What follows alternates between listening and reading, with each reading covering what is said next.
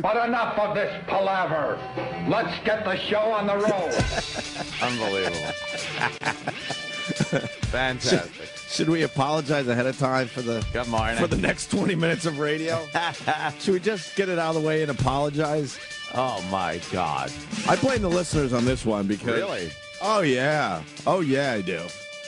Now, how's that? Good morning, by the way, Anthony, Jimmy. Morning. As you know by now, why do a radio show from the Super Bowl when you could be broadcasting a mere block away from Times Square in the middle of winter? Exactly.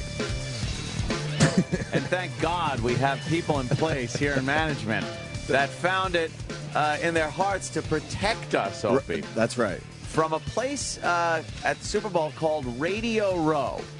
Now, this is where various radio shows go. Yeah. And are just put in the worst conditions, Yeah. the worst places. They're treated like shit. Right. Probably has-been guests that are paraded in front of them that you never want to talk to. And management here decided, without even consulting us, thank God, because we couldn't be bothered with this drivel, Right. to just say these guys wouldn't want to be on Radio What was Row. the exact quote?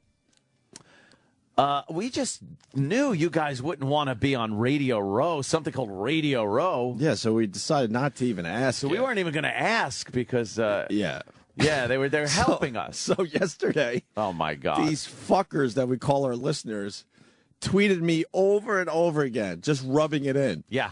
And the one picture they sent a lot and basically said, "This could have been you," Yeah. is the picture of good old Tim Tebow. You know, that Tim Tebow guy who's probably the #1 football player of the year. Yeah. He certainly got the most attention.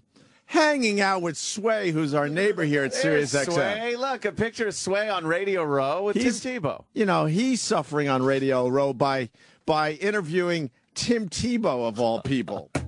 So I truly want to thank management for saving us Well, Opie, from this Radio Row. let me tell you. We could have had the biggest sports figure of the year on the show. And Yes. Yeah. Yes. But instead, we're broadcasting in the middle of winter, a block away from Times Square. Yeah. Well, Opie, look, I don't want to get out of control here because that's probably just a fluke, you know, with the rest of, I mean, there probably wasn't one other person worthy of even interviewing on something as Radio Row. Are you trying to say that might have just been a fluke. a fluke? That was a fluke. Okay. Oh, Sam, yes, you have something to add? No, I was just reading Tim Tebow's Twitter because he actually tweeted out the picture of him and Sway. Oh. He's having such a He good had time. so much fun with the interview. He said, "Oh my God, it was great meeting Sway. Here's a picture of me and Sway." Well, All that's right. nice. I don't A think guy, that- by the way, and we like Sway. We get along with him. He's our neighbor. Yes. We didn't get along with the other people, the old tenants. Yeah. I don't even know who they were. Well, they were squatting. They had to be kicked Were they out. squatting? The sheriff's department. had He's to a much come. better neighbor. Yeah, he's a much better neighbor. We absolutely get along, but we're a little mad that the guy's only been here 4 or 5 months and he got to go to Tim this Tebow. Radio Row, broadcast live. Well, I mean, it was just amazing. You were talking about other people at Radio Row. Tim Yeah. Tebow was actually very excited. He said, just got to Radio Row, and the first person I meet is one of the greatest ever, Joe Montana. Who? Awesome. Who's Joe Montana? Oh, look at Oh, that. look at that. Tim Hey, Tebow there and you go. Joe Montana. Thank God management saved us from Radio Row, Anthony. Radio Row. Who would want to meet probably the greatest Super Bowl quarterback of all time? That's just stupid. Can you fucking Together. Can you believe these people? Radio Row apparently is the fucking place to be. Well, that's why they didn't want us there. Exactly. Don't lie and say you're protecting us from anything. This Scott Greenstein sucks. Well, he won't. This he won't hear fucking that 'cause guy- He's at the Super Bowl. Who gives a fuck? This guy with his, I got it. You don't got shit when it comes to us. Enough with this, well, what can we do for you? We got to get you out there. You guys, we really want to make you bigger than life and have you do some of these broadcasts. And so we have to do a shitty broadcast at the Hard Rock Cafe when this is right around the corner? This guy sucks. And someone has to say it. The fuck is he doing as the main guy in programming around here? Why aren't we there? We did indicate that we wanted to go. Of course yes, we did. yes. We were told in that meeting that we were in last week, we were told that the reason we aren't at the Super Bowl is because they assumed we would not want to be on Radio Row with a bunch of other shows and radio stations and people. We do radio.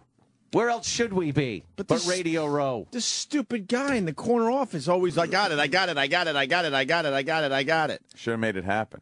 There's actually a paparazzi line on the side of Radio Row. Yeah, it's exciting. Because there's a lot of celebrities that are making their way through. That's why we weren't asked to go, to be honest. Ever since we heard this, we didn't think you'd want to be part of Radio Row. That's all I hear. Radio Row. Jim Rome is on Radio Row. Jay Mohr is on Radio Row. And it's not something that just the industry insiders are using. Tim Tebow himself said, hey, I'm on Radio Row here. And,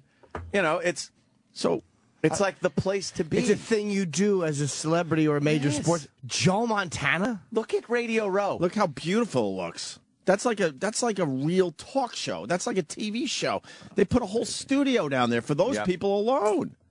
Oh, my God. I got it. You don't got shit. Fuck. Why were we? Need you guys to get out there and, do some broadcasts and some live events. How about a live event from the Super Bowl instead of the Hard Rock Cafe for the 100th time? You don't got shit. Same Enough already. Last time at the Hard Rock, I started asking the people that were filing by for their autograph. I've seen them so many times. I felt like they I were was famous to me. Yeah, I felt like I was meeting a lot of famous people. You're right. Yeah, and this is one that we did indicate we wanted to do. It's not like we didn't very mention early it. on. Of course, we said. Of course, we wanted to go. Wait. We said we wanted to go when they approached us and asked us first if we wanted to go. We were asked, would you guys be up for doing a broadcast from the Super Bowl? We said, yes, of course we would. They go, all right, we'll work on it. So then they start working on it.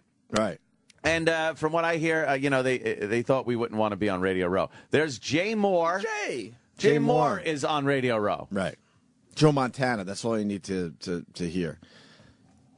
Radio Row was good enough for Joe Montana. I think it's good enough for us. Kurt Schilling was there? Kurt Schilling? Yeah, Kurt Schilling was there.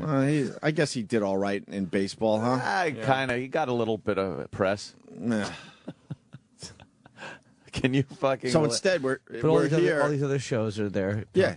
Instead, we're here in an empty fucking building because we don't have the right guys fucking running the channel, and the head guy is too busy fucking doing who knows what. Because everybody else is at the Super Bowl. Everybody is.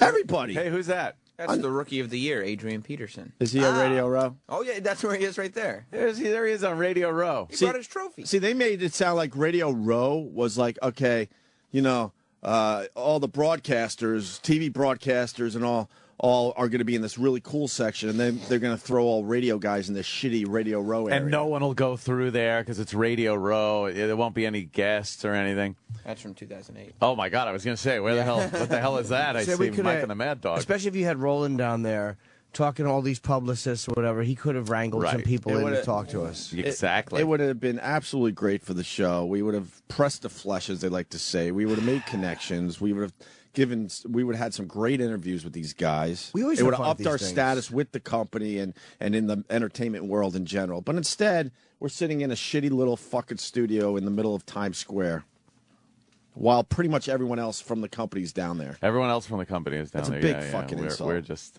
pieces of shit. We are treated. And then we got this guy. He keeps going, I got it. You don't got nothing. I have no respect for that guy. I have no problem saying it. Ed Jones, old cowboy. I would love to meet Ed Jones talking about boxing. Yeah, but you would have had to be on Radio Row. Oh, Radio Row, yuck. Yeah. And this is what we're going to get today. We're going to get that fucking egghead walking around the hallways with a cup of coffee, making him believe something's going on that he has to get to, hoping that no one notices that he's useless. Drew Brees. Drew Brees, huh? And you could have had your showdown with Boomer finally. Well, obviously. Look at that. Boomer's there, yeah. Obviously, Drew Brees wouldn't hang out in Radio Row. That's crazy. No, that's where he was. That's what I'm saying. Why would he do that? Why would he want to be in Radio Row? Well, there's a photo. I mean, that's him. That's Radio Row. You see? And this guy, because the listeners love rubbing it in. Well, I'll let him talk. Jim in Connecticut. Go ahead, Jim. Hey, good morning, guys. Hey, did you know Rosie O'Donnell is there? Yeah. Oh, she's broadcasting. The company thought it was very important to have her down there, representing Sirius XM. Why would she be there? She's one of the guys. That's why. Dick Vermeil. What? Maybe she's a linebacker. Yeah, Dick Vermeil. Who's Dick Vermeil? He's a coach who cries a lot, No, you know? I know who Dick Vermeil is. I'm just saying. Yeah. It's just another guy. All right, thank you. Let me say hi to Tony in Brooklyn, it looks like. Yeah. Hey, Mad Dog had Larry Bird on, which was a great interview. I mean, you never get to hear Larry Bird anymore. Larry Bird? Larry Bird was hanging out at Radio Row. Yeah. Larry Bird. You don't like Larry basketball. Bird, who's pretty much on almost everyone's top 5 list. That would have been a nice compliment for Kareem next week. Right. Ah, right. We would have had Larry Bird one day and then Kareem. Right. They just don't want to. I'll be honest with you. I don't know. They don't think highly of us, but it's also about the expense of bringing the show. And let's just say that money can be better spent flying other people around. I gather. We weren't going to be that expensive. No, trust but I me. mean, that's their especially thing. knowing who's going down. They're flying assistants down for salespeople. Yeah. They're flying salespeople down there for what reason I don't even know. If no one was going, I would understand. All right, no one's going. And our Jeez. agent fought for us. Oh. Right. Yeah, there's problems across the board. Radio Row. Yuck. Look at it. Oh, God. Jay. I bet Huh? it smells like shit. No, just Jay Mohr having a blast. Who's he doing it for? His own podcast? No, he's a guest. Oh, he's a guest at Radio Row. Yeah, he's going on all the shows. And he was doing stuff for Jim Rome, too. Oh, yeah. Him and Jim Rome are pals. Yeah, is Rome on Radio Row? Yeah. But why would he want to do that? Radio Yeah, Row is really. supposed to be this shitty place. Oh, thank God we were protected from this. We were protected from Radio Row. Can you believe? Joe Montana, Tim Tebow, Larry Bird. Larry Bird. Good thing we didn't have to deal with these guys. Oh, what bums. Michael Irving. Is that Michael Irvin? Well, we saw a picture of him earlier. Michael Yeah, Irvin's Michael down Irvin. He there. loves me. We laughed about hookers together. Sure. Yeah, Michael Irving's there. Yeah, of course. Why wouldn't he? It's Irvin, but Irvin. Yes. still, you know, And then there's- he's a fun interview. And then this guy will want to have another meeting with us where nothing happens. God. Kurt Schilling. Kurt Schilling. Whole tampon foot. Yeah. Oh. What? Jerry Rice. Jerry Rice. Hey, Jerry Rice. Jerry Rice. They just didn't want us there. That's the bottom line. Yeah. Just don't even try to tell me you were protecting us. Yeah, safe to say Radio Row is the epicenter of the Super Bowl And as far as the media goes. Because they know who goes, like, you don't know, but they know that's the caliber of person that walks through. Right. So they would have said to us, look, we know it's Radio Row, but you might get Joe Montana coming through. You might get, everyone goes there. Right. We absolutely would have gone, but it wasn't even presented to us. They offered a possible, hey, we would like you guys to go down. Yeah. We absolutely said yes. Wasn't even presented to us. And I tell you what, it's also because the sales team probably couldn't get anybody to sponsor it and pay for it. But the same sales team can't get a beer company on the show. They do nothing for this show. There he is. There's Joe Montana Being again on interviewed Radio Row. by just some Jim dummy. Jim Rome. Oh, that's Rome. He looks Yeah. different from that angle. I apologize. I like Jim Rome. Rome. I take that back immediately. Radio Row. Look at all the Radio Row. Super Bowl stuff is I don't all think- around. It's exciting. Yeah, There's it's a the buzz. Super Bowl. I don't Yeah. even think the company's embarrassed by us. I don't even think it gets to that point. Because we have Yeah. people around us that can't figure shit out. Kurt Warner. Yeah, Kurt Warner. Kurt Warner's on Radio Row? That's right. Who's that guy? I don't know who Larry Fitzgerald is. Larry Fitzgerald. Holy shit. All right. Well. Bill Ron Romanowski. Jaworski. See, and you can see some. Oh, of the- Bill Romanowski. Oh, look at all the other people down there on Radio Row. It looks like it's looks so beautiful. it looks exciting, is what it looks like. There's even plants. Yeah, look at that. It would have been funny if we didn't get people, too. I mean, we would have just made it very good. Oh yeah, it would have been fun. Dan Pastorini. We'll just sit here and rot for another year or so, Okay, right? fine. Just keep rotting. Kurt Schilling was down there. Yes, we heard. Fuck this place. So done. Who else was there? Was Tim Tebow Sorry, there, I'm too? looking up other radio shows. I didn't see Yes. Now he gets all. I'm sorry. I know, but what are you looking them up while listening to music? I got another one coming in from Kevin in Albany. Kevin? Deacon Jones. Kevin. Good morning. Good morning, Kevin. On Mike and Mike in the morning this morning, they said that Madonna was on Radio Row with them yesterday. Oh. Oh. Well, she's going to be singing All right, She's in during halftime Indianapolis. Oh, wait. festivities. Oh, yeah. Madonna. I was Yeah. about to say she's still important, but I think she is considered she's doing the halftime show. I heard that Jay Mohr said she looked like Willem Dafoe. I've been laughing about that for 2 days. She's starting to look like a Muppet. She got too Yeah. much work done. I don't know what happens with these broads.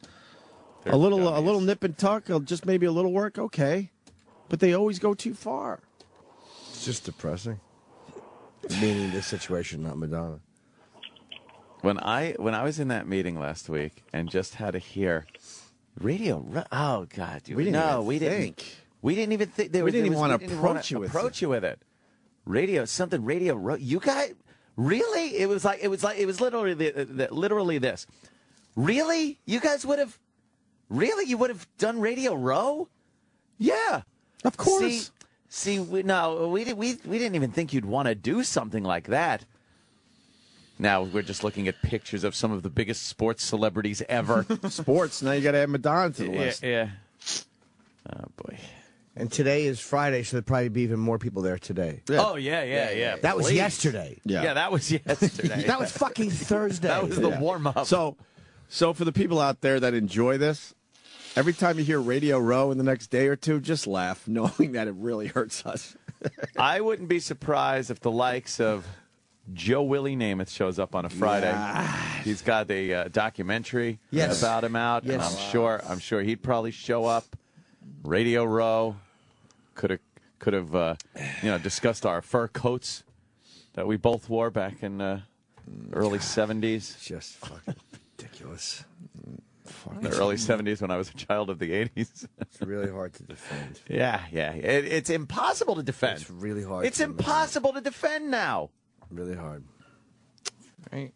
There's no way they could come up with anything to tell us that we're not going because. There's no reason. They approached us. We said yes. They said they were going to work on it. Right. And that's that. And by the way, if anyone thinks a fucking Vegas trip is going together in July, I will fucking eat your hat with shit in it. I got a brand new one. I'd love you to eat this. Thank My you. hipster hat. I will. We were approached yesterday with an opportunity to go to Vegas for a UFC fight in July, and we said, sure, yeah, why not? Yeah. And and the second it was said, I started laughing to myself. I didn't say anything in here because obviously I was rushing for the door to get out of here. But there's no fucking way that will ever come to fruition. Let's go to Steve in Indy, who was on. Yes. He was on Radio Row yesterday. Oh. Steve. I'm here working for a local ESPN affiliate in Indy, and we were on Radio Row all day yesterday, and it's unbelievable. These celebrities just walk down the row with their publicists and just hop on a show here and there, hop on this show, hop on that show. All right. And we would have missed some. All right. Why don't do you remember some of the people you saw? And I don't want you making up people because this is real. All right, yeah, we had Joe Theismann yesterday. Theismann. Wow. Might remember him. Emmett Smith. Emmett Smith. That one's for Jimmy. We had Jerome Bettis. Jesus. And then every single ESPN, John Clayton, every big name in sports is there on Radio Row. Clearly, you guys wouldn't want to be there. Was there any like pop culture people there, actors, musicians, that type of thing? We were really concentrating on the athletes, but like I said, every single big celebrity is there in Indy right now. There is nothing this company could tell me that I will believe. There's there's nothing. Why Nothing. would you guys want to meet them? Why would you want to be there? Well, are you saying that you don't think that they would send us anywhere since they haven't since we've been here? Yeah. Why would you guys want to be there? Sam is laughing because he found proof that, yes, Madonna was hanging out on Radio Row. Oh, he created a scene on Radio Row. We are. See, we're bigger than Madonna. I mean, that's what we got to take away from this. Yes. Wow, you're we right. are bigger than Madonna. Look at These this. are the idiots we have to work with. Look how exciting it looks there. There's an energy. I would. Safe to say, if Radio Row is good enough for Madonna, I think it might have been good enough for us. Dude from ESPN. Somewhere in Inside my you, elbow. right? Yeah. So you were a cheerleader back in high school? I was, and I enjoyed it immensely. I think it was being a cheerleader that really got the. Look at all that face work. She's got puffy fucking What happened to her cheeks. accent? You know the security she must have around here? Accent. She's not going to use the accent at the Super Bowl because the Super Bowl is Americana. Yeah, when she does awards shows, she talks like an English woman. Yes. Yeah. Wow. Wow. The Tim Tebow set me off, though. So congratulations to all the big ones. Congratulations to all the people that were tweeting me that yesterday. Yes, you got to. All right. All right.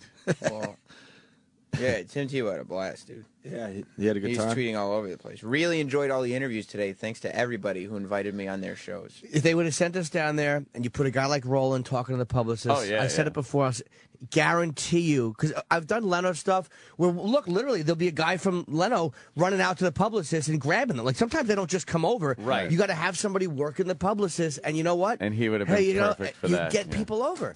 Yeah. There's absolutely a way to do that, and it would have been fun.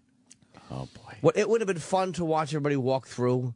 Let me say hi to Jim in Massachusetts. Hi, Opie. Jim! Here. Happy birthday, Jimmy. Thank you, Jim. Guys, I just see this as since the merger/hostile takeover. Mm-hmm. You guys have basically just been suppressed. It's the Howard Mel Network, and until one or the other is not gone but changes their mind, so to speak, it's going to be business as usual, boys. Sorry for the small room, but it could get smaller. I mean, we've admitted many times this is Howard's company, simple as that, and everyone else is pretty much shit.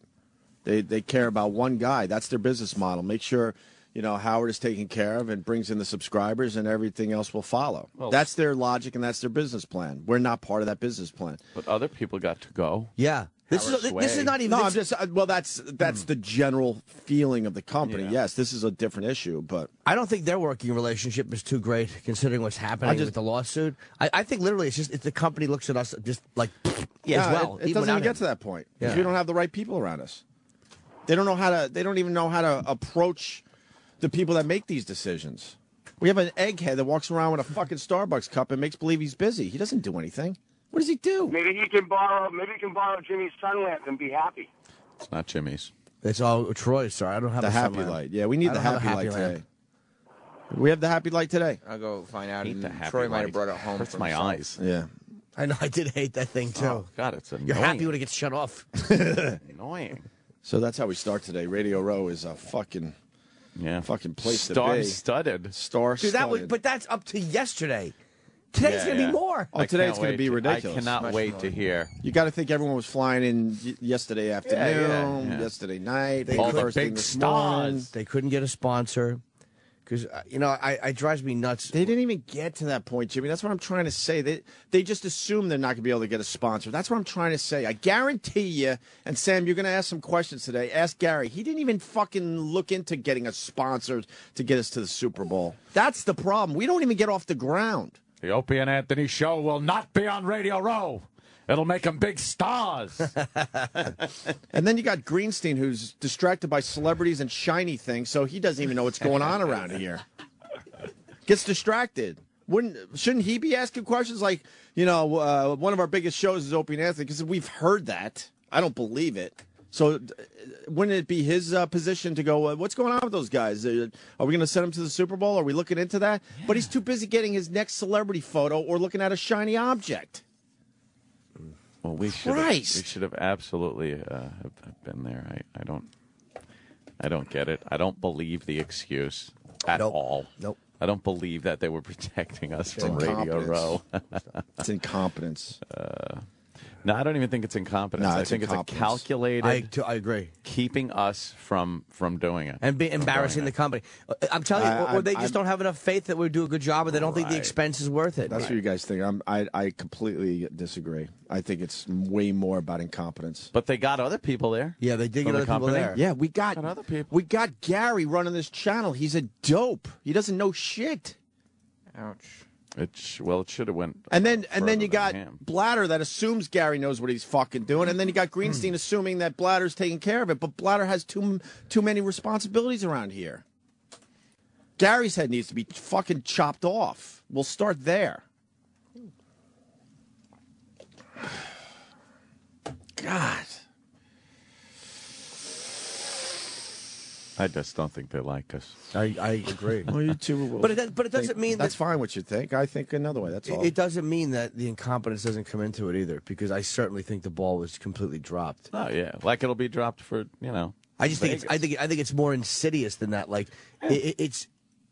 Yeah, they're incompetent. Yeah, they fuck up in their dumbbells. But I think it goes deeper than that, and they just don't want to. They think they want to, but when it comes down to it, I bet they just don't want us representing them. Greenstein has no fucking idea if this was even a possibility. I will guarantee that there wasn't even discussion with the guy supposedly that oversees programming whether or not to send Opie and Anthony to the Super Bowl. I guarantee it never got to his desk. I will bet a lot of money. I don't know. For whatever reason. Too many people here just don't like us. Yeah. And I think it was like that before we got here, to be honest with you. We should not be sitting here in the middle of winter when half the company's at the Super Bowl. Yeah. It's a disgrace. It's embarrassing for us, too. Extremely embarrassing. Yeah, it is. So, look, radio's not on Radio Row. Stop it now. But Donna's arms are very veiny, too. I don't mind a girl that works out a little bit, but you can't have man arms. She's 55, though, man. She looks okay for 55. Zero body fat. Yeah. But those are man arms.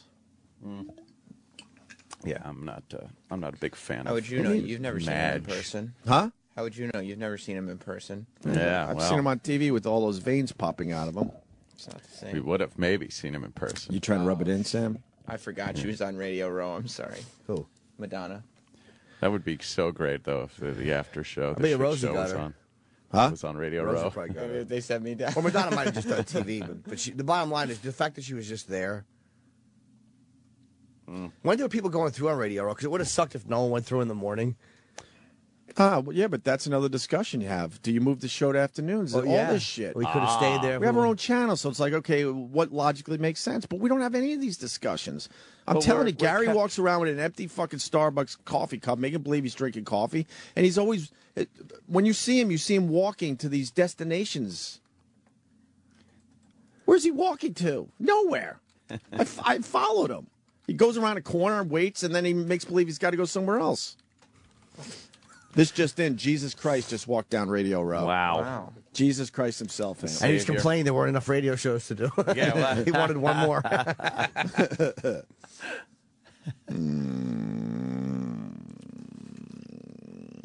Yeah, well, yeah. Yeah. And look at that Marriott. Who's that? Who's that toothy zilch? That's Breeze. Drew Brees. Oh, he looks older. Jesus. Well, He looks older there. no, that's how he always looks. Wow. His hairline's a little rough, and Yeah. he's got that big fucking stain on the side of his face. He'll probably look the same when he's 60, though. He's one of those guys who looks old when he's 25, and he'll be old in 5 years. Can't you get rid of that thing on the side of your face? I don't know. What Can is I ask that? him yourself? I'm a mole cutting fool, man. I think he's got, what is that? I get moles cut off all the fucking time. I got a skin tag I've need lopped off for years. Just take it off For yourself. years. Those you take off I yourself. don't know how to do it. I'm afraid if I do it, like my fucking innards will pour out of my head. I'm afraid I'll rip it and a big plug of skull will come out. Oh, God. I'll do it right now for you. Nip it off with Give me nail some clippers. scissors. No, dude, I can't do it. Disinfect those scissors. We'll fucking take care of that skin No, tag. I can't do it. We'll just take skin tags off Jimmy instead of interviewing big stars at the Super Bowl. Big stars. Yeah, we'll just clip off fucking skin tags. That's better. Oh, there you go. 17th year in a row, we're officially not at the Super Bowl.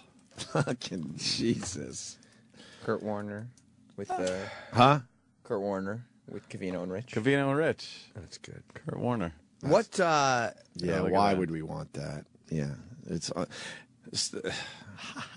even people that hate sports are focused on the Super Bowl. It's like, it's a no-brainer. And we then were we got- asked and we said yes. And then we got this dummy. It's all about Gary. Sorry, because your name is supposedly you oversee the channel. What did you plan for the show to maybe bring us into this whole Super Bowl thing? What'd you plan?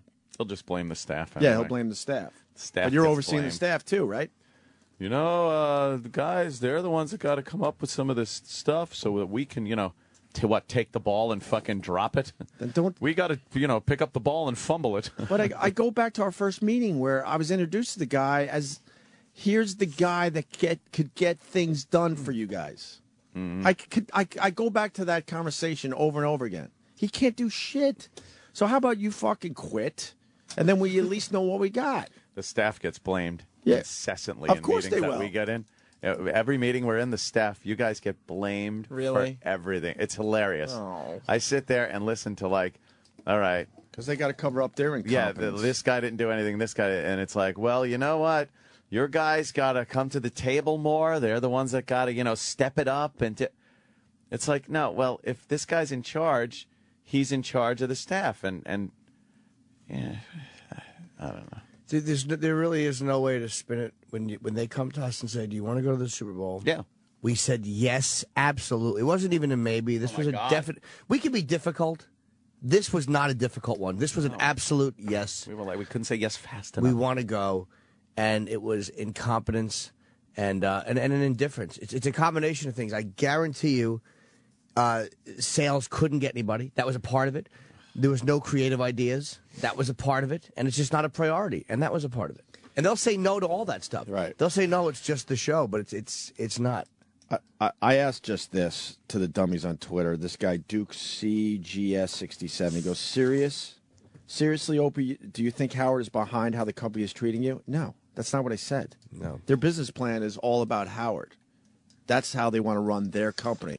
And that's their right. They can run this company any way they want. I truly don't believe Howard cares that much that he's preventing us from doing all these things that we don't do. The one thing I do know, Howard prevented us from going back on Letterman. That is a fact. And that's all I'll say. I don't know about anything else. And I would bet a lot of money that he doesn't give a shit enough to prevent us from doing all this shit. No. It's incompetence. Please listen. Please. Fast and Furious today on Radio Row. There it is. A lot of articles coming out. You know who that guy is? Who? It's Joe Montana. Joe Montana. Oh, wow. Yeah. Good. So he's really making the rounds. So it wasn't even like sometimes they bring in a big star just to do one particular show and get him the fuck out of there. But you see, if the company looked at us a certain way, because they have NFL radio, they have probably a decent amount of connections, more than the average sports channel does, because they broadcast everything from the NFL. Right.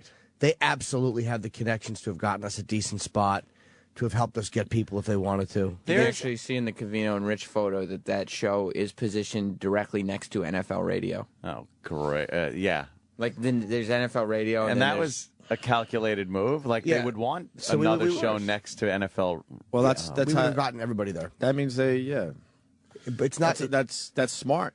They're getting everybody. That means they're getting a bunch of people they probably wouldn't normally get if they were like on the other side of the room. Yeah. It's almost like, what the hell? You're right here too? Okay, we'll do your show. Oh, my God. But instead, we have absolutely nothing. We got a couple news clips, and that's it. Supposedly, we're this big radio show for Sirius XM. Why don't we tie into Covino and Rich's show? It'd be like we're almost there. Simulcast? We'll just simulcast it. Oh, look at that. Look how exciting.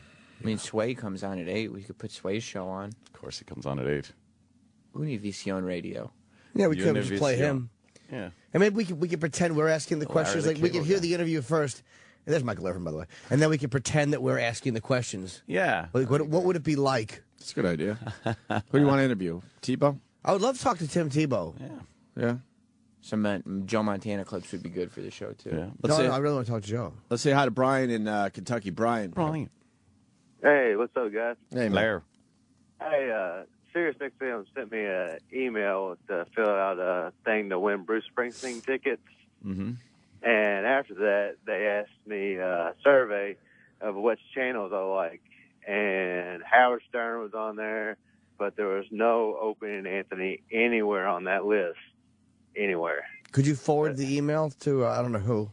You actually can I would love to take your word for it, but I want to see it. Yeah. Could you hold on line and you could like forward it to one of our accounts? So he's saying that there's a survey, and you could pretty much click or fucking mark off where what shows you listen to, and we weren't on there. Right. Department-wise, because like they separate it There's comedy, entertainment, sports. Right, just Howard Stern. lump us in everything. Like Howard Stern is its own category. Well, yeah, and that's because they want him out in front and center. But he also has a smart agent who knows to separate himself. And I do like Bob, but God damn it, he's got to be on stuff like this and go, why aren't the guys being featured in the that's agent shit. Under talk, it was Howard Stern and then Trucker Radio and all that stuff. Yeah. But I looked at all the categories and I didn't see Opie Anthony anywhere on. I bet you they were in there and you missed it, dude. But I mean, it probably that's how easy it is to miss because of the way it's just kind of stuck in there. Yeah. With everybody else. All right. Thanks. Well, send the email because I want to see it now. Yeah, E-Rock, can you get his info? Or someone tweet it to me because I'm sure other people got it. Yeah. All right, hold on. All right, buddy.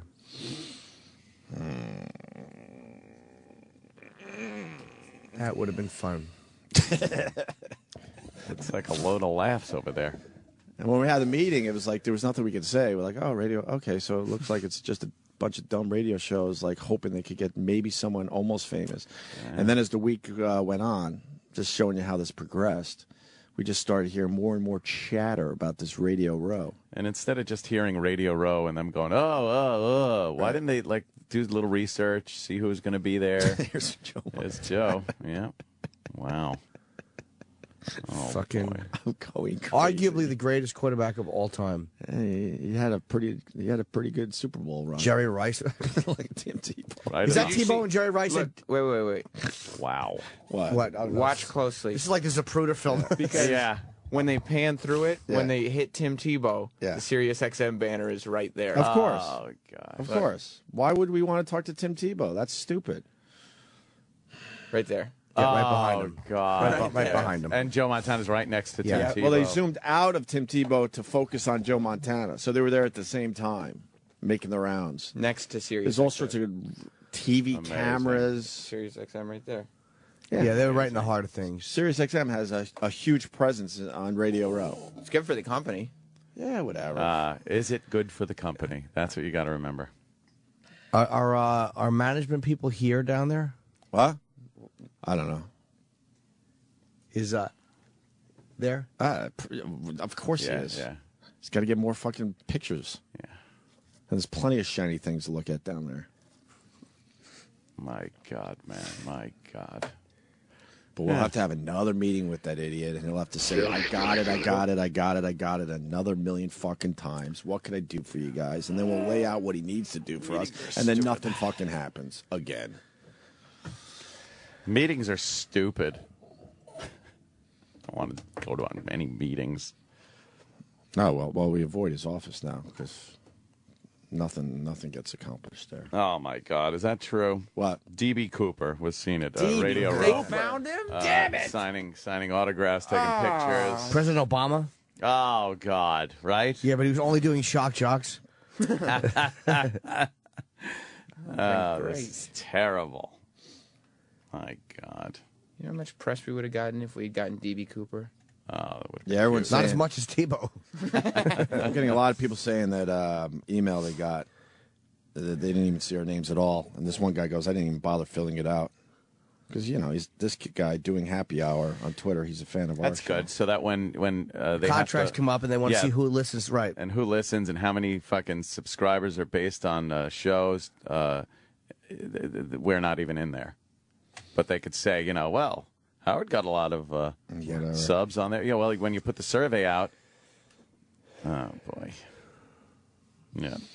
Whatever. Oh, this place. Oh, this place. Good gosh. It's going to be so different this time around. Oh. Oh, jeez. It says there was madness at Superbowl's Radio Row. Madness. Why madness? The word Radio Row is everywhere. It's like it's the fucking catchphrase. This actually starts with madness is the norm on Radio Row. Well. Why would we want to be there? Thank you so much for protecting us. Oh, wow. Morning hosts from 102.5 The Game in Nashville were there. Right away from 104.3 The Fan in Denver. Well, Bill, all you have to do is put Radio Row on Twitter, and you can play along at home. Bill Romanowski, that guy, he writes, last day on Radio Row, breaking off a trip to ESPN Colin around noon. Yeah, we might have had to go in the afternoon to do his interviews to play. That's fine. Yeah, but I'm saying it would have been a fun. Yeah, we don't. Oh, yeah. But once again, we don't even have that discussion. Just tape a show in the afternoon and play it in the morning. Whatever. It just would have been a fun. Literally, the last fucking thing we heard about the Super Bowl was when they asked us if we wanted to go to the Super Bowl, and we said yes. That was the last we heard about the Super Bowl. Boomer and Carton are down there. Oh, yeah. Of course. And they tweeted just 1 million people they talked to Oh, great. on their Twitter. Oh, Warren Sapp. Oh. I'll take war. Say or. Say in. Oh, makes sense. You nudged. You got the chip nudge. Or in, Kenny. Look, you know what? I'm going to say this. Gary, you're a really nice guy. I do like you as a person, but you got to step down. Oh, jeez. You really Are you have calling to. for his resignation? Yeah, absolutely. I am today. He's got to step down. Nothing personal. I like you, and I think you're probably good at radio. I don't know. But you're not good at this. This is a deal breaker. I can't work with you anymore. It's got to start somewhere. We didn't. Please resign today. I beg you, please. Nothing personal. You could probably run a music channel around here and do a good job with it. But you're way over your head with this. We didn't think you'd want to go.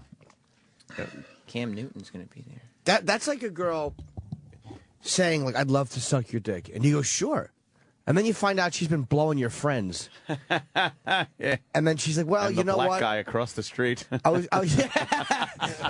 And then she's like, well, you know what? I was only going to let you come on my tits, so I didn't think you'd want that. Yeah, you probably wouldn't have wanted it. But why didn't you let me say no? Yeah. Oh, that's right. That's not the truth. Yes.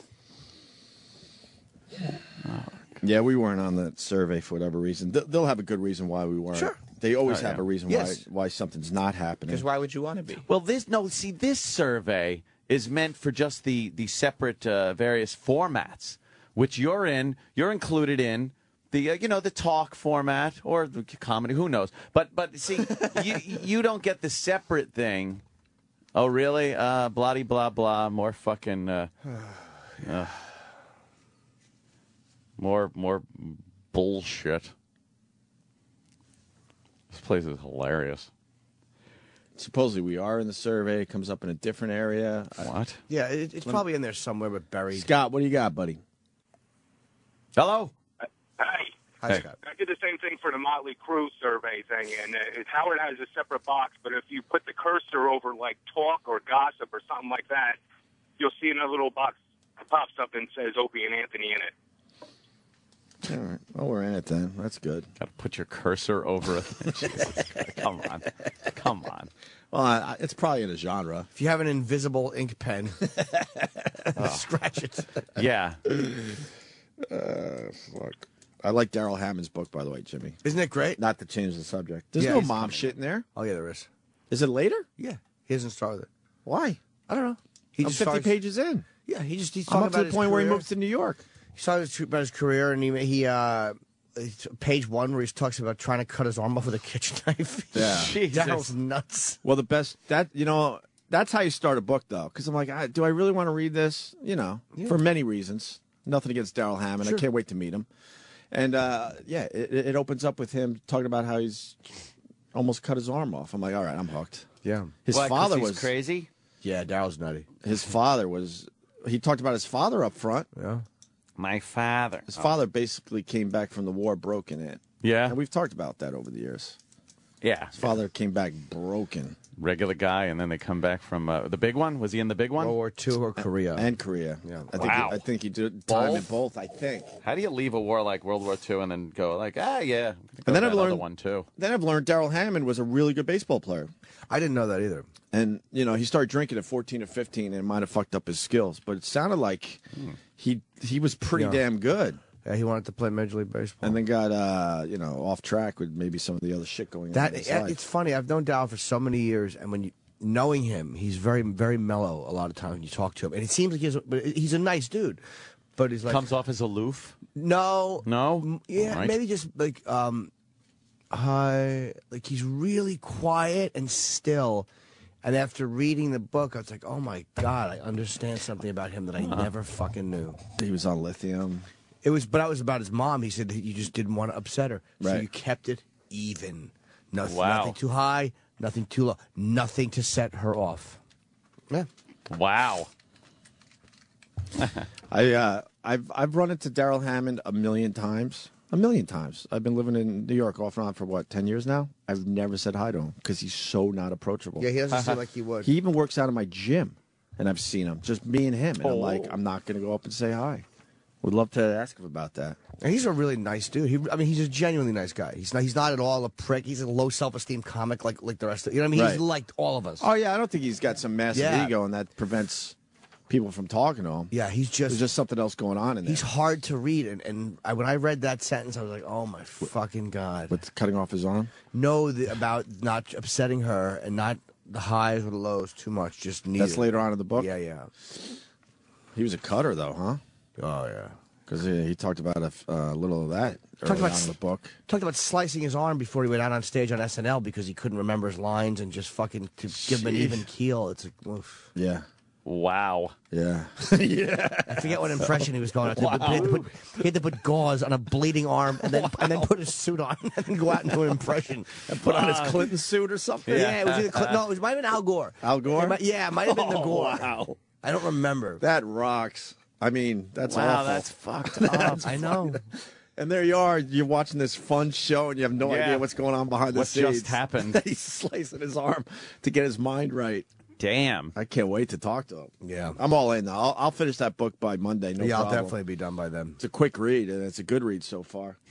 Because he's not like blah, blah, blah, blah, blah about, it takes forever to get to the age of 5. I hate those books. Yeah. And then, when I was 6, they moved us to, oh, my God, just fucking get on with it already. Get to the interesting stuff. Yeah, please. Yeah. All right. You want to regroup? Yeah, we got some I guess we food still got to here. do a show, huh? Well, we're professionals. Interesting story out of Philly we can talk about when we come back. Oh. Hate crime not charged. Oh, of course. We could do that. Why would it be? But we're just paranoid, right? Yes, we are. We're just paranoid. Mm-hmm. We could do that, and I got a take on the whole Donald Trump thing. Well, the Donald's endorsement. I had Aunt laughing a bit before the show the because endorsement. he reminds us of someone else we know. Yeah. We'll explain next. Stay there. Thanks for calling the Opie and Anthony FU line. Here's the latest batch of FUs. Fuck you! I'd like to say fuck you to the people who smell on the train. Who smells it? 8 o'clock in the morning. Fuck you. Take a bath. Fuck you! Fuck you, Opie. Quit picking teams. Fuck you. Every time you pick a team, you jinx them. Fuck you. Fuck you! I want to make this F you to fucking traffic. I've been sitting here for 2 hours, hungry, and I want to take a fucking piss. Fuck you to traffic. Keep fucking moving. Fuck you! Hey, this is Floyd. I want to say fuck you to my boss for talking to me in the bathroom while I'm taking a shit. Man, I'm trying to take a shit in the morning. Fuck you. Fuck you! Fuck you all for that deal. You lean into these women are like animals. You need to swat them like the lioness gets swatted from the lion. Fuck you! Fuck you! Fuck you! Fuck you! I just want to give a big hearty fuck you to my girlfriend after getting mad at me and saying you need space 6 months and you finally tell me you have a fucking retarded sister in a wheelchair. You know what? Fuck you, Avery. Fuck you! I just want to say fuck you to my digestive system. On my way to work, I just burped, kind of threw up in my mouth. Fuck you, digestive system. Fuck you! I want to give a big fuck you to my trucking company, my dispatcher. They me fucking sitting in Reno for 5 fucking days and won't move me to get a fucking load. Y'all can kiss my white ass and suck my dick. Fuck you. Fuck you! This F.U. goes out to my coworker who eats with his fucking mouth open. All I hear is, quit smacking your teeth. I'm going to punch him out, bitch. Fuck you! Okay, for the Canadian asshole that says dopey and agony show, go fuck yourself, moron. I'm over here now. Fuck you! Call the Opie and Anthony FU line. 866-FU, line 1. That's 866-FU, line 1. Who's that old guy over there? Uncle Paul, with the creepy old guy stare. Uncle Paul, Now he's coming over here, slowly limping down the hall. It's too late now, 'cause here comes Uncle Paul. Let me show you how to make a big boy love you. In today's episode, Uncle Paul talks about his career as a Foley artist. Yeah, I did Foley work. Sure. Like you take your hand and you put oil on it. That sounds like the baby's bottom getting kissed. How do you make the sounds of skiing? You just blow into his hiney. Whoosh, whoosh. Yeah, you yank his little privates, and when his feet are kicking your chest, you tug his private parts. That sounds like the tribal drums. Who's that old guy over there? Uncle Paul, with the creepy old guy stare. Uncle Paul, now he's coming over here, slowly limping down the hall. It's too late now, 'cause here comes Uncle Paul. Sometimes the road to a blissful relationship can be bumpy. Marriage is I know, but saying that you don't do a lot of stuff. It's like it's a I do all business. the It's a spelling. machine. One person's doing the twittering, which is Rich, and the other person is spelling all the words. It's comedy's most dysfunctional married couple, Voss and Bonnie. If passion is like a roaring fire, then Voss is peeing all over it. Is he an affectionate guy? No. Is he bad with like casual, loving touching? Well, because sometimes he touches you, but it's like a toddler or a monster that doesn't like hasn't figured out how to caress. And why flatter the one you love and the mother of your children when you can shatter her fragile ego? Right, Rich? Sometimes he calls my ass Margaret Cho's face. Wow, Rich! So if you think your relationship is doomed, look at Voss and Bonnie and rest a little easier knowing it could be a lot worse. I remember now what a dick he is. One time I was blowing him quite well, by the way, and he farted. That's the best thing I've ever heard. I do not hold that in. Sirius XM. And now, the Opie and Anthony Show. And the sky was made of amethyst, and all the stars were just like little fish. Getting topical. Hold up, wait a minute. With the Sex Man. Can I start with the theory I've had for many, many years? Oh. This Courtney Love is not a nice person whatsoever, right? Right. Some people even think that she might have offed Kurt Cobain. I don't know. It's been a rumor. I'm a huge Nirvana fan. So you got Kurt Cobain who dies and leaves behind a shitload of unfinished songs and cassettes and lyrics and whatnot. Yeah. Next thing you know, Courtney Love comes out with this song and a few other songs that sound very much like something Nirvana might have done. Right. Yeah. Well, that has been a rumor. And I've said it over the years, but, you know, it never gets legs, this rumor. But if you listen to this song, you could hear Kurt Cobain screaming this. Well, this album came out like a week after he died. Yeah. But, yeah, it's been a rumor for a long time that he had a lot to do with this album. And it's their best album. Right. It's a great fucking album. Yeah. There's something going on I wouldn't be there. surprised if he wrote. Obviously, there's a Kurt Cobain influence here, but I'm wondering if... Apparently, he wrote Pennyroyal Tea, and he offered it to her. Right. And she didn't take it, so he just put it on in utero. Because now that he's been gone a while, you know, she's gone away musically. Yeah. She Needs fucking some new shit. Well, she went through his boxes and his cassette tapes, found the best stuff, and then you know that's it. Well, like Billy Corgan wrote half of Celebrity Skin. Right. And then her solo album was written mostly but I'm suspicious of Billy Corgan. I know he's a bright and clever guy himself, but was he going through the boxes too with Courtney? I don't think there's any boxes that you're talking about. These I think we've heard mysterious almost boxes. every Nirvana No, man. song. If you read anything about Kurt, he had a lot of shit on cassette tapes. Yeah, but I think when he we've was heard fooling most of around and that. stuff. There's so many bootlegs out there. Yeah. Like at this point, it's very rare to hear a Nirvana song that hasn't been out there somewhere. More importantly, good morning, sexy. Hi. Good morning. Why is your mic so low? I just moved it over. Oh. So you're playing this? Are we getting topical? Sure. I saw Ant looking at everything he can to try to figure it out. I was looking. I'm like, what could this be? See, it's fun, right? Then I realized I really don't even give a shit anymore. Thank you. I was like, all right, what is it? I would assume you're going with the whole go ahead, take everything. Right? What? Don't give it away. I mean, it's easy. Give it away. Why It's is easy it- when he has the sheet in front of him. Everybody has a sheet in front of them. Yeah, that's what makes it easy. Frances Bean claims Courtney Love killed the family pets with her behavior. Oh. I actually read that today in the paper. Wow.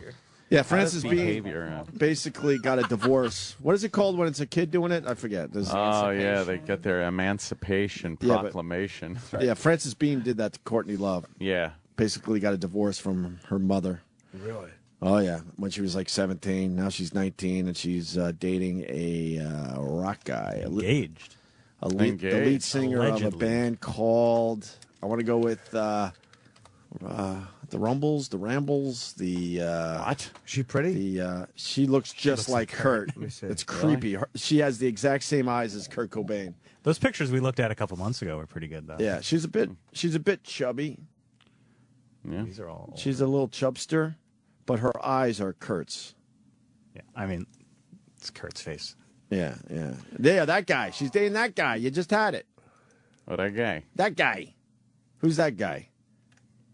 And he looks sort of like Kurt, they're saying. Yeah? Oh, yeah, definitely. He's the lead singer of who? No, that's Daltrey. Right. Oh, Sam. You had it. What was the Sam guy's is name? so bad at this. Pictures. No, I said, who's the guy, though? Yes, Sam. You wanted to look at pictures. Yes, I did. You're confusing everybody. I'm not confusing anyone.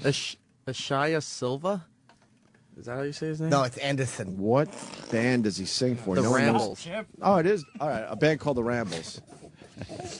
The Anyway. Rambles. Yeah, so Frances Bean claims Courtney Love killed the family pets with her behavior. Supposedly the dog died because it got into her pills. Oh, well, that'll do it. And a cat died because it got into a box that's filled with fabrics and stuff. How does that And kill somehow got tangled among these fabrics. And choked? I guess, yeah. Wow. It's brutal. Who's that? Who's that? Eric said. Well, that's Eric said the guy's name is Ashaya. It's Isaiah. It's just spelled. Oh, Jesus. Shia? Yurok Get tries. a normal name. Is that Frances? Yeah. Is that Frances Bean? Yeah. Holy fuck. When was Yeah. that taken? Recently. She looks like Mexican jumping. Ah, Chip. Bean. So she lost the chub. Yeah. Yeah. Wow. Yeah, her face is a little more chiseled than that big round fucking pan face she had. Like kissing her on the cheek. Jeff is saying Courtney wrote all of Kurt's music. Oh, yeah, that happened. Shut up. I hate Courtney Love. I hate her. I love her.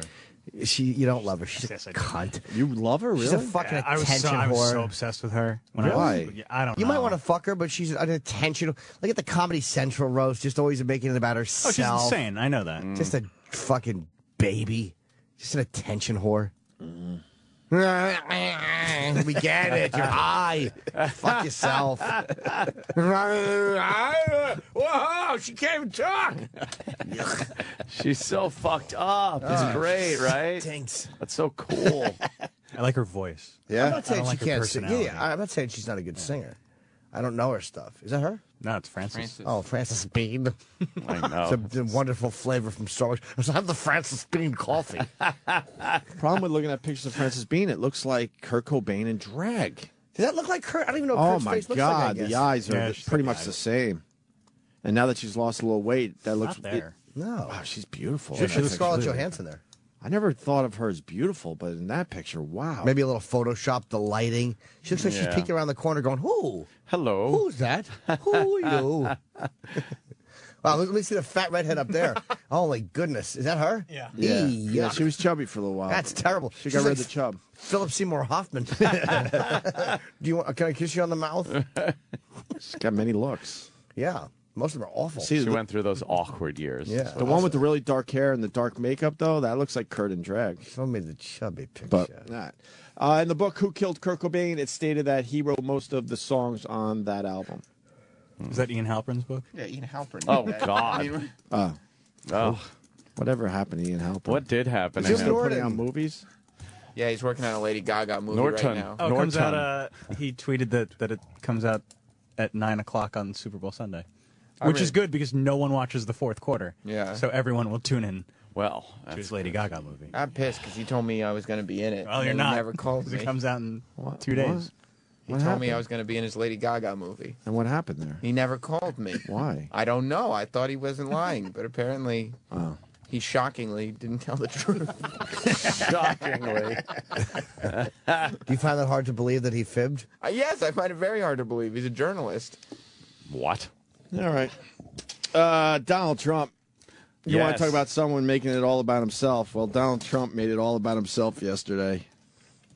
Yeah, the Donald, boy, everybody on the edge of their seats seeing who he wanted to, was going to endorse for the Republican candidate. Poor Mitt Romney has to make believe it's a good thing. Oh, man.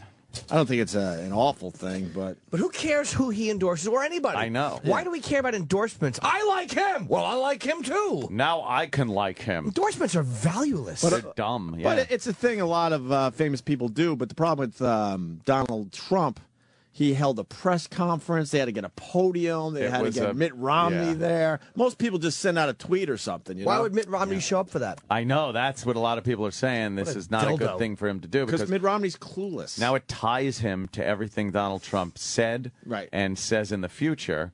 A lot of people are saying, Donald Trump has been known to say some off-the-wall shit. Right. And when you have pictures and video of you shaking his hand at this endorsement speech that he gave, most people just say, I'm backing this guy. The candidate doesn't actually show up for the endorsement. Right. This was over-the-top stuff. Well, that's Donald Trump. That's how he lives his life. Yeah. Everything has to be over the top. Over the top. The Donald. And he doesn't understand what this does. Yeah. That some people would probably rather that he did it low-key. Just say, I'd like to see this guy in and leave it at that. Here's how it went down. It's my honor, real honor, and privilege to endorse Mitt Romney. Endorse. I've gotten... And by the way, this is a great couple. You look at this couple. But... Oh, God. Mitt is tough. He's smart. He's sharp. He's not going to allow bad things to continue to happen to this country that we all love. So... Governor Romney, go out and get him. You can do it. See, now the campaign officially started because Donald Trump finally said it's time to start. Endorsements are valueless. And for Mitt Romney to show up just for Donald Trump to go, hey, you're terrific. What are you doing, Mitt? It's stupid. Yeah, it's like he's showing up at, I don't care about the real poor. And then he shows up at Trump. What a dunce. Shows how weak Newt Gingrich is, though. That Newt can't capitalize on all this stuff. Fucking fat Lego-headed blowhard. He can't capitalize. Oh, he's a cunt, too. Mitt is stumbling and tripping all over the place, and Newt Gingrich can't fucking capitalize. Who pointed out that Ron Paul's suits never fit? That made me laugh. There's someone on the show. It was... I don't remember. He's too fucking frail. Ron? Yeah, he just looks like a frail guy in a suit that's too big. Just an old doctor. Yeah, old gyno. Trying to get his message out. I think so, right? Oh, he must have seen a lot of pussy. He sure did. He's a lot different than most of the candidates. He's not a cookie cutter candidate. Yeah. I want to get two catchphrases in there. A groinecologist, right? Yep. OBGYN. He fucking had his fingers in a lot of pussy, didn't he? I want to sniff his hand. Nothing but pussy juice on his knuckles. Hey, Doc. Yeah. Nice. Yeah, it just comes off as very self-serving for Donald, and because it was he made it this huge event, whereas most people just say, I'm going for this guy. And then why did Romney show up at this? Because he's a dummy. Yeah, I don't think Romney's But he's got smart people. on that level. Doesn't he have people? Romney's not street smart whatsoever. No. I think he's led a kind of a sheltered life, maybe. That whole Mormon thing, and then the wealth factor. Yeah. Yeah. Yeah. I don't know. I just can't wait till there's just, it's going to be Romney, Romney and Obama, and let them just start pounding on each other there instead of having to worry about Republican against Republicans. Yeah, that's what I want to see. I want to see who he picks as a running mate. I'm very That's a curious. biggie. He couldn't make a bigger mistake than McCain made. That was a tremendous blunder. Yeah. Santorum is positioning himself. He wants it bad. Is he? Oh, yeah. He's not even... He knows he doesn't have a shot. He's staying in the race just to keep his face in it. He really wants to be the VP. I have such a hatred for him. Yeah. I fucking hate him. Why? Just because he's one of those guys who's really vocal about being against gay marriage, and it's like, right. Yeah, I hate when these fucking religious assholes Yeah. try to impose their will on everybody else. It makes me nuts. On you. No, I don't want to get married, and I'm happy to jerk each other off. But no, it fucking annoys me beyond belief. It really is, yeah. I fancy myself a Republican, and I don't care if gays get married. Why the fuck would I give a shit? You're a fiscal and crime conservative, which I am in a lot of ways, too. Yes. But I don't like this moralizing. They lose me every time with that shit. I don't like that at all. And it's pretty much tied to the Republican Party, this fucking pseudo-conservative morality bullshit that they try to pump out every year. Less government in your life, except where you're sticking your dick and what you do. We'd love to know about that. And we love to say what you can do and can't do. Isn't that And we amazing? love to say what you can jerk off to and what you can film and sell. Fucking cocksuckers. Isn't that amazing? Yeah. Less government. But then they have something as kind of fucking vague as community standards with pornography. Nobody, I'm telling you, porn is a big thing. It's a big freedom issue. And I'm not saying that as a pervert. Nobody, not one politician ever defends it. Well, it's tough to. It's very tough to. Yeah, it's one of those As a politician. In that world, it's tough to. Community standards. Max Hardcore went to jail. I'm obsessed with Max Hardcore going to jail for 4 fucking years doing adult stuff with other adults. He spent 4 years in prison, and the government seized everything. And these phony, and this is why I attack you civil libertarians, because I think most of you are fucking frauds. Where were you when fucking John Stelliano, who we had in here, was fucking, they were going to put him on trial, and he spent $1 million in legal fees. Yep. Where were you, motherfuckers? Because he contributed a lot of money to some, one of those, like, kind of, libertarian think tanks, and they left him hanging. One of those civil liberty think tanks left him fucking hanging. So it's all you people that complain about airport security, that's why I think you're frauds.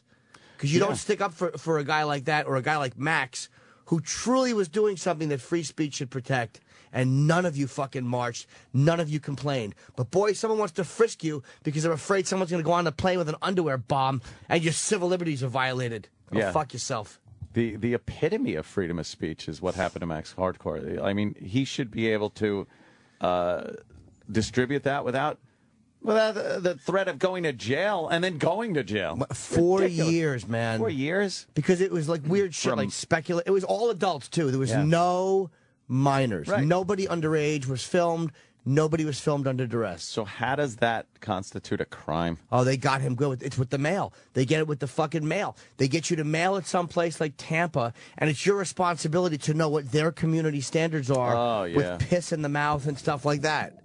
That's what it has gotten to. How are there laws against what is filmed and what can be bought and watched in your own home, in the privacy of your own home? By yourself? Like, why should anyone have a say over that? I don't know. It's the same shitbags like Rick Santorum that want to tell you who you can marry, and they want to, and it's like, I know I sound like a flaming liberal, but with this stuff, I guess I am. Faggot. No. Max only filmed straight porn. Oh. Sorry. This guy thinks it's going to be Newt Romney. That's impossible. No, I don't think so. Oscar. There's been too much duking it out between the two. Oscar, that's impossible. No, you need to accept that that's going to be your ticket. It's going to be that's number 1 and 2. Oscar. I think you're wrong, Oscar. I think you're completely wrong. I think there's someone just waiting in the wings that we haven't even fucking thought about. Well, look, here's the thing. I shouldn't say you right-wingers, but you're looking for your fantasy sports team, the best quarterback to run the team, the guy that you can say, okay, this is the guy that's going to take it in for us in the fourth quarter.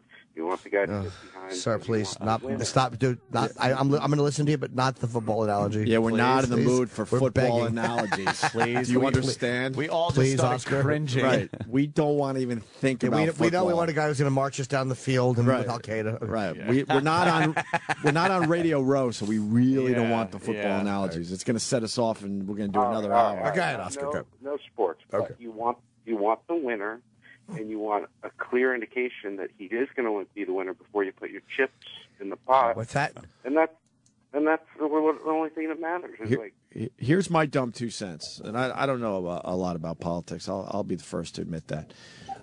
This campaign is really ugly. Uglier than it has been in a while, in past years. Everyone is saying that this is one of the ugliest ones they've ever seen, and I don't think they're going to be able to patch that shit up and work together in time for an election. Yeah, but Opie, ugly sells. We are a people of reality TV. The ugliest, most ridiculous, most outrageous one that gets the most attention is the one that wins the game. We'll have to wait and see. You're saying Newt Romney, or Romney Newt, I guess it would be officially, right? It's like in Gladiator. Win the crowd, and you'll win the freedom. Sir, you really got to stop. Well, it wasn't a horrible.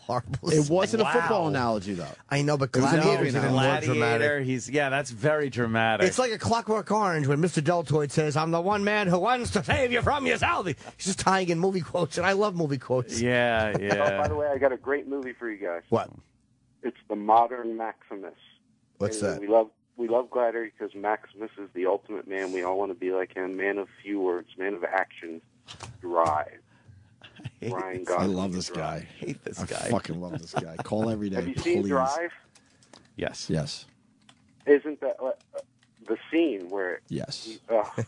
Amazing. I got a really good tweet from Duck203. Confirmed. Paterno's corpse rolling around Radio Row.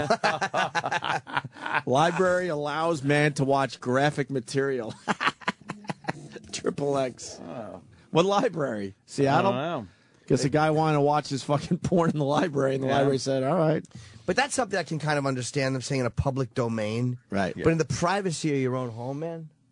Yeah, you should be able to watch whatever the fuck you want. Holy shit. Guys, more analogies coming in. I think it's all about the analogy. Rick in Michigan. Rick. Hey, what's happening, guys? Hey, I think the perfect analogy would have to be Romney as fucking Gotti and Gingrich as fucking Sammy the Bull. You know, because Romney has to be all nice and proper and, be the nice guy. And Gingrich is just a fucking asshole, goes and fucks people up. I don't like that one. I like terrible. I like that analogy, too. You call back as well. Oh, please. I like these analogies. No, you mean like Romney is like Skip Stevenson. And Newt Gingrich is like Sarah Purcell if this was real people. Because we're a people who like real people. Oh, my God, a real people reference. How many people even remember real people? Real people. Being a child of the 80s, Sam, I remember real people. You remember it, I'm sure, but you weren't a child. I certainly was. Who else is on? Fran Tarkenton was on That's Incredible, right? And he's also on Radio Row. Yes, he is. And it's also his birthday today. Of course. So 72. it's so weird you're mentioning him today. We saw Fran down in Atlanta. With 2 babes. Yeah. So I'm here. A couple chicks at a steak joint. Ooh. I don't know what he was doing with the chicks. Yeah. Maybe it was his daughters. Real people. Boy, that show was a giant hit. Speaking of the election. 70s, wasn't it? Proving that the media is a complete waste of time, mainstream media. Yeah. As you guys were talking, I was looking at CNN behind Ant over there. And they're all about Roseanne Barr is now running for president. And they're wasting valuable news time. Why? To present this as a real possibility. Why would they do that? Why even I don't know. Acknowledge that?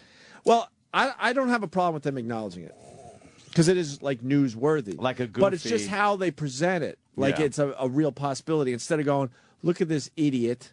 She's running for president because she wants attention. They go, Roseanne Barr, another candidate throwing their hat in the arena. Roseanne Barr running for president.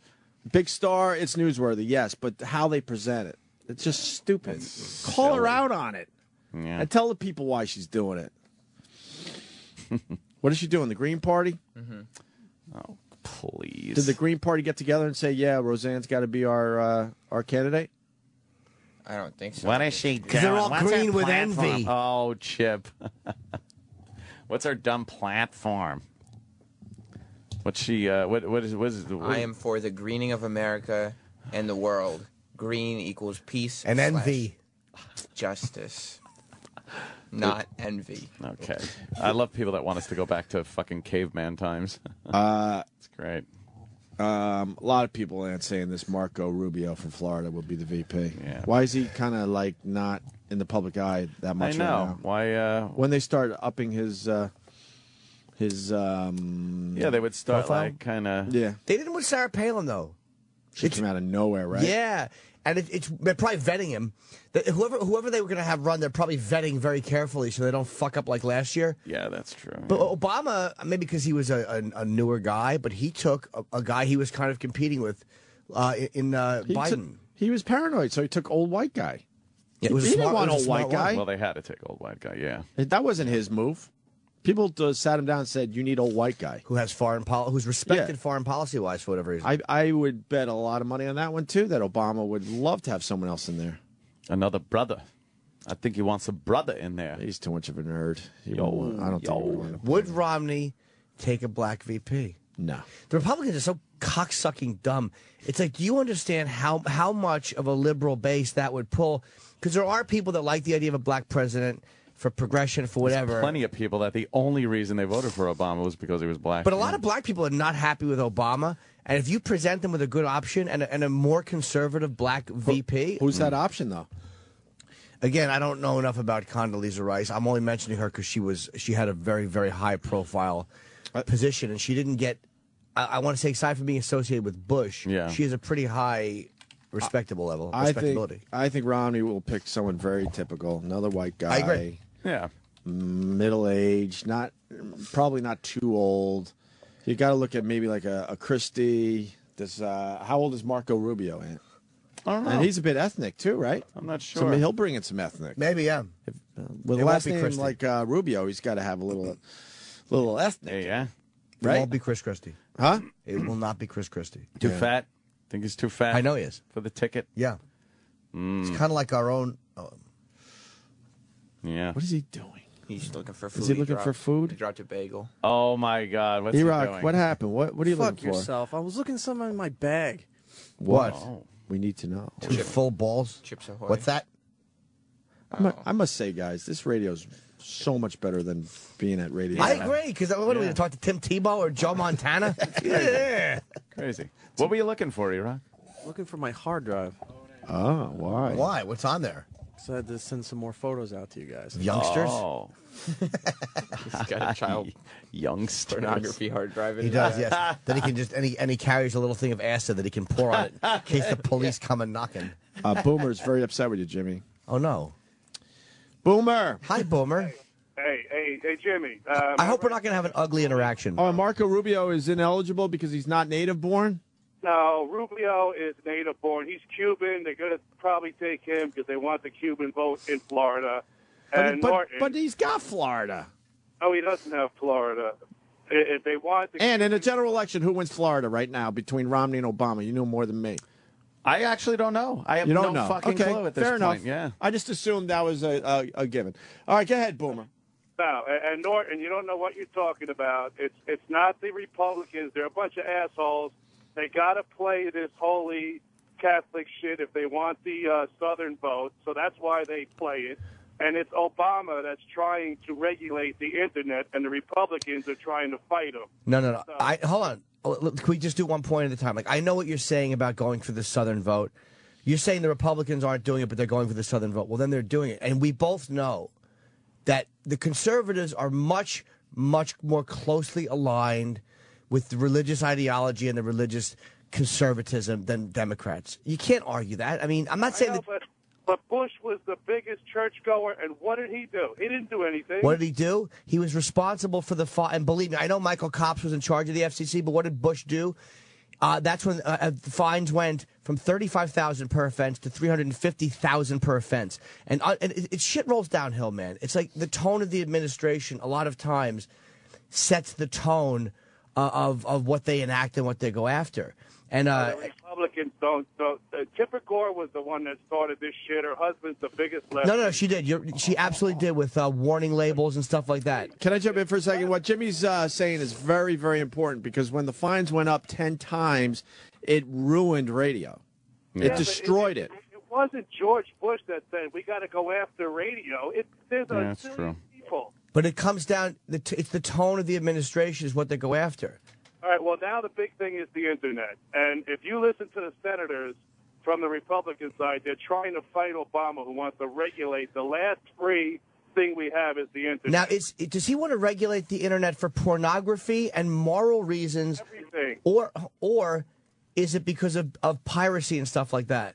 No, they're using that as a front to control the internet.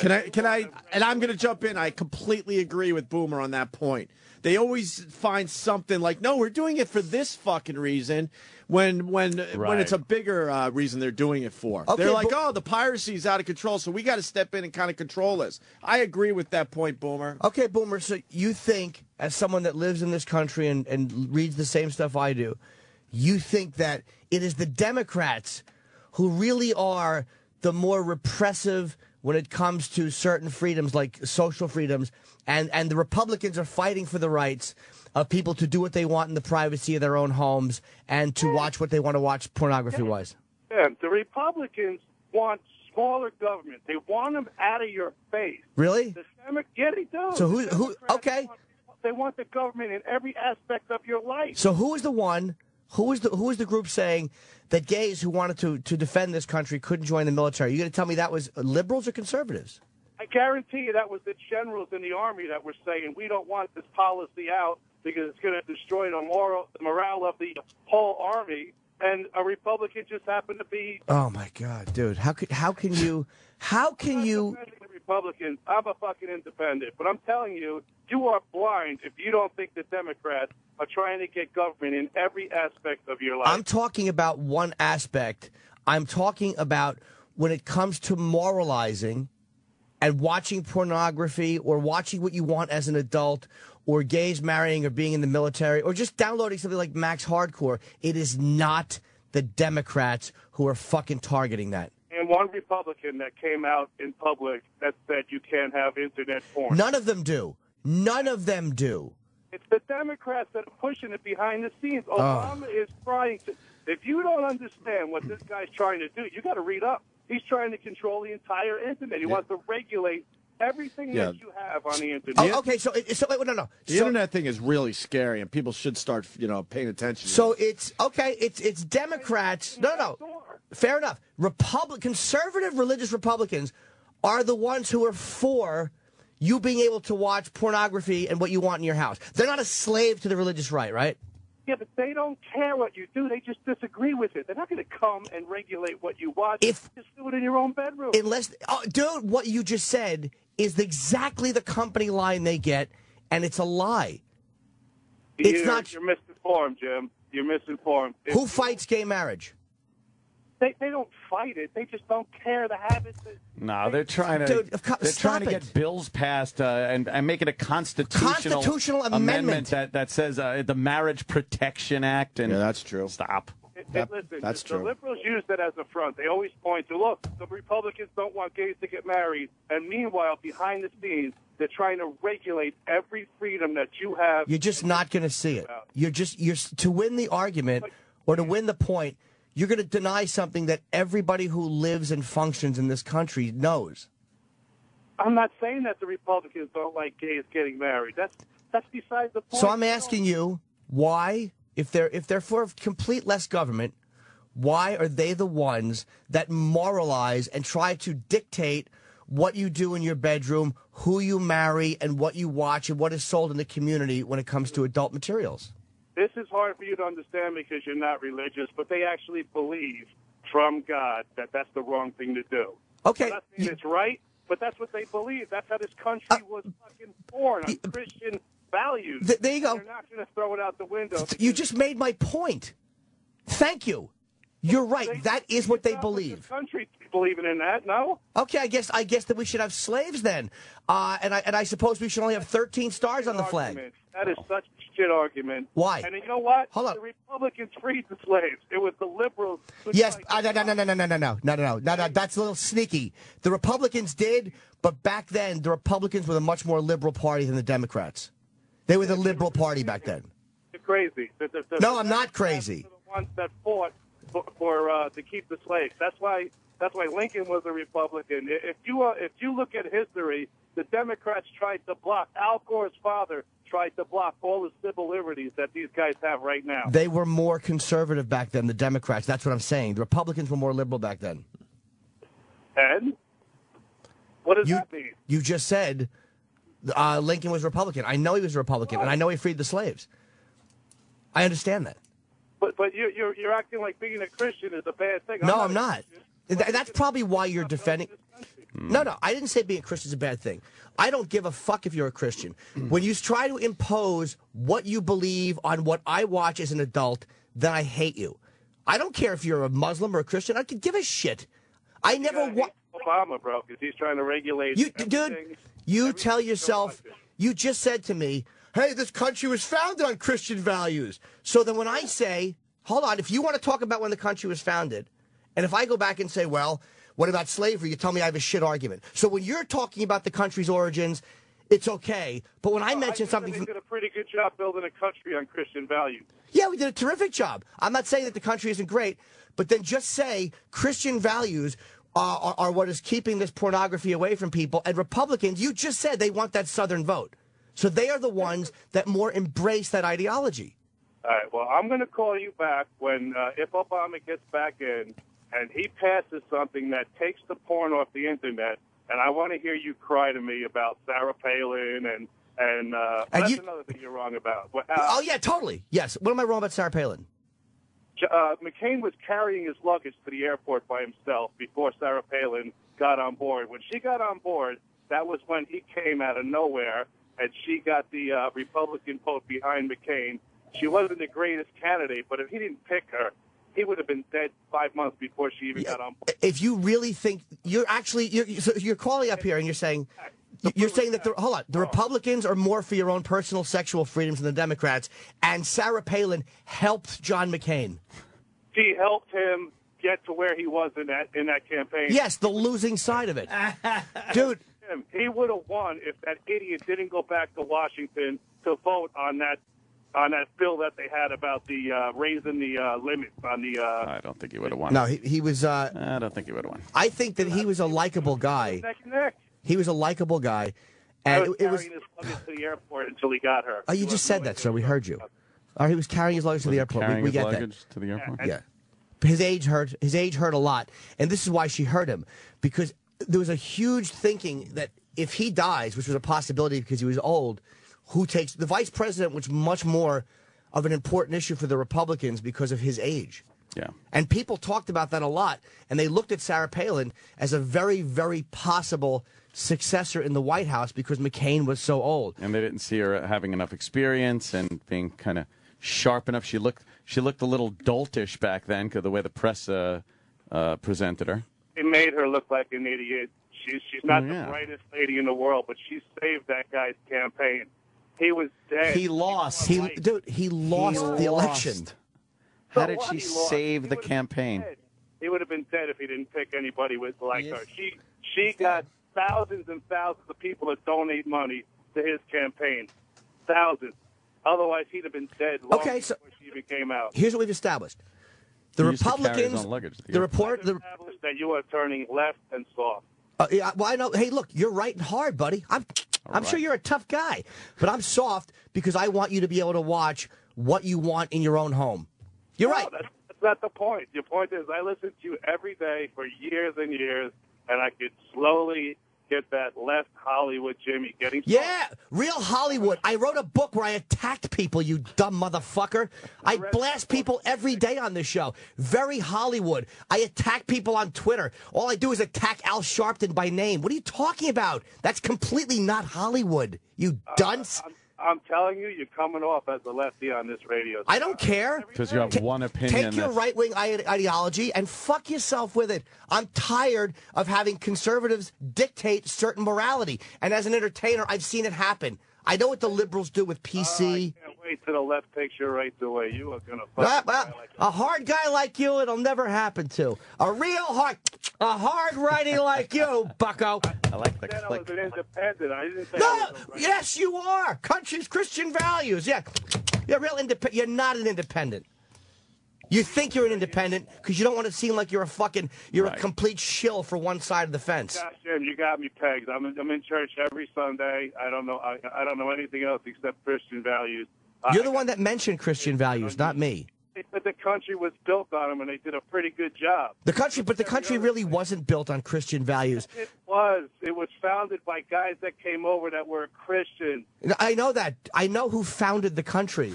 I know, but it wasn't Christian values to only have a certain segment of the population vote. Christian values would have been to treat everybody with respect and not to have slaves. So they really weren't using Christian values. I think Christian values were a lot more loving and a lot more giving and a lot more sharing. I think that they were going under the guise of using Christian values. But to me, real Christian values didn't say it was okay to buy a nigger and beat him and call him that. I don't think that's Christian values. I think that's fucking slave-owning mentality, and that's not a Christian value. Oh, that's what they learned when they were brought up. That's the way it was. Okay, keep excusing it. I've just told you, you said Christian values, and I'm saying that's the way they spoke back then, and that's the way they treated people. Women weren't allowed to vote. Blacks were treated as a fucking, what was it, a third of a citizen or a fifth? Yeah. And you're saying that that's Christian values. I didn't say it's the greatest thing. I said the country was built on Christian values. That's how it is. So, okay, of course that's how it is because you're in the position where you would have benefited. But you wouldn't be saying that's how it is if you were on the other side of it. But that's how it is. You can't change it. You can't. The country was built on Christian values. They did a good job, and you can't say because we beat niggers and women couldn't vote that they didn't do a good job. Yes, you can say that there was a lot of great things that came out of our founding fathers, and you could also say there was a hypocrisy in there that to me was not Christian values. You're saying it was Christian values. They wanted to get away from the Church of England and religious suppression. So what did they do in the Salem witch trials? The little girls pointed at people and then they dunked you in the water until you were dead. Stop it. Salem witch trials. Oh, God. All right. Oh, no, that didn't happen. You're right. I apologize. That didn't happen. But that has nothing to do with what we're talking about. It's in the name of the church. It was in the name of the church and in the name of God. You're talking about Christian values. Why is it when I point something out, you say that on Christian values and they did a good job? Keep repeating yourself, because that's probably what you do at home with your family. You just keep repeating yourself until they leave the room. I've heard you. The country was founded on Christian values. So is it Christian to own a slave and beat a slave and not allow women to vote when you're voting? That's Christian? I guess it was back then. Okay. But Christian, if that's what Christian values were, then they were shit. Went around, they killed millions of people, but it doesn't matter. They built this country. They did a good job. They did, okay. They did a great job with Christian values. Yeah. Okay. I'm glad you feel that way. Yeah, I mean, you got to agree. They did a good job. No? You have the freedom to move anywhere you want, but you stay in this... Oh, no. Certain people... No. Hold on, Boomer. Certain people had a freedom to move whatever way they want. Sorry I'm being so left and soft and correcting you, but you did not have a freedom to move where you wanted. You do, right now. You say that this country with these right-wing Christians and this country was founded on shitty values. No, I didn't say that. You just said it. No, you said the country was founded on Christian values, and I said... It was not founded. If it was really founded on Christian values, certain things never would have taken place.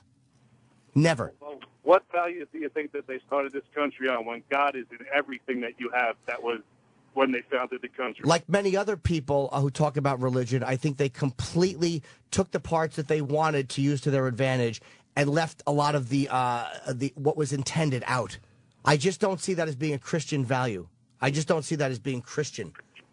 This guy's excuse is that back in the day, Christian values meant something else. It meant having slaves and women not being able to vote and archaic laws and sure. And based on religion. If it's that, then I'll say Christian values were shit. Right. Fair enough. If you want to say that's what Christian values were, and having a slave went hand in hand with having Christian values, then Christian values were garbage. It could be, but the country came out pretty good. Okay. Fair enough. Country came out good. I mean, George Washington had more slaves than anybody. Yes, he did. The that he married had just as much as he did. But you know what? He was a pretty good goddamn first president. Did a great job. Sure. Won the war, freed us. You going to say because he owned slaves, the guy was a shithead? No, yes, I am. Yes, I am going to say that. Jim, if you lived back then, you would have had 3 niggers in your backyard doing the raking and the fucking shovel. And maybe, you know what? Back then? And maybe I would have, but I would have been... And me saying that Washington's a shithead doesn't mean that he didn't do a good job as the president. But he was a shithead if he had slaves. Coming here... If you had money back then, Jim, you'd have 15 black guys. Okay, so you're saying that things were so different back then. So different that they didn't understand that it was wrong to go to another country and bring... Stop it. Stop defending that. They did know it was wrong, but that's what they did. Then they were hypocrites and frauds. Everybody's a hypocrite and a fraud. Okay. Everybody. Up until the president we got right now. Can you just admit that instead of just saying can't you just say you're right, they were hypocrites and frauds, to scream about freedom, to fight for freedom, and then enslave people? It's a sickening thing. But that's what happened. Absolutely. That's exactly how our government was founded. It absolutely on is. a lot of hypocrisy. We all would have been doing the same thing. Half the country didn't do it, by the way. I just want to go on record. If I owned slaves back then, I would have treated them nice. That's all I want to say. There were guys that did. Yeah. I wouldn't have been the guy that was an asshole. I would have been like, okay, this slave thing is happening, so I guess I got to get involved. But I would have treated him nice. I would have gave him some time off and whatnot. But you would have had him. Because that's how it was. Probably. Then dude, if you're that stupid that you have no ability to make your own moral judgments, that's how it was. That's what I would have done. Hey, Jim, you sound like a follower. Everybody smoked. We know it's no good now, but everybody smoked back then because that's how it was. But once it became apparent as to how bad it was, a lot of people have quit. Well, a lot of people got rid of their slaves. When it became illegal. Yes, when they were freed by the president, yes. The entire North got rid of their slaves before it was illegal. That's why the war happened. They started getting rid of their slaves when it became a little awkward. Yeah. Towing them. Why are you saying that that's just how it was and everybody did it? Because that's how it was. You didn't know any better. You were raised. You just said you didn't know any better. A minute ago, you acknowledged that you knew it, but now you don't know any better. So it was just ignorant. They didn't know. When you were raised around people who owned slaves, so that you thought that's what you did. You thought that's what you did. You didn't know any better. So you didn't understand You knew it was wrong, but that's how it was. You just said you didn't know it was wrong, and now you're saying you know it was wrong. No, I said that's the way you grew up. To you, what am I going to tell you? We're just never going to agree. I just like calling up and saying you're a lefty. Go ahead. Yeah, he's called up a few times. That doesn't. And when that cornball thing, I'm a lefty. What I do? Well, all I do is scream about racial imbalance in media reporting. You need to redefine what you see as a liberal, because you sound like a dumbbell. You're a guy that if you hear one thing that is from the liberal ideology, you peg the person as a complete and total liberal in every aspect of their life. Well, you're calling Jimmy.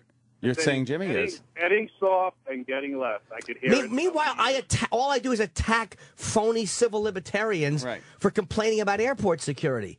Like, what are you talking about? I hear it every day. I'm telling you. All right. Well, you stay right and hard, buddy. You keep it hard. You don't take any shit, Boomer. Should we agree to disagree? Yeah. No, you are. I'm left and soft. You're right and hard. I think. Yeah. All right, Boomer. Yeah, tough guy. Thanks for the call. Yeah, take care, tough guy. I like All right. Just keep boring your family by repeating your fucking the same thing over and over. But I didn't know it was wrong back then. All right, Boomer. I'm going to fuck somebody else now. All right, Boomer. When the internet gets turned off. Yeah, the internet gets turned off. Sounds like a bright guy. It's a big switch. They're going to turn the internet off. Right. Wasn't Bush in office when they got rid of the gambling? The online gambling? No, I think Obama was in there. Uh-oh. See, that could be a sign. I think so. Hey, would you have treated your slaves nice, Ant? Let me think. I'd have had quite the spread. A lot of big fucking property, probably some money-making crops. Mm-hmm. And I don't think I'd have been one of those, every little thing you got to whip the shit out of people. But I'd have ruled with an iron fist, I think. Too nice, and they're going to start taking advantage. Would you have taken some midnight visits? No. No? No, I'm not. I would have. I so would have. Oh, God. I would have to hire the right... There'd be one of those big Hughes family reunions where there's two parts, two halves to the picnic ground. All I'm saying is everyone else was owning slaves and you had owned slaves. I would have treated them nice, and I would have taken some midnight visits. Yeah? Oh, yeah. I'm sure they would have loved that. Well, maybe she had, a boyfriend. No, I said I would treat him nice. Oh, okay. So I wouldn't force myself upon thee. Oh, you'd use your fucking slave-owning charm? Yes, yes, somehow. Somehow I would. Massa Opie's coming to visit again. I would use these gorgeous blue eyes of mine. Oh, obviously, they saw those as the devil's blue eyes. But I would make them realize that there's nothing devilish about them. You certainly could have changed history with that attitude, that's for sure. We would have lived in a much more peaceful country. I'm worried about this internet thing for real. Yeah. Because the government wants their taste. That's all this is about. Yeah, they're talking about bringing internet gambling back in at least a couple of states, which I don't know how they would do it state to state, to tell you the truth. They're starting to figure that shit out. Yeah? Yeah, man. They got all sorts of filters and stuff that are starting to work. Let's say Jersey says, all right, we're going to allow internet online poker. Right. Me being out on Long Island, why can't I just log into their stupid server and play some fucking poker? Right now you can, but I think they're really starting to figure out how to localize the internet more and more. Yeah. I don't like that. You know that Brad Pitt has a filter where his kids, when they go online, they can't read anything about Brad Pitt? Oh, wait, that was in the news last That's week. good. They should have that for parents. Yeah. And that's kind of I know easy that's to do. I know that's a different issue. That's more like a parental control type of thing. But they're definitely starting to figure out how to localize the internet. I know they do it through banking and stuff. That's the easiest way, where if you have accounts in New York, maybe you'll need an account in New Jersey in order to play on their website. But there are always workarounds. Right. Like sometimes when I used to play online poker, you weren't able to just use, I wasn't able to use any of my credit cards. Right. But I could use my credit card to buy a phone card and then use the phone card to pay for the account and to bankroll my account. Yeah. Hey, who started the SOPA thing down there in Washington? Was it Republicans, or was it a Republican senator, or was it a Democrat? I think the And how was it shut down? Democrats? Boy, it was both. Was it both? Denver Pest is saying, no, now it's someone saying Republican, and then the Democrat. Yeah, okay, great. Because that's not going to go away. They're going to keep revisiting that shit. They'll try. And it comes down to the government wants their taste. They see a huge revenue stream there. Well, they're already that's not being taken advantage of yet. Commerce. No, I understand that, but they probably feel like they can make a shitload more money than what's coming out of the internet right now. It's under the guise of piracy. Which is complete bullshit. Keep companies that have online content from being ripped off by people. There is a certain point to that, too, though. It's like, what's the line you draw where people just like, it's okay just to take your shit? Yeah. Like, how do you protect that? Because it is just because it's online, it doesn't mean that there should be no regulations where you can get your shit stolen. True. That's true. So, the problem with the government is they start with that shit and then they're all encompassing. We all know that. I know. I'm into complete freedom of the internet, but there is a part where you're talking about somebody's shit and you're literally stealing it from them. When you download it illegally. I don't trust the government to figure that out. I agree. I don't And either. that's another thing. Again, whenever the government wants to stick their fucking face in something for our best interest, it never turns out to be for our best interest. No, it never does. It really is the worst thing possible. They can't run anything. They're horrible at running a country, a business. Business-wise, they're great with, I feel pretty secure that a foreign army isn't going to come over here and kill us in our sleep, and that's directly because of the government's protecting us with the armed services. But it's these business things that they are horrendous at. They just throw huge amounts of money at a problem, hoping it fixes it, and all it does is make what is it called, a boondoggle? It's terrible. And we want to trust them with more things in our life as far as, socially and financially. Mm-hmm. I like the fact that, you could drive on the interstate highways and for the most part, they're paved nicely, right? They got guardrails, they got lighting, things like that. That's good shit.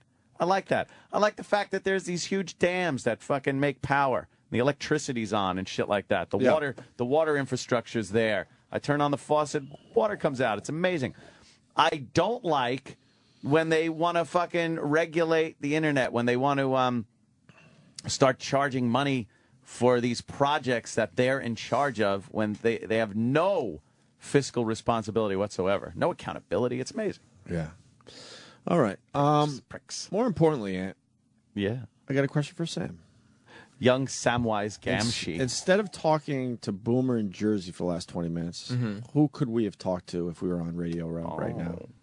Right. I mean, we could have been listening to the interview from yesterday with Joe Montana or talking about that. But if we were down there. That's what I mean. I mean, like, you could have been talking Pretty to much somebody. guaranteed we'd have some kind of NFL grade. Oh, there'd be an NFL show, right? grade or a celebrity of sorts. But instead, we got Boomer today, so that's good. That's good radio, I'm thinking. You had to fill the time with something because you didn't have the celebrities there in Indianapolis. God damn it, management's right again, Ant. Why would we want to be on Radio Row? You would. There's no way you would have talked to Boomer. is the I know. problem. We got some great stuff out of him. It was great. Fuck. I did like hearing Jimmy fucking trash him. Yeah.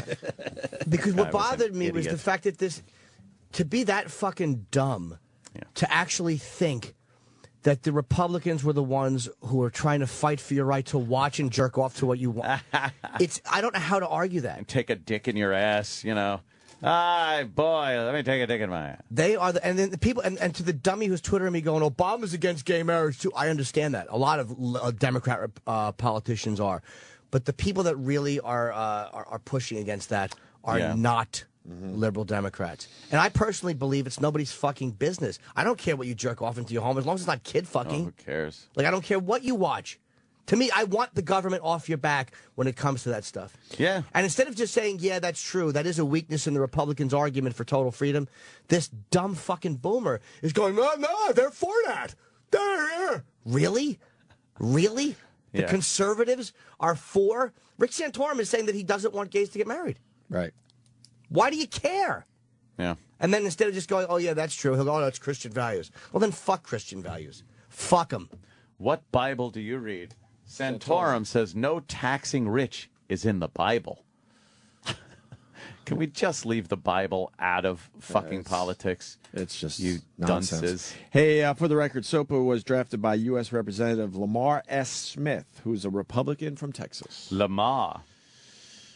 Thank you, Natus Chaos, or however the fuck. I've been trying to figure out how to say your name for years, and I give up. It's another stupid internet name that you can't pronounce. Yeah. I hate those names. I guess it's Chaos with a K and Natus Chaos. I don't know. Headley Lamar?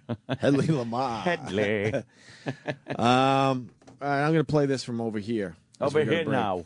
Then we'll do something else. We got some best man speeches, the finals. I want to hear those. Do you want to hear them today? Oh, yeah. Okay. I want to hear a few. All right, we'll do a couple of those next. Stay there. Welcome back to Cock Talk. I'm Mistress Vixen. Today, we're talking about your first man-on-man experience. We have Mars on the phone from Puerto Rico. Mars, talk to me, baby. I'm a changed man as of yesterday. Yeah, I'm a fucking changed man. I'm not the same. Mars, I see here you had your first gay experience last night. Yeah. Yummy. So tell me, what was that little asshole of yours like before the big night? My shit is so tight, man. I guess I'm anal retentive. It's so tight. Sexy. And what was going through your head when you whipped out that big dick? He tells me to lie down on my left side, and I'm facing a particular direction. And then he pulls his apparatus out. I'm like, hell no, that shit is not going near me. Sure enough, he goes behind me.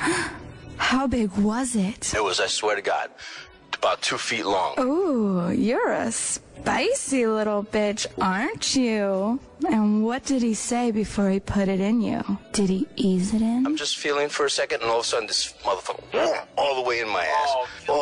Ooh, you lucky little taquito. Tell me more. He goes like this. Come on, buddy, help me here. Work with me.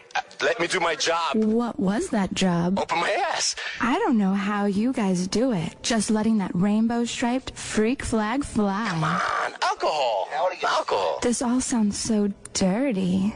How'd you get cleaned up after? Did he do it for you? Yeah, he cleaned it afterwards. No, he did it afterwards in front of me. No, he did. Ooh, how did he do that? What is it, toss salad? You could toss my salad anytime. Ooh, he licked your asshole clean with his tongue? Exactly. My God, Mars, you are so naughty. Any guy would be lucky to go south of the border with you. This is our secret. Don't tell anyone. What I wouldn't give to have a dick sometimes Well, tune in next week when Cock Talk returns, and we talk to guys about their first time with a down low brother. Mars, I bet you have a story like that, don't you? Yeah. Ooh, you little Spanish fly, you've got me all wet. See you next week for more Cock Talk. This is the Opie and Anthony channel on Sirius XM.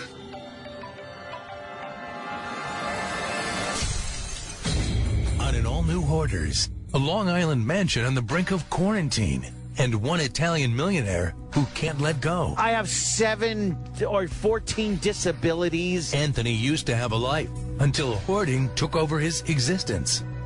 This is my stuff. I'm a collector. I'm not a hoarder. What do you want me to do? You're saying that me? I am not a good parent? Dr. Robin tries to bring Anthony back and help him cope with the reality of the situation. Anthony, your gun closet. Do you see what's on your gun closet? There's roaches everywhere. This isn't good for you, Anthony. How do you even store food in this environment? The refrigerator has roaches all inside it. It doesn't work. These conditions, they're not livable. How could you have let it get this bad? I've Epstein-Barr. That young girlfriend of yours moved out. Danny doesn't even come over anymore. Oh, they didn't care. No. Oh, my God. What's that? Doctor, we found a skeleton. Is that And then my dog died in it. There's roaches in the movie theater, a karaoke stage filled with rats, raccoons crawling over child pornography. It's like a carnival of garbage. All on the next Hoarders. Good evening. Hi, this is Penn Jillette. Hey, this is Tony Clifton. Hey, this is Russell Peters. Hi, this is Pat Cooper, and you're listening to the one and only Opie and Anthony.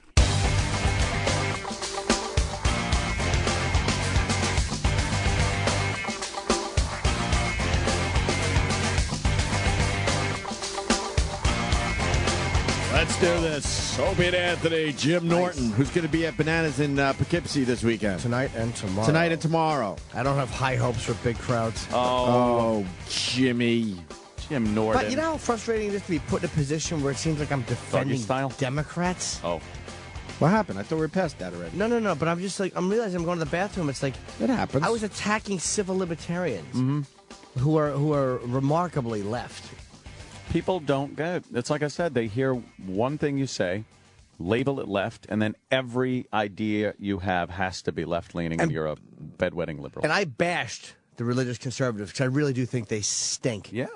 But it's like I was attacking the phony civil libertarians who didn't defend Staliano, and those are not fucking religious conservatives. So it's like, I think everyone knows my viewpoints, and I don't like the religious right. Really? I think they're fucking terrible. They're hypocrites. You're pretty radical, though. I am pretty radical. Most of them are sucking dick. In that cool and they're setting. fucking, they're tapping their foot under bathroom stalls. I love that story. You know. Oh, thank God you added story. I love that. Oh, yeah. Oh, I just love doing that. That's so much fun. I looked up from my Twitter. What? Radio Row is happening, and we're not there. Just want to remind people. I called Mitt Romney, Ron Paul. Remember that. If that happens, I called it. Oh. Mitt Romney, Ron Paul. How much you want to bet? That. I won't Are you bet. a betting man? No, I don't gamble. Other than with my health. Let's put a little action on that. There's no see it. There's no way. Okay. It's not even a He's chance. Too crazy. He's too out there. I think there's more of a chance that it would be Newt before Ron Paul, and I don't think Newt is a possibility Newt isn't either. They're just going to pick someone out like Santorum. Rubio No, it's going to be someone that we're not seeing. Rubio, Christie. Rubio? Even Christie, I think, even though he's fat, he's got to be on a list. He's short got to be list? on one of the lists. It's like, yeah, he'd be good. It's got to be the basic white guy, I'm thinking. Yeah. Although Rubio, they keep saying for a little ethnic in there. Well, yeah. Didn't we just do this? help. We did. Okay. Yeah. Hey, the Patriots still favored in the Super Bowl. By what? 3 points. Yeah. What do you think that'll change to game day?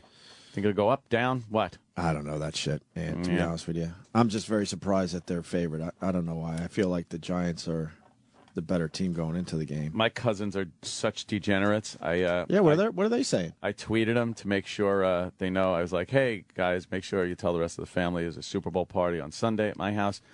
And my cousin RJ's like, yeah, cool. I'll let him know. Hey, by the way, if you need any action on the game, just tell me. Like, really? Yeah. What are you? The little fucking Long Island bookie? Are you taking action? I don't think I'm going to be taking any action. I was never a sports bettor. I did those dumb sheets where you pick all the teams. I'll just do the fucking pool at the house. I'll draw up the fucking grid. Yeah. You pick the numbers, and everybody there gets to lay down some cash, and you do it by quarter. Travis? You know what's fun about Super Bowl betting? Yeah. All the different stupid little props. Yeah, I saw some of those bets. Yeah. Some of them were hilarious. One was, will they mention Tim Tebow in the first quarter, was it? Yeah. That's an Or the actual, first 10 minutes or something? Can you that's find pretty those good. bets? I kind of was laughing at some of these. I can log into my... Yeah, one of them is if the announcers, who's announcing the game? Al Michaels. It is Al again? Yeah. Al Michaels. He's not doing it alone, though. Chris Collinsworth. No. Bill Schefter. Bill Schefter's in there. Oh, right. This year, yeah. They got him out of retirement. But one of the bets is if the announcers will mention Tim Tebow. Tim Tebow? Either in the first quarter or the first 10 minutes of their broadcast. There's a something million like of them. that. There's a who will they show first, Peyton or Archie Manning? But if they're both shown at the same time, who do they say first? Right. I think I'm taking Kelly Clarkson singing the national anthem under 94 seconds. Oh, you could take the under or over no on the time way. of the national Well, see, anthem. here's what you got to do. You got to Look, go. if you're going to be in front of a billion people, you're going to take your time. You would think so, but you go on YouTube and you watch all of her national anthem performances, and she's never gone over 94 seconds. So she will for the Super Bowl. I would take that bet in a second. How do we?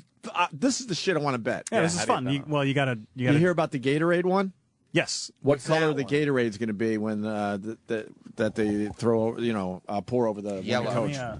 No, yellow is the collusion. Yellow is the easy bet. Yeah, well, Blue is the color that's 10-1. it's not going to be blue. Green. How do you bet on this? Well, you got to join Gotta be like in Vegas? No, you got to find a site that still lets you bet from the United States. God. How the fuck can you not? How is online gambling illegal? Because the government doesn't get their taste. That's all it's about. Yeah, when the government figures out how they get a real taste in the action, it'll be back. It is simply nobody's. They don't give a business. fuck about the individual. Whenever the government comes in and starts saying anything that we're doing this for you, for your health, for the better of this, we don't want people going broke. Just remember, booze and cigarettes, totally legal, sold in this country, taxed up the ass, so the government pulls in the money. Right. So here's all. How could they say anything about your health when there's no problem with selling cigarettes or booze? Yeah, there's two biggest killers in the country. Let me go to Mike in Queens. He's going to explain the point spread. This is our big Super Bowl break. We should have done it from Radio Row, but we're doing it here in cold New York in the middle of winter. Why? Go ahead, Mikey, because we're not there, First Sam. of all, I was a bookie for a long time, and Kathleen Rice, that cunt that she is in Nassau County, decided to raid my house, knock down all 3 doors, and arrest 13 people, and says I'm worth $30 million. Right. Okay, hold on a minute. Hold on a minute. Wow. Look, I'm an outside guy looking in. It sounds like you might have had a hell of a business going. An operation. That they really wanted to look into. If you had 13 people in there, you had an operation going. It wasn't that big of an operation. We didn't break anyone's legs. We weren't attached to the mob. We weren't attached to the internet.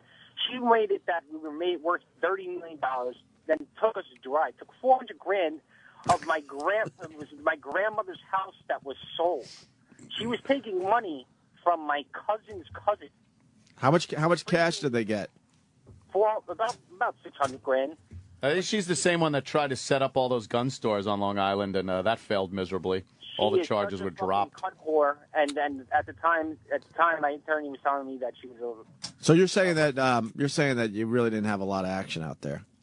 No, I didn't. It wasn't anything that it was reported to be in the papers and on every website and everything. Yeah, it was nothing. On the news. Small potatoes. Small potatoes. I'll tell you, the line's not going to move. It's going to be 3 the whole time. Yeah. Why is it 3? Why is it 3? Because they made the AFC 4.5-point favorites from the beginning of the year. Why do I feel like the Giants have a better team, Mike? I know, I understand that. Why? But it's 4.5. It's 4.5 all year long. Uh-huh. If they make it the Giants' favorite, they get a middle, and that's what. And what happens is you bet Giants, all the people that had 4.5 all year long, then they'll get screwed both ways. You understand what I'm saying? No, not really. Not in the least. It's a world I know nothing about. Because we didn't have a huge gambling operation. So I don't get this stuff. People were betting on the AFC. All right, Damone. Right? They were -4.5.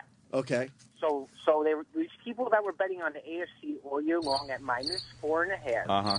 If they go bet on the Giants +3, if it land, and they buy a half a point, which you can do, and it lands on the 3, they bet both teams, and they could win both sides. They'll bet the Giants and the Pats, and they'll win double their Oh. So they'll stay on the Sounds like you know a lot about gambling. So. Yeah. I know everything. Sounds exhausting. It's really easy once you. You know what's exhausting is wondering when the feds are coming to get you. That's what's exhausting. Sleeping. That's right. Waiting for that door to bust in. Why is it illegal? I'm telling the cops that too. I agree. I said, why what's the difference between me and Donald Trump? That's true. How'd that excuse work? I'll tell you why it's illegal because there's no tax money. Mm-hmm. They want their taste. I would pay taxes. No, I understand you would. You probably know how to run a good gambling business and would say, fuck it. I would still do really well if I paid taxes. I get it. But the government hasn't figured that shit out yet. Yeah, you got to be taxed. You got to buy permits for all kinds of money. If I ran OTB, I would be a millionaire. You know, OTB, it's 13%. It's the odds change rapidly all day long because they take 13% off of every single race. They don't win. They only win. They don't lose. There's no losing. I know, and they went bankrupt. They had to close down OTB. That tells you a lot about the government. We've talked about it many times on the show. They couldn't even fucking get a profit going with the OTB operation, and we're counting on our government. Get the fuck out of here!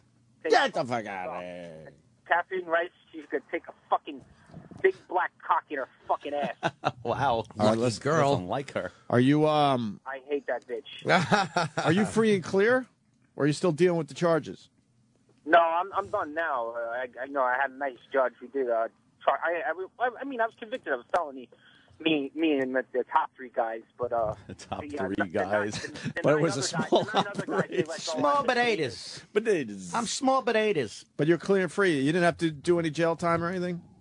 Jail time? No. Now I'm fucking working with my asshole father, fucking doing construction in Manhattan. Of course, he's doing good. What do you do? Cement? Mixing cement and fucking tile all day. Of course. Right. This guy's so guilty. Does your last name end with a vowel? Right. No, I'm as Irish as it comes. Oh. Mikey, we love you, but it seems like you know a little bit about the gambling world. I know everything you could possibly know. There's 30 pages on those propositions that you could take. Yeah. You could take if Kobe Bryant's going to score more points than the Patriots. You could take fucking the coin toss, obviously heads or tails. Who's going to win the coin toss? Right. How long? Who's going to score first? Who's going to score last? Well, everything you could bet on, you could bet on. Trust me. Hey, let me ask you a question. How do you, Mikey? I'm sorry, buddy. How do you come up with how does bookies come up with 3 points? And God damn it, if most You just times sort of explain that. Okay. But what factors go into that? Oh, okay. Okay. For every team, you get 3 points for being at home. Okay. So if you're on a neutral field, you automatically get 3 points. On this point, no 9-17, which the Giants were, ever won the Super Bowl. The Pats were 13-3. So to make them 3 points favorite is actually the right move. Just because they're on this little run that they're on, go back in history, no 9-17 ever won. They all lost, every single one of them. Pats are 13-3, so you get 3 points for being at home. That's how, and they come up with a consensus. They get all these gamblers in a room, sicko fucks, and they put them in a room. Who would you bet? And they do this, that, and the other thing, and they come up with a line. But this was different with the Super Bowl because they fucked up and they made the AFC 4.5. Right, we heard about that. Yeah, we heard about the 4.5. Yeah, it would I'm be so lost. I feel like I'm back in high school. It's easy. It just reminds me. The home team default gets 3 points. What? That's all the you home gotta team by default gets 3 points. So now the Super Bowl, there isn't a home team. Yeah, AFC. Yes. What? So by default, The AFC. So by default, The Pats. Oh, But that's not a true That's not home really field home advantage. field advantage. exactly. on a neutral field, you get 0 points. So that's why the way they come up with this line with spreads on the regular season games, like the San Francisco 49ers were 2 points last week. So technically, the Giants really were 1 point favorites because because you get 3 points for being home. Right. See what I'm saying? Boy, Okay. It really is. These guys are really bright, but they get it so often. They're right. Yeah. Like that. Like Yeah, it's always right. If you want, if you need someone to play, you know. favored by 6, and all of a sudden they win by 5. How the fuck did you know that? Yeah. They don't know that. It's an educated guess, pretty much, and they have every MIT they're in net cahoots. and they're in it With the players. But there's plenty of places to gamble if you. All right, you criminal. We get it. You fucking crook. I think basketball is the hardest one because basketball is the hardest, baseball is the easiest. Yeah, because with basketball, you're scoring the fucking 85 to 100 points, and with baseball, it really is one guy can control Mike, the game. Hold on, Mike. I know. was right. I know you like to talk a lot. Let me jump in for a second. So it seems like you really know the gambling world, right? So why would you take the chance as the main guy? Why wouldn't you just make sports bets? It seems like you would do pretty well because you know what goes behind it. I that's what I was going to get into, that business of selling my picks, which I can do. That's what the ex-referee Tim Donaghy. Yeah. That's what he does now. He sells picks online. Wow. Okay. And he's probably making more money doing that than it's pretty simple. It's they people that, if you looked at that guy that they did that profile on 60 Minutes, that's all he does. Billy Waters, I think was his name. He's a billionaire, and all he does is analyze the game up, down, and he's betting 25. Ace Rothstein. All right. Yeah. Are you gonna start up again somewhere? No. Great answer right there. He realized, wait a minute. No. No. I guarantee he already started up. Who knows? All right, Mike, we like you, brother. All right, I love you guys. Have a good weekend. Mike from Queens. I didn't mean to bet. Whatever. Jeez, he loves to talk. Jim, you can bet on UFC. You want to bet on some UFC games or some fights? No, give me the Super Bowl bets. Okay. Give us the weird Super Bowl bets. I want to read some of these. Like he was saying, there's literally hundreds. Oh, there is. Yeah, but most of them are Yeah, the famous how one. many, who scores first? Pass receptions by Victor Cruz. Over under 5.5. So. Kelly Clarkson sings the Star Spangled Banner, over under 94 seconds. Right. Kelly Clarkson wears a numbered NFL jersey or shirt at the start of the national anthem. Wow. Oh, you would so take that bet. Yeah. She's going to wear a number? Well, that's actually, she's favored not to. Really? Yeah. Take it. All right, what other ones? Kelly Clarkson omits or forgets a word. 5 or more aircrafts after the national anthem, or 1 to 4. That's great. Madonna's hair 50% more or less blonde. That's a tough one to judge. Yeah, that is tough. That's a very tough one to judge. Yeah, come on. Come on, let's bet some of this shit. Who wants in? Madonna wears fishnets. No. Madonna wears an NFL shirt with a number. No. Definitely not going to happen. No. Madonna wears a hat or a hoodie. No, not what she said. No. Madonna uses a headset or clip-on mic, or Madonna uses a handheld or stand mic. It'll be a headset, of course. Yeah, it won't be a handheld. Yeah, mad. Heavily favored to wear a headset. Man, I would love to bet on this.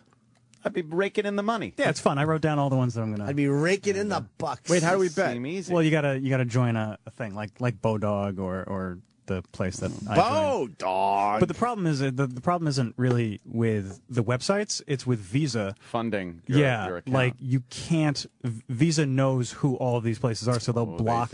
They'll block you from being able to make a How do payment they to them. fucking do that? So why don't we become bookies ourselves? We should. You want to? We got a nice platform. Yeah, what do you say? Get a little action. NBC broadcaster Al Michaels to say the word miracle from kickoff until the end of the first quarter. Does he say miracle or does he not say it a lot? Miracle? Why would he say miracle? Because he's the one that said, "Do you believe in miracles?" I know that, but But does he could say something like, "Well, it would be a miracle if we even saw." He doesn't have to, use it in the same context. Or he could say, "Who brought me this turkey sandwich? Where's my fucking miracle whip?" That would work. count. That would count. Mics are on. Does Al Michaels or Chris Collinsworth say Tebow in the first quarter? How did the bookies figure this shit out? I don't know. Without, I don't know. Losing clowns in a room, just fucking right. But how do they figure it out? Taking coin toss bets. Some of these look pretty like much. no-brainers. But that's why I guess you bet. Is Giselle Bunchkin? I just explained betting. Yeah, and why shown. people do it. It's a no-brainer. Can't lose. Oh, wait, Hold what on, what's happened? that, Travis? Will Giselle be shown at the Super Bowl? Giselle who? Bunchkin? I don't know. Bunchen. Giselle Bunchkin? Sorry, I don't know the models. Brady's broad. Yeah, of course she's Tom going to be Brady's shown. chick. Of course, and she would want to be shown. So She's favored to be shown. She'll be in a booth. How many times will Robert Kraft be shown? The over-under 3.5. Oh, he'll be shown. They're saying they're only going to show him 3.5 times? No, that's what you're betting on, 3.5. Over or under? To be shown once? On television. No, 3.5 times? Right. Will he be shown Show 3 him times or half 4 time. times? Yeah. Oh, all right. Yes. Yes, what? Way more than 3 times. Really? Yes. Taking the over. Oh, I don't know about that. Oh, how do we get in on this? This is easy money. This is easy money right here. This is easy. Will they show the David Tyree more than just a catch? Oh. More than 1.5 times or less than 1.5 times? I think they'll only show it once. Well, now, what if they show it twice in one sitting? Like they show it and then they show it in slow motion again. That's more than once. Yeah, I'm going to say 2. Yeah. I would not show a clip like that just one time. There you go. But they went with 1.5. Wait, when will they show it, though? It just count pregame, too? Kickoff to final whistle, excluding halftime. They're going to show it pretty much at the start of the broadcast. Right. Because and we remember what happened when, I don't know if they will during the actual Oh, game, my God. In the pregame. They could show it once. I don't think they would show it twice. I'll put $1,000 that they show it twice. During the game? Take it. Yes. Take it. Wow. You would make $1,000 at least. It's plus 105. They're gonna pretty much start with that. Say clams, don't say dollars. Wait, in the actual broadcast or the pre-show? During the broadcast. during the pre-show, of course. From kickoff to final whistle. All right. Not including halftime. Right. All right. Oh. All right. Now I got to So think it's this during over. the game. No, you already bet $1,000. During I took the the game. bet. Oh, shit. Wow, that is a tough one. Now that I think about it, I wasn't thinking. Maybe once During the game. Absolutely. Bet with your head, not over it. That's what I say. During the game. I never say that. Oh, Chip. I don't see him showing it twice. No. Ooh, what do you think? Doctor doesn't That was think a so. big fucking play. What if there's a similar play that happens that they go, well, that's very reminiscent of this. I can't. It'll be covered in the pregame. I cannot think of games in the Super Bowl where I've seen other Super Bowl clips being shown during than the once? live game. Yeah, not more than once. So that's an easy bet for you. See, I put out a site I like don't this know. too, where I said the same thing. Yeah. But I said 17. Oh, see. That's Ted's betting emporium. Yes. Will they or will they not show David Tyree coming from the bus more than 17 times? I'll take the over, Gregory. Ted's Amazing Super Bowl Bets.com emporium. Emporium. Yes. You want Start a a few more? trend. Yeah. Will the Dow Jones be up or down on Monday after the Super Bowl? Historically, it's up. Yeah. I'd say up. I'd say up. Yeah. Everyone's feeling good. Yeah, and then there's a bunch like, who's the last to score a touchdown? See, I had something very similar. Will NASDAQ drop one of their letters in honor of the Super Bowl? The odds are 3,000 to 1 that they will. Can I take that bet? Certainly can, Anthony. Poor Ted's going to get his legs broken. Ted's going to get, When he can't pay out. He's going to have to skip town. Right.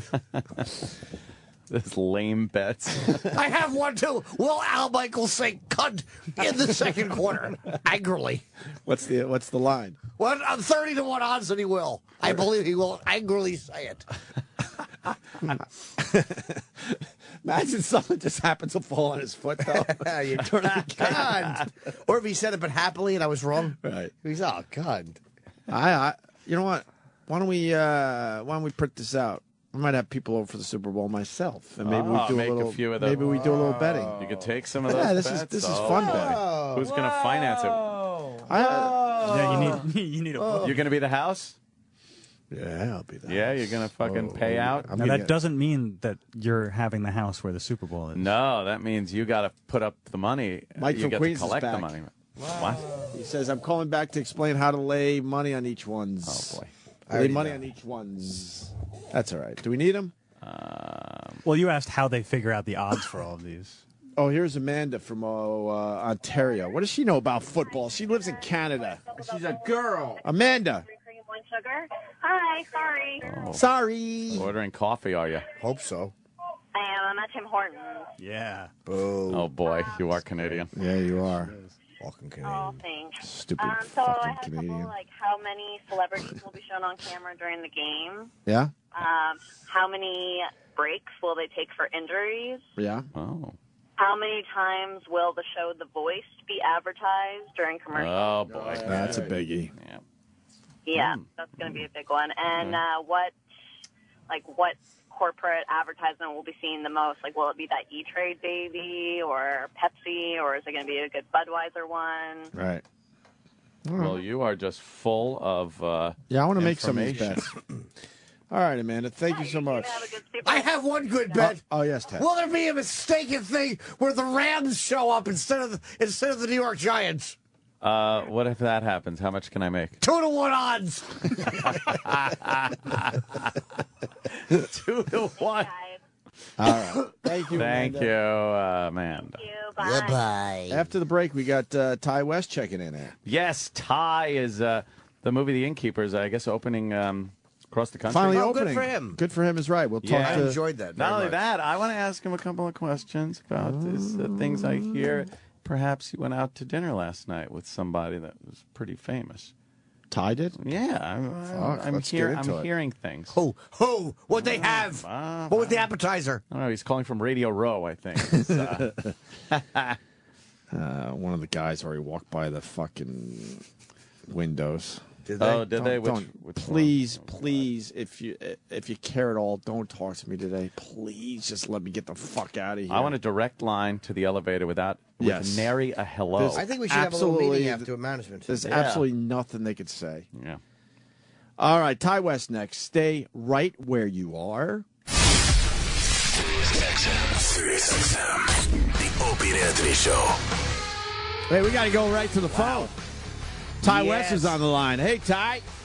Hey. Ty, what's up, man? I'm doing all right. I had to set my alarm for this. I wish I could have called into the replay. But, Yeah. Well, that is the coveted spot now for comedians and directors, actors, is to call into the shit show, the after show.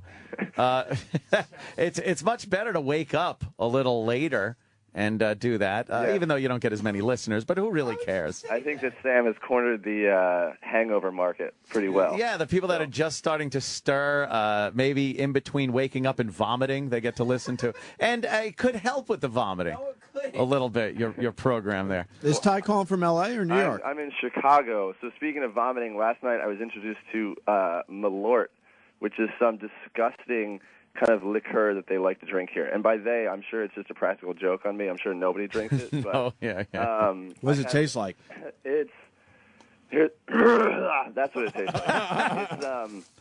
It's a gross liqueur. It's as cheap as it can taste. So that in old style went down pretty smooth. Oh, man. Ooh, yeah, so you are up a little early. But you got I think you got to go with the local drink wherever you are. Yeah, and obviously you're in Chicago promoting? I am in Chicago promoting because the Innkeepers opens today, Friday wide, as they say. And although it's not wide, it's Friday limited. Friday limited. But I'm doing a Q&A tonight at the Music Box Theater at 7:20 is the Innkeepers, and then at 9:45 they're showing my other film, The House of the Devil. So it's like a double feature. Oh, damn, nice. So I've seen your Q&As too, and it's a little different than a lot of other directors that get up there and do Q&As. You really you're really honest. I try to be. And you're honest with the people that ask the questions, which I like, because a lot of times the director is up there or an actor, and they take a stupid question from somebody, and they address it like it was a real intelligent question. And you pretty much just are so sarcastic when somebody is being dumb in the audience. Yeah, I think after doing it for a while, in the beginning you try to just be everyone's friend. And then after a while, you just they break you down. So after a while, when someone asks something that's clearly insane, it's just silly not to acknowledge it. So, yeah, and the audience seems to enjoy when somebody's getting a little bit of a bashing. Yeah, I enjoy Q&As. I think it's kind of amusing. I think, I don't know, maybe I took something away from the way Kevin Smith does 4-hour Q&As, and I try to do it in 15 minutes. Yeah, get the fuck out of there. What is this? I'm hearing rumors. You're so Hollywood these days, Ty. What is this I hear about dinner last night or a little outing with Nicole Kidman? What is this? Well, if you think I'm going to blow up my spot on the radio with that, you are out of your mind. So there's a loose lips sink ships on that, but it was brunch. Okay, a little brunch. Little brunch. That's nice. But yes, I'm not insane. I can't. If I've learned nothing from Snooki, what little career that I have, I can't totally implode right now on the radio. But, well, that's true. But let me just ask, is it something about maybe a future project? It might be. All right. All right. We'll see. Who knows? But was there a little love in the air? that I can confirm that there was not. No love in the air. But yes, she's awesome. I've actually met her twice, so we'll see what happens. That's pretty goddamn I cool. can subvert to a different celebrity gossip, which I feel less concerned about. Is that I got a call the other day from Magnolia that's a certain family called to ask to borrow a print of the movie to screen at their house. And they made me guess who it was, which of course I couldn't. And what it came down to in the end, it was the Will Smith and Jada Pinkett Smith. So I can't imagine what they would have interest in the Innkeepers, but I'm very curious to hear how that plays out. Well, I hear they want to remake it with an all-black cast. Yeah, I think that was the goal. And of course, the next movie you're doing, Liv Tyler. Yes, I just cast her recently. Probably when I was there on the show last time while I was in New York, I was sort of getting that done. So yeah, the space movie that I'm doing now has Liv Tyler in it. So things are moving along. Yeah, no shit, huh? We're doing something with you that's pretty fucking cool next week. Yeah. Although me and Melissa have been talking about this, and I'm not a pussy enough. Well, I am pussy enough to say that I'm a little frightened here. I'm a little frightened. I saw The Innkeepers. It's a lot of fun, but there's some moments in there that are authentically frightening and very scary visuals. The mood in the hotel, the Yankee Peddler, is very creepy. And now we're going and actually staying in the hotel. Yes. Next week I'm coming to the East Coast because the town of Torrington, Connecticut wanted to show the movie. So there's an old theater across the street from the hotel, and they kind of resurrected it to do this, and Magnolia hooked them up and said, sure, go ahead and show it. And then before we knew it, in like less than 2 weeks, they sold 1,200 tickets. Wow. Jesus. So it turned into a whole thing. And now they wanted us to be there, but since they sold so many tickets, we said, okay, so me and the cast are coming back, and we're all going to go up for that. And that's on Wednesday, and so I, open invitation to anyone who wants to come, because I think it's going to be a really weird thing, because not only are you going to see the movie, when you're done with the movie, you're going to walk across the street into where the movie happened. So it's sort of like our own kind of Universal Studios ride. Yeah. But, it's going to be really surreal, because I think we're having the party at the actual hotel. And I don't know if that's probably never happened before with the movie, so it's a pretty unique event. I wouldn't think so. I did that with The Shining. We stayed up at the Overlook, and we got to see Scatman Crothers. They had him lay there the whole time for the party. With an axe in his chest. He just sat by his feet. By those big feet. Oh, shit. Now, that is great. You've stayed in that hotel, obviously, when you were filming a previous movie, right? Mm-hmm. I've stayed there twice now. I've done about, all in all, almost 4 months at that hotel. And it's creepy. Yeah, it kind of is. I think it's kookier more than it is scary. I think so. I think you'll be all right, and that's what the Malort's for. But it's a strange place, and especially just after watching the movie, it's going to be the kind of thing you're standing there looking around, and then the staff that works there wears the same clothes as they do in the movie, so that will be weird. Oh, shit. And the actors will be there. It'll be a really kind of unique, kind of once-in-a-lifetime experience. So I think it should be pretty cool. But that is very odd. I really can't wait to do that. Are you gonna be in New York next Wednesday? Yeah, I get in Tuesday. I'm there Tuesday through Friday, so I'm trying to do a lot while I'm in town. Should be a good trip. Why don't you pop in late on the show on Wednesday, and we'll just all leave together or something? Yeah, that'd be awesome. That would work out well. Cool, man. How far from New York is this place? 2 hours? At most. Yeah, are you staying over? Yeah. It's under 100 miles, so it's not a bad trip. I think the way you drive, you could do it pretty quick. Yeah, I probably could. I swear, I am a faggot when it comes to this stuff, and I am going to really be... You say that about anything. Like, scared. I think I'm going to be scared. Yeah, it'll be... I mean, I'm curious to see... I mean, we might just sort of have to get drunk, but I'll be curious to see maybe. what you think of the whole place. It's an interesting... Like I said, it's so rare that you get to sort of see a movie and then walk across the street just like the first shot of the movie you just saw. Yeah. Be in the environment. That is like a weird thing, and I think it's going to make it even creepier because, seeing the movie and then going right in and seeing some of these locations like that is pretty creepy. But I can't be too scared in front of like Sarah because that's right. That's kind of faggy. She'd probably laugh at me. She would. And then fart. Because she's a cute girl that farts. It's just the worst thing you could ever imagine. Like, of everything that she's got going for her, and then that. Yeah. It kills you. But yeah, she'll be there with her unique brand of humor, I'm sure. I think it closes the deal, to tell you the truth. Well, each his own. All right, Ty, yeah, I'll see you next Wednesday then, and good luck with the opening. This is fantastic, man. I'm very happy for you. Thanks a lot. Thanks for letting me come on and hawk my wares a little more. I appreciate it. No problem, man. What do you got going on one more time in Chicago? Tonight at the Music Box in Chicago, a double feature of The Innkeepers and House of the Devil. Starts at 7:20. I'll be there for a Q&A. Next week, we've got the Peddler event in Torrington, Connecticut.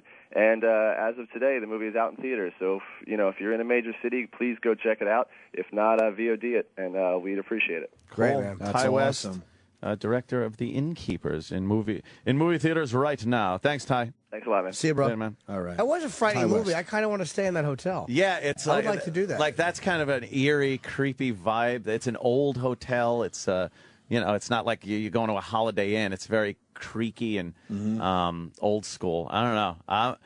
I do get the heebie-jeebies. I don't get scared that a ghost is going to come out literally and do that. But people I just laugh get this at you. heebie-jeebie. They'll all laugh at you. You don't like when people laugh at They'll you. all laugh at you. I know. I don't like when they all laugh at me. You should videotape yourself. I am going to videotape really a lot should. of stuff, and I'm going to try to see if I could get a spook on my camera at the what? A spook. I'm going to try to videotape a spook on the camera and see and put it online because drive through Hartford. Is Hartford haunted? No, I'm just saying. Hartford's on the way to where you're going. Yeah, that's all I'm Is saying. it or no? Is it after? And there's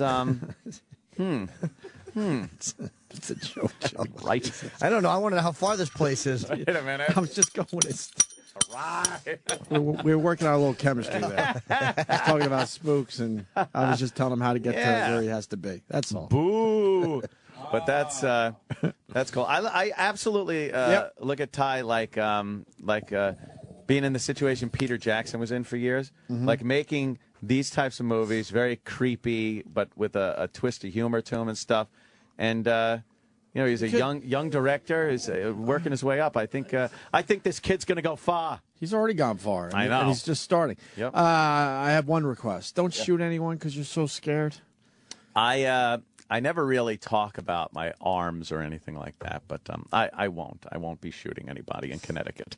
Right. Yeah, believe me. Yeah, I know. All right, let's do a single break, and we're going to do best man speeches next. Oh, no, I do have something. Black History Month, going into break. Oh, that's right. We've neglected it. Show's racist. For Black History Month, the Opie and Anthony Show recognizes some of the individuals whose contributions have shaped the African American community and changed all of us for the better. On this day, we honor Jimmy McMillan. Jimmy McMillan entered the political world and with one simple phrase, changed the landscape forever. With his odd facial hair, stereotypical dialect, and inexplicable rants, he has given black people everywhere not only a political alternative, but a role model. Rent, it's too damn high. Thank you, Jimmy McMillan. Without you, people everywhere would be satisfied overpaying their rent. Stay tuned as we continue to recognize significant African American contributions for Black History Month here on the Opie and Anthony Show. Sirius XM. This is the Opie and Anthony Show.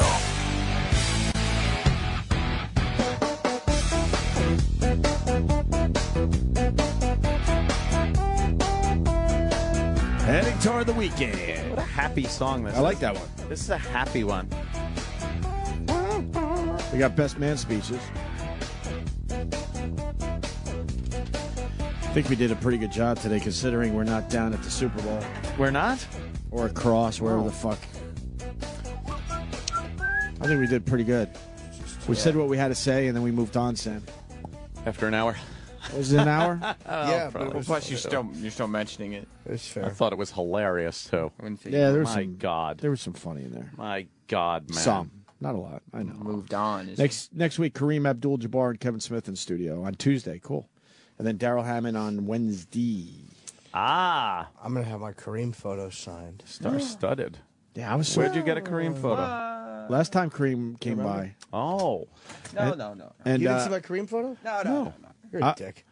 No. I was really jealous. That one got to me.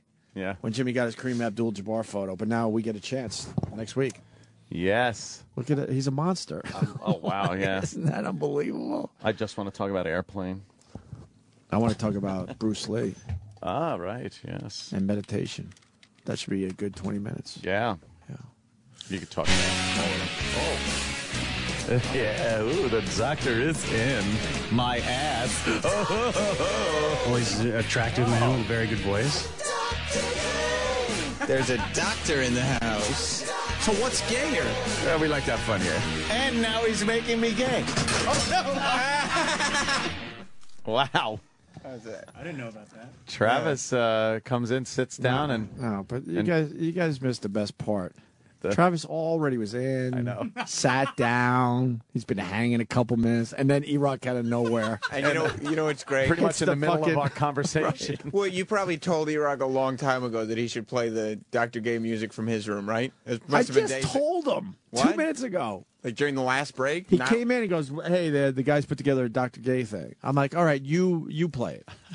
But he waits for Travis to come in, sit down, get comfortable, and then boom. E-Rock, do you feel you can never do anything yeah, right? because had I done it while you were talking about Jimmy's Kareem Abdul-Jabbar photo, I would have got yelled at for going over Kareem Abdul-Jabbar. Oh. So I was waiting for Wait, a who would lull. have yelled at you? I don't know, Jim or you or Ann. I wouldn't have yelled at you. So what are you talking about? Whoa. Whoa. Intern David. There's a picture of him. Disavowing any knowledge of his actions here. Whoa!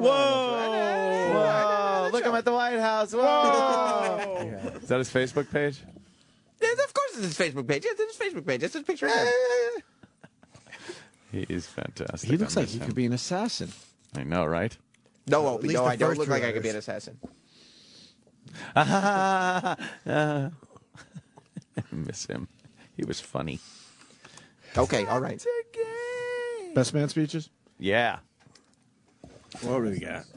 Oh, that's why Travis is in. Yeah, just in case you need, The doctor is in. Here it is. His Here you go. Take prescription one and for gay. pass it down. No, you fucked it up The again. doctor is in my ass. Well, he's an attractive man with a very good voice. There's a doctor in the house. Just off. So what's gayer? Well, we like that fun here. And now he's making me gay. Is that when you fell off the chair? It certainly was. That was broke the hilarious. chair. You broke the chair. That was great. Yeah. What a moment. You really enjoyed that one. Oh, yeah. It's like a chair to just... Oh. Let that one go. Oh, what happened, Chip? Oh, I wish you had a good one. I want to go to the Superbowl. Yeah? I'll take the soup. He just pushed Travis with his forearm. I hate that the move. creepiest thing. So are we picking a winner today? Pick a winner. Well, I mean, you can. We're not supposed to pick a winner till next week. Well, the entry date is done, right? Yeah. We're done with that, Oh, so okay. we have our entrance, And I but picked now we some have to pick a winner. finalists. What does the winner win?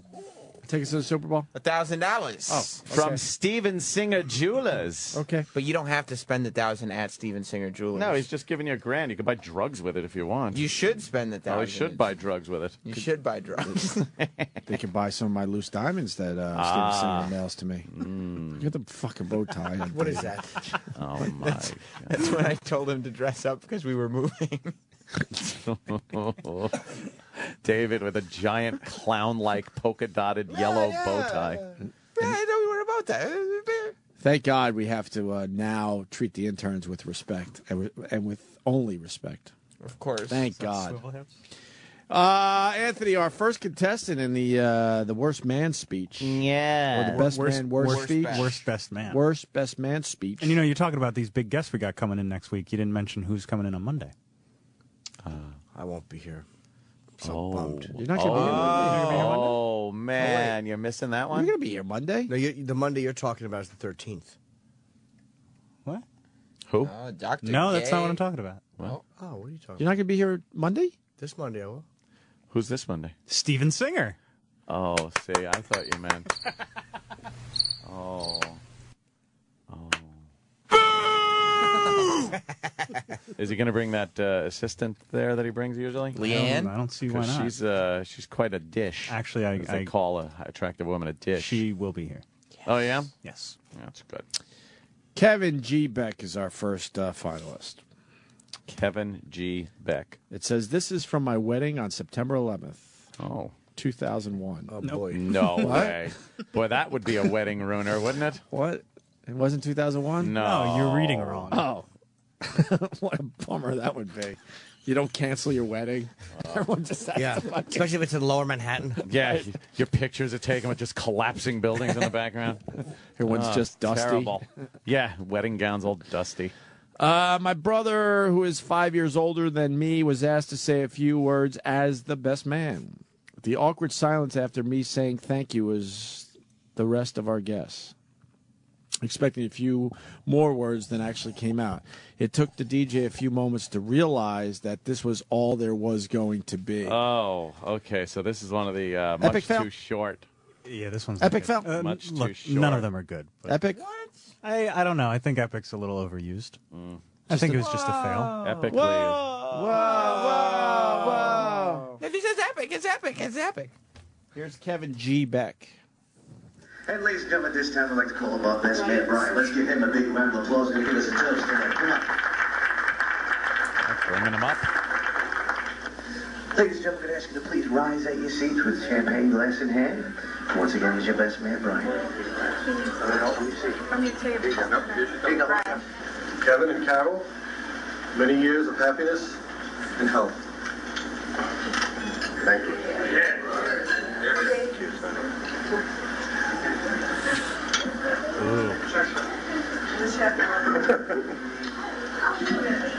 Once again, ladies and gentlemen, having a big round of applause for your best man, Brian. Many years of happiness and health. Wow, how inspiring. The end. That was useless. That's like something somebody just leans over to the bride and groom with a glass and goes, hey, many years of happiness and health. Yeah. That's not the best man speech. That's it was. stunk. Isn't that the punchline or the last thing you say? Yeah. That's the last thing he said. Yeah, that's the slug That line. was the only thing he said. End of his fucking big, long You end with speech. the slug line. That was terrible. Oh! Whoa, whoa! Look at hard at work. I'm in the office. Whoa! The first month of his internship where he was told he had to wear the shirt that said young, dumb, and full of cum. Everywhere he went. And every day And we wonder why he doesn't want to be associated with this place. And every day he would get to work and put on the young, dumb, and full of cum. Young, dumb, and full of cum shirt. Whoa! Whoa! Why do I gotta wear this? Whoa! That's him working on the Kosher Sports Report. I love the Kosher Sports Report. Ah, remember that? Play one of those during the 10 o'clock hour. Oy vey! Now we're not even allowed to make eyes at the interns. We're not even allowed to acknowledge they're walking around among Crazy us. now. Clayton Jacoby is our next contestant or finalist. Probably. Jacoby. Jacoby. I'm dumb. Jacoby, of course. Clayton Jacoby. This is from my wedding, he writes.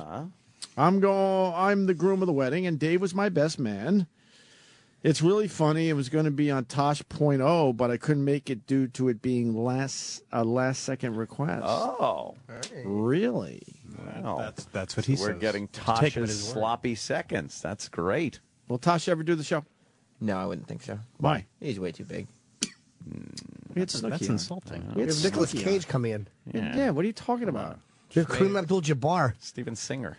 And Steven Singer. He's not that famous. Oh, What's the shit, problem with don't get Tosh? us mad.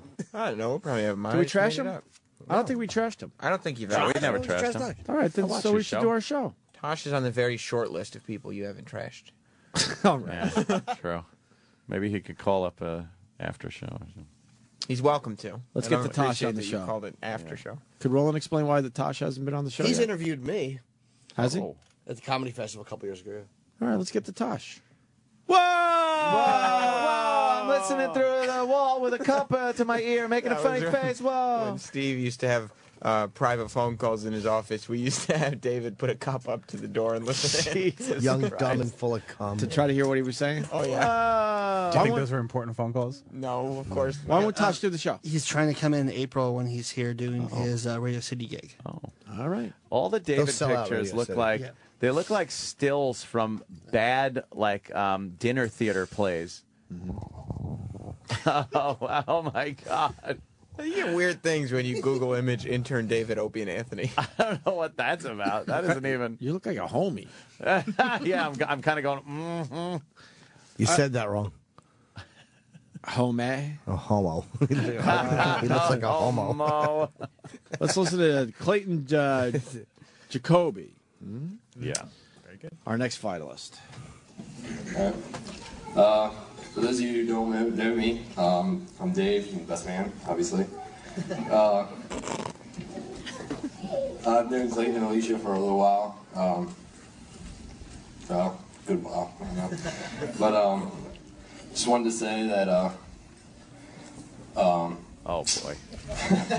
not big on speeches. I can personally say that all right.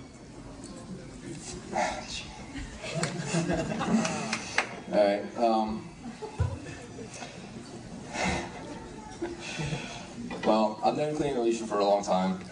Speech isn't really working out, obviously. I just wanted to say that we've been together for a while and we've seen them together. They're always happy. And I'd just like to wish them luck, and I know they'll have a good many years behind them. Behind them? Like to wish them luck, so here's the Clayton and Alicia for years. Wow. That is terrible. An immense bombing. Holy shit.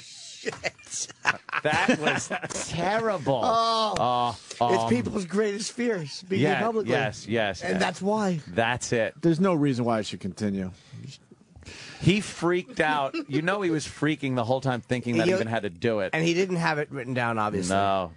But people are so nice at weddings. They always, your first awful joke, I'm nervous. They all laugh. Yeah, that's okay. But then, wow, he really went right into the shitter. Boy, Clayton Jacoby was not good. He might be in the lead. But it should be mentioned that I don't think it was good enough for Tosh. No, I think he might have been making that part of the story. What did the video look like? Maybe I didn't see the video. Exactly. But it was good. Maybe there was a fucked pussy on the table next to him. Holy hope. I think Chip's going to like the next one. Wayne Menek. Oh, I know him. Wayne Meneke.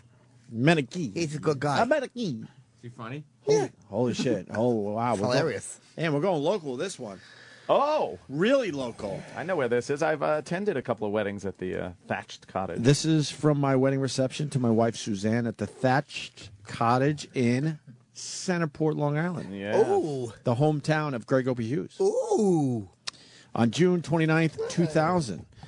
My brother Tom was my best man. The day was perfect. The ceremony was magical. The setting on the harbor was picturesque. Then my brother gives this cringeworthy best man speech. I guess he thought my wedding was a roast. His douche chili joke delivery, the uncomfortable silence of the guests, and lukewarm applause at the end speak for itself. Oh, boy. This is Wayne Menek. This is a good one. Another finalist. Yeah. Oh, what can I say about my brother Wayne and his new wife Suzanne? I'm not saying he's an ugly kid or anything, but when he was born, my father slapped my mother. Yeah, when he was growing up, he was a pretty ugly kid. He was so ugly when he worked at the pet shop, they used to ask him how big he'd get. But he doesn't look anything like he used to, though. When it's been about 5 years since he stuck his head out the window and got arrested for mooning.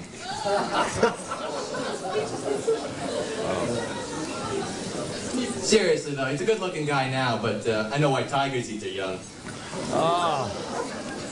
That's Dangerfield, right? Suzanne's a good, really, I can't believe you picked Suzanne as a wife. What a great choice. Suzanne is one of the smartest girls you'll ever meet. She got into a car accident the other day. She hit a tree. She said it wasn't her fault. She blew the horn. And Suzanne, what a sweet girl. One of the sweetest girls you'll ever meet. When she was 10 years old, her father bought her a bow and arrow set. She turns around and she buys him a t-shirt with a bullseye in the back. And Wayne, if you're worried about getting a good meal every night, don't. Suzanne is the best cook. The best cook ever. Don't do it. But, I don't know. I don't think meatloaf's supposed to glow in the dark. What do you guys think? And if they had, I can't speak for everyone, of course. If they had a dog, it'd probably be the only one that begs for Alka-Seltzer.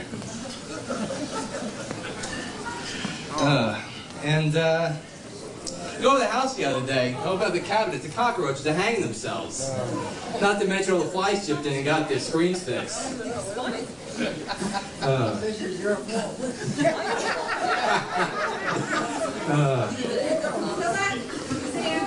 Yeah, good luck, Suzanne. Hold on. Turning on him. Seriousness, before I continue. In all truth, I do love you both very much, and I do want to wish you the best health, love, and happiness that your marriage can offer. And with that, Dwayne and Suzanne. Oh my God, I'm so uncomfortable. First of all, oh my God, it was verbatim. He just took a Rodney routine, right? That everybody knows. Yeah, those are famous jokes. Yeah, I don't think meatloaf should glow in the dark. Yeah, he took Rodney's fucking act. Yeah, my doggy begs for Alka-Seltzer. It's hilarious. This guy stunk. I only recognize a couple of Dangerfields in there. Everyone. The flies chipping over the screen door fixed. Yeah. The dog begging for Alka-Seltzer. What was a couple of the other ones he did? Every one of them I recognized. The roaches hanging themselves. Roaches, yeah, he leaves dental floss. The roaches hang themselves. A couple other ones. All Rodney. She didn't even write shit. She's yeah, she hit a tree. She blew the horn. There was also my wife. She hit a deer. It was in the zoo. Do you think he was lacking in delivery? Everything about it stunk. He stole two jokes that are way too famous to take. Which one you like better? That guy? That guy was more awful. First guy was charming and nervous and just a frightened man. He was just scared. This guy, they were actually woman. Nobody wants to hear it. Like they hated his guts. Yeah, the woman that goes, no one wants to hear it. They hated his guts. It's my speech here. No one wants to hear it. The other guy they all felt bad for because he was just a nervous Nelly. Well, we're going with worse. So. Yeah, this guy was terrible. We'll have the winners next week, I guess. That's one of the worst. That was worse than our Bud Dwyer speech. It should have ended the same way. Yeah. You guys want one last one? Yes. The final finalists in our worst best man speech, thanks to Steven Singer. This is Sean Ryan. Speech starts off with a bad joke and then derails into some of the worst name calling in a speech. Really? Oh no. Yeah, Is this really good? There's some name calling. Oh, by the way, put his head out the window, got arrested for mooning. All Rodney. All Rodney. People actually wanted to fight him. Apparently. And were rushing up to get him. He was booed heavily at one point. Oh, man. So this guy's going to win. Well, we don't know that. Let's see. We can't declare the winner. You guys are the judge. This is Sean Ryan. First, I'd like to give praise to Allah.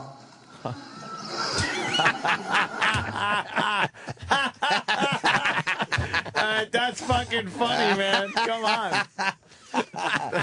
That's fucking funny. He's got me. Holy shit. How is I'd this be the worst? Cracking up if I was sitting at that wedding. This isn't the worst. It probably wasn't appropriate for the crowd. Exactly. Yeah, but all right. What is the criteria of the worst?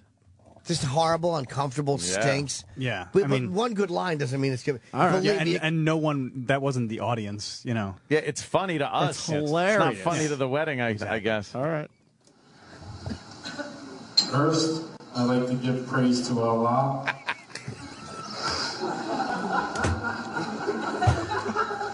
Second, what the fuck were you thinking getting married on football Sunday? You're lucky the Jets are off, or I wouldn't be here, you goddamn cum dumpster. Holy shit.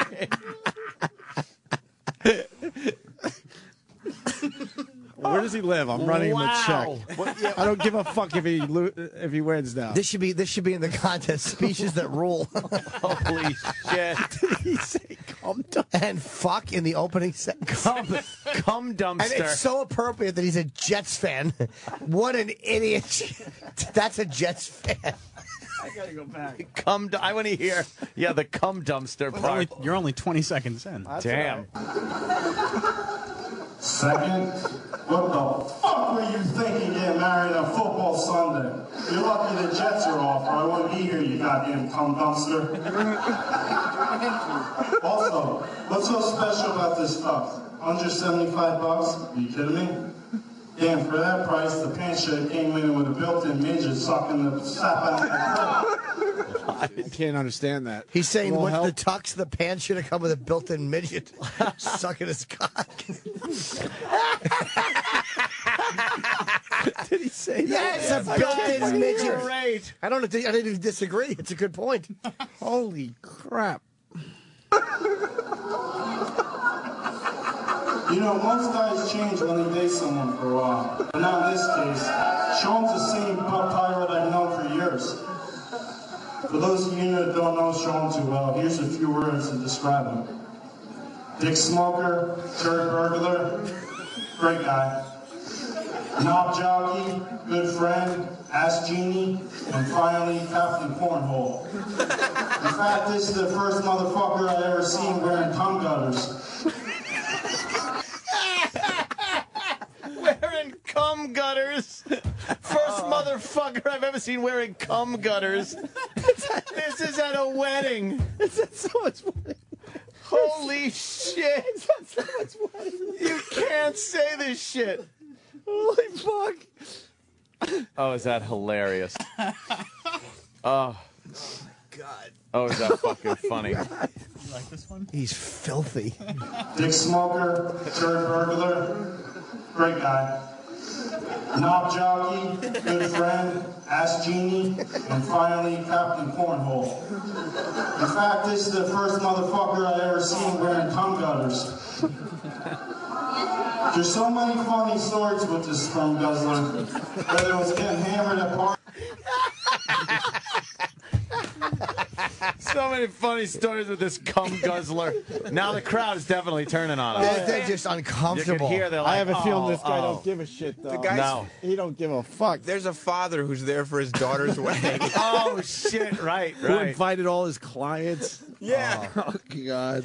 My daughter's getting married today. This is cum guzzler. This is part of the video. The toast has to be part of the video and everything. Of course. Oh, would I love to see this. He's the best man of all the men that the groom knows. He's the best He's one. the best man. Imagine the ones that didn't make the cut. Yeah. That guy in Russia who killed all the kids. There's so many funny stories with this sperm guzzler. Whether it was getting hammered at parties and stealing people's family photos, or just drinking and pranking the phone book. They would get drunk at people's houses and steal the family photos.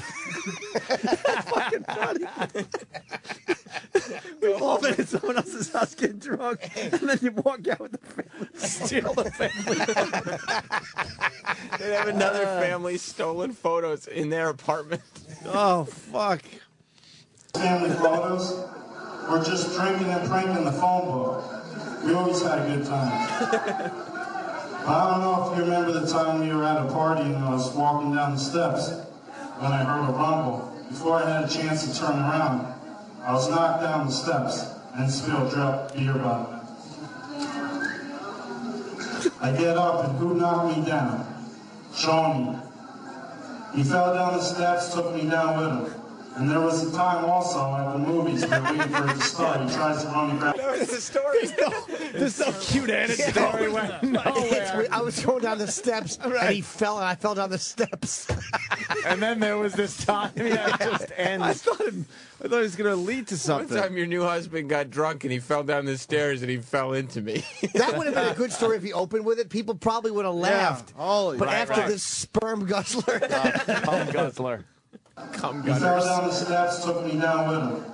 And there was a time also at the movies we were waiting for it to start. He tries to run and grab a drink real quick before the movie starts. He falls down those steps too, in front of like 60 people. Sean's not the most graceful person in the world, but it's not his fault. Best part of him was swallow. Shannon, I honestly don't know where you've seen him. Opie still thinks wrestling is real. In fact, he wants to wrestle again. Nothing like prancing around a ring with tights on and a tulip in your ear, playing Where's the Sausage with grown-ass men. Where's the sausage? What? And playing Where's the Sausage with grown-ass men. Oh, man. With grown-ass men. But in all seriousness, Sean has always been there for me. No matter what I needed, he's been there. Even the time I was at prime time and I was about to get in a fight with a bunch of guys. I called up Sean and he was sleeping. But he didn't even ask why or for what reason, he just showed up. He showed up looking like Elvis with his hair all screwed up, but he was there. The guys ended up leaving anyhow, but it was just an example of he'd be there no matter what. What was the point? The guys left anyway, but it was just an example of he'll show up no matter what. No matter what. And the reason he was showing up was because this guy needed to beat the shit out of some guys. And he showed up with his hair looking like Elvis, all fucked up. But they left. But then they left. This guy has great stories. I love it. Oh, yeah. We got to get him on the air. He'd be there no matter what. In conclusion, Sean, you're the best friend I've ever had. We had so many great times together. You know I'll always be there for you. You're lucky to marry Shannon. She's truly a great catch. You have yourself a great wife here. I'm so happy for you guys and wish you the best of luck. Everybody raise your glass and toast the newlyweds. Now, this is the edited version because it says in the description he was booed. Yeah, he was kind of in the middle. Oh. Yeah, maybe like 30 seconds in. Oh, I thought. Oh, okay. I thought His- the booing was a lot louder than that. The synopsis of his speech was, your husband is gay and falls down a lot. Yeah. But he'll come if you call. Yeah, but if I'm you dying to call see him- what that guy looks like. I want to get that guy, the best man, to come on the show and tell stories. Yeah, he's got some great ones. They go man, yeah. nowhere. The guy, they went home anyway, but Yeah. You just get the audio, or did they send the video in? I just got audio. I can email these people and see if we can Gotta get see video. the video of that. Sure. Jay Mohr! Hiya, boys. it's like being on Radio Row. Hey, were you down in Radio Row for the Super Bowl?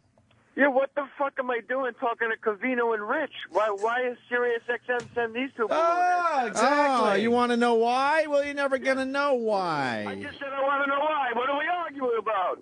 We have no idea why we weren't. They told us they didn't Sat want to. down They there. wanted to protect us from going on Radio Row because it's like a bunch of stations, and we're so good and valuable to the company that they didn't want to waste us there. Yeah. I'm sitting with Covino and Rich talking to, you know, Yeah, but I was on with the Mad Dog. Let me tell you something, folks. You're not out of it till you lose 4 games. In the best of 7 series, let's go back to the phones. We got Michael in Bayside. Michael, how are you? Hey, how you doing, dog? Long-time listener, first-time caller. Hey, thanks for coming aboard, Mike. Appreciate it. Hey, what can I do for you? That's right. Right on the money. Well, we hear. I got to talk to Dino Costa, the fucking Harvey Keitel of sports radio. Jesus, that's an angry man. Oh, really? I don't know him. Yeah, we don't know him. Holy moly, he is angry. Yeah. He's a shock jock, but for real. Oh, really? What is he, just mean and nasty? He's just been wronged by the system, and he's on Mad Dog's channel, but it's like his whole thing is he shakes the tree, and he like kind of takes a lot. I like the show, to be honest with you. When I listen to it driving around in my car, I listen. I've never heard of him. In my Or heard the show. But then he'll just be like, you know, Mad Dog, don't choose a side. He's a bum. And he'll play clips from Chris's show, and then I'm like, it's probably not the best career move, you know, considering it's the Mad Dog channel, you dope. Yeah, I don't. Who you see down there at on Radio Row over there? So Chrissy Teigen Who's that? swims some whore. Oh. Did you see You know Joe what? Montana? I was going to give you a nice build-up, and I realized, to me, what the fuck do I? Some fucking dopey girl. She was nice. She's like a swimsuit model. Oh, she's John Legend's fiancée. Oh. Okay. So Well, she's you see Tim Tebow? I saw a piece of Tebow's hat, because he was surrounded by like 40,000 bodyguards and stuff. Wow. Anthony, if Bono walked through there, I'm not even kidding. If Bono walked through there holding Sinatra's hand, there would be half of what happened when Tebow walked in. Wow. Really? Just crazy, right? Yeah, and they're going to make him a crazy person because at some point you got to just walk down the fucking street and go to the store. Yeah. And this guy, I mean, he was blowing off Jim Rome. He was blowing off, he just did the NFL Network. And then Madonna walked in. I'm like, Jesus, when did Willem Dafoe get here? I heard you called her that, and yeah, Jimmy told us that earlier. That's hilarious. She took out the Joe Weider bench. She was showing us. She was ready to go. That dude looks hot. She looks good for an old man. So wait, Tim Tebow only did the NFL Network? Pretty much. I was on a San Francisco No, he did Sway, station. too. He did Sway, too. He did Sway, our neighbors here at Sirius XM. Who's Sway? From Well, he did Sway. I know that much because there was a picture that was tweeted. I saw Sway, and he looked me right in the eye. And, you know, there's always like the, hey, how you doing? I'm like, hey, I'm in show business. You're in show business. Just that little look. Uh-huh. And he looked at me like, motherfucker, you ain't in show business. I'm Sway. Oh, shit.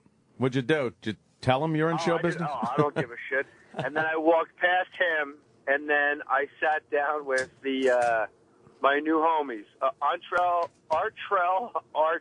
white guy, Artrell Hawkins played for the Patriots and the Bengals, and he's like he's retired, and now he's like an old school. You know when pimps are so manly, like they're really effeminate? Yeah. He's like, hey, what's up, baby? And he calls himself A-Hawk because his last name is Hawkins, and his little brother won. Michael Irvin had some weird show, 4th and Long, and like you won a reality show to be on an NFL team, but his little brother actually made the Bengals and returns kicks. He's fucking 5'6", and he's Baby Hawk. And I'm talking to him, and I was just engulfed in like this. All of a sudden, I was like this honorary black guy. They're like, man, it was Fox Sports, I think. They're like, man, you Jayhawk, you with us now. You gonna ride with us? And I'm just, Jimmy, you get so happy like when black people think you're cool. You're like, Jayhawk. I'm Jayhawk, right, guys? Oh God, like their little mascot you become. Yeah, even though more accurate would have been Chicken Hawk. I said that. I said you should go. God damn, you're funny. And was that Sam that was running those clips with you guys? What clips? The best man's? Yeah. Sam talked a little. Travis, why? What's up? Because somebody laughed exactly like Brewer, and I got all excited that Brewer was in. I don't know. Holy shit, the girl. That one. Hey, I Google imaged that girl. Holy fuck.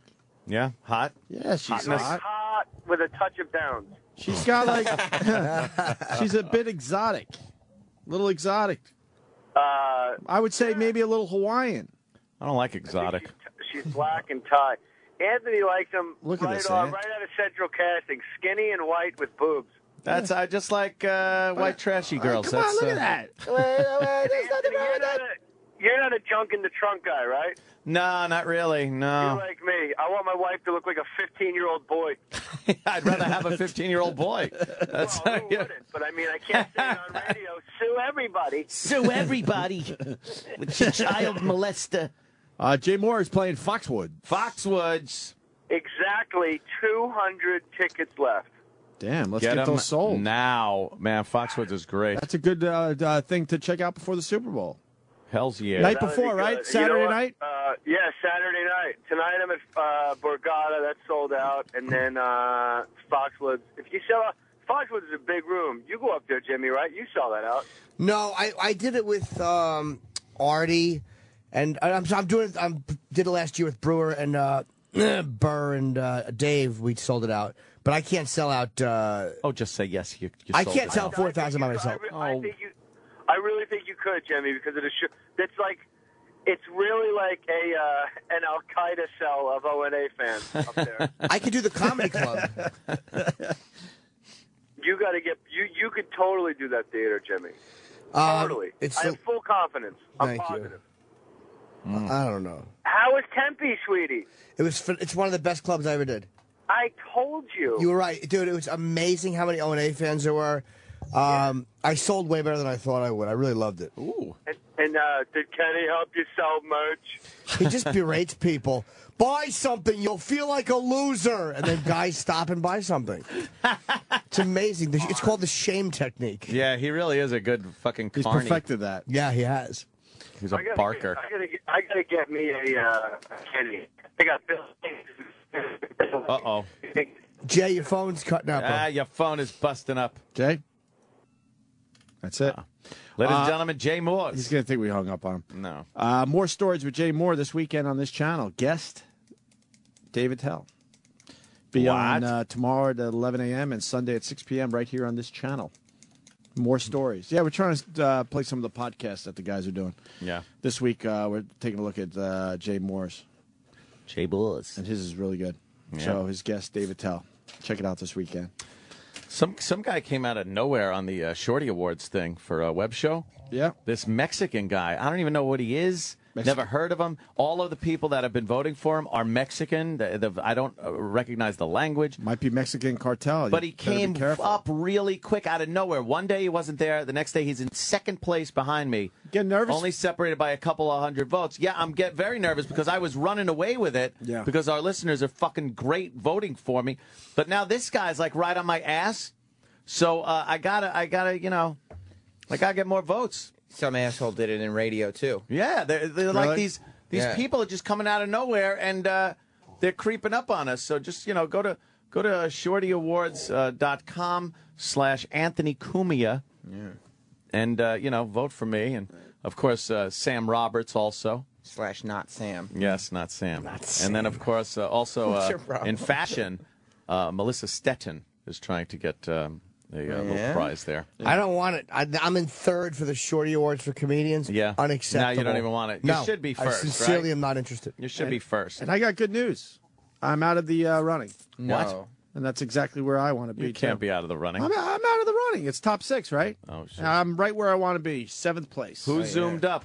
I don't know. Is it another one of those people? But I'm encouraging people not to vote for me, and they're starting to listen to me. You're beating Justin Bieber. So? That's pretty good. Look at the top of his list. Did somebody else slide in out of nowhere? I don't I know. bet they did. Curtis Paradis. And he's got you by like 150 votes. I'm in third place behind people that I've never heard of, so It's I'm not ridiculous. interested. But the listeners are listening to me finally. Vote for Opie for No, YouTube star. He wants it. Nope, I don't want the attention. No.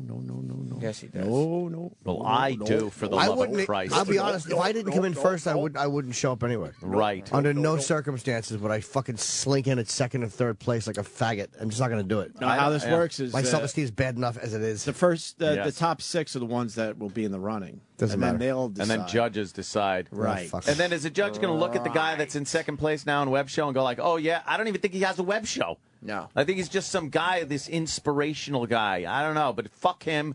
I got to stay ahead of him. Once the voting closes, we got to be on our game as far as tweeting and doing these interviews and campaigning. Yes. And apparently Nick Cannon is one of the judges. I know. I don't know if that's going to work for or against us. Nick Cannon? Yeah. Yeah. Nick Cannon. Well, he's my friend on Twitter, so Well, that should. I'll try to. Conflict I like of Nick interest? Cannon. He might not vote for you because of conflict of interest. He doesn't want to look like he's... Then the war's back on. Mm-hmm. I fucked up, too. I saw a tweet or something. They said Nick Carter's sister died of an overdose. And Nick's a buddy of ours. He's a radio guy who we know from, I guess, Boston and here. And it's sad to hear that. No, Nick Carter. You got it wrong again. Oh, did I really? It's Nick Carter. That's hilarious, Jimmy. There's explain. NIK is our pal Nick. NIK Nick Carter is from the radio. NICK Nick Carter is from the Backstreet Oh, there you go. I Boys. didn't And even know Nick that. Cannon. And Nick Cannon. Yeah, okay. But you is on started Free by FM. wanting to, send condolences to Nick Cannon. Because he thought it was Nick Cannon at And first. then we explained, no, it's Nick Carter. So then he wanted to send it to the guy we know in Boston who does radio. But no, it's the other Nick Carter. I was looking at Nick Cannon's Twitter because I really thought I just misread it as Nick Cannon. I'm like, he was a nice guy when he was there. Like, I really liked him. And if his sister overdosed, I was going to send him a, hey, sorry to hear that. But I was looking at his Twitter, and it was like all like 92.3 Now stuff. And I'm like, what a jerk off. And I'm like, no, he couldn't be doing this. This has to be some social media idiot.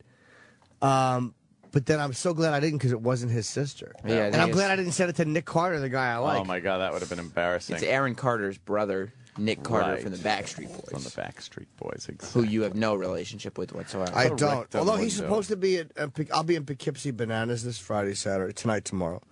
I'm not expecting a big turnout. My irrelevance is obvious. But Jimmy. I disagree. I know you do, but trust me, I live being me. Utterly irrelevant. So I saw you on the TV just the other day. Exactly, and it means nothing. It is valueless. I like me. You should. Yeah, I like me. It's important. It's important. I It like is. me. Because if you don't like you, who else is gonna? Oh, I got a lot of people that like me, Sam. That's right. Oh, a lot of people. Yeah. All right, make believe we're still on the radio because I'm getting the fuck out of here before these fucking guys try to explain why we're not at the Super Bowl again. I'll take the soup. Stop saying that. Chip's got a great. Don't leave me alone. Oh, wait a minute. The elbow. There it is. Gross. That's great. I like the elbow. Yeah. You like it? Yeah, it's pleasant. I like Jim's hipster hat. I Oh, know. you like my hat? Jim's got a hipster hat Looks like now. you bought it in Brooklyn. Brooklyn. I got some sherry berries for whoever wants. That rhymes. Eat up, boys. Eat them up. Yum, yum, eat them up. Go Patriots. I'm a patriot. I love this country. Yes, big Super Bowl. I'll take the soup. Oh, no. Here you go. Stop it. That's the dumbest thing. Jim is just wearing one of those hipster hats with the ears that fold down and a Disco Sucks t-shirt. Disco Sucks. Wow, you are retro with that You got a photo shoot or something? You taking headshots? But it's like puppies. Oh, SFPs? Yeah, SFPs. I might do like a thing in front of called Igloo Melton. Igloo Melton? Igloo Melton. How We does melt. that go? We rock so hard we melt igloos. Oh, I thought it was a song. Yeah. It is. Oh, how's it go? Igloo Melton. Igloo Melton. How does the sick fucking puppy song go? We're the sick fucking puppies. The sick fucking puppies. The sick fucking puppies barking up your tree. How hard do you guys generally rock? So hard, we're like a bunch of like big rocks. Is it heavy? So heavy only the devil could lift it. Whoa. Is that like a catchphrase for a shirt or something? I think what I should. Right. Oh, boy. I would love to hang out longer, but it is Friday. Hey, Roland. The weekend is Hey, you're wearing the upon us. Yankees. What are you playing, baseball or something? That's not good. There he goes. He's When pushing Roland's elbowing him back like it was a good joke. All right, people. Stay tuned for By the Sam way- Roberts and the Shit Show. Why say after? After Shit Show. It's one word. I don't look like a faggot in this hat. Everybody was yelling, hey, faggot, but that's not accurate. Probably not the hat. Is that accurate? It's not. Well, have a good Your shirt weekend. said chip instead of disco. Take it easy, guys. Have a Let's good go, weekend. Chip. See you later. I'll see ya. You coming to a Super Bowl party? I got I'll a take show. the I'll be soup. here in the studio, 4 to 6. Jimmy? What, E-Rock? Who? Coming over? Am I invited? Yeah, everybody's invited. I might go. I'll go to the Super Bowl party, but I'll take the bowl. I guess stop doing It's that the worst. to me. Roland's taking a picture. Yeah, take a picture. It lasts longer. He's already taken. Wait, how would taking a picture last longer than a picture? Yeah, it's logic. All right, so you getting out of here, or Yeah, I'm gonna make like a tree and leave. okay? Well, you want to say goodbye? You want to end the show? Yeah, go to Bananas. Just don't slip on banana pills. I don't know. And rethink that, or Okay, I guess it's over. that's it. Yeah. There's Troy. Hi, Troy. What are you doing?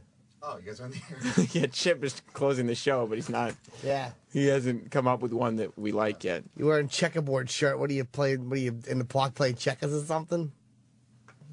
He's rubbing his forearm on Troy. It's him elbowing, you know, Yeah. like as if he's just joshing. What do you think of Jim's or Chip's hat in this case? He looks like one of those old pilots. Oh. You know, he needs the goggles to come down. Yeah, Amelia Airhead. I like that Chip can be self-deprecating at times. He doesn't- Not about me, about her. Oh. It's a girl pilot. I was on a plane one time and they said the captain's name is and they said the lady's name. Yeah. I was like, fuck this shit. You Forget are- this noise. You're edgy. Sometimes it's just a political I walk right off commentary. the plane. I'm like, I'll bomb this thing. That's what you said? Yeah, I thought it. Did that situation happen? No, I didn't think it did. I thought that might be a lie. Well, listen. Chip is so awful right now, I'm uncomfortable. Shit. That's because if you let Chip just go, if you just extend it without giving him too much, that's when the awfulness really comes out. So, Chip, why don't you end the show on a bang? Bang? No, I could. I know you say that we're some sick motherfuckers.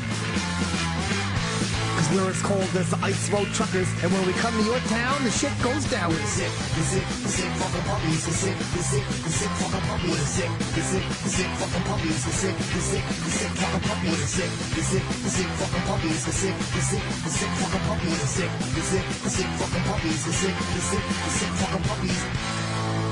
Barking up your tree. The Opie and Anthony Show on Sirius XM.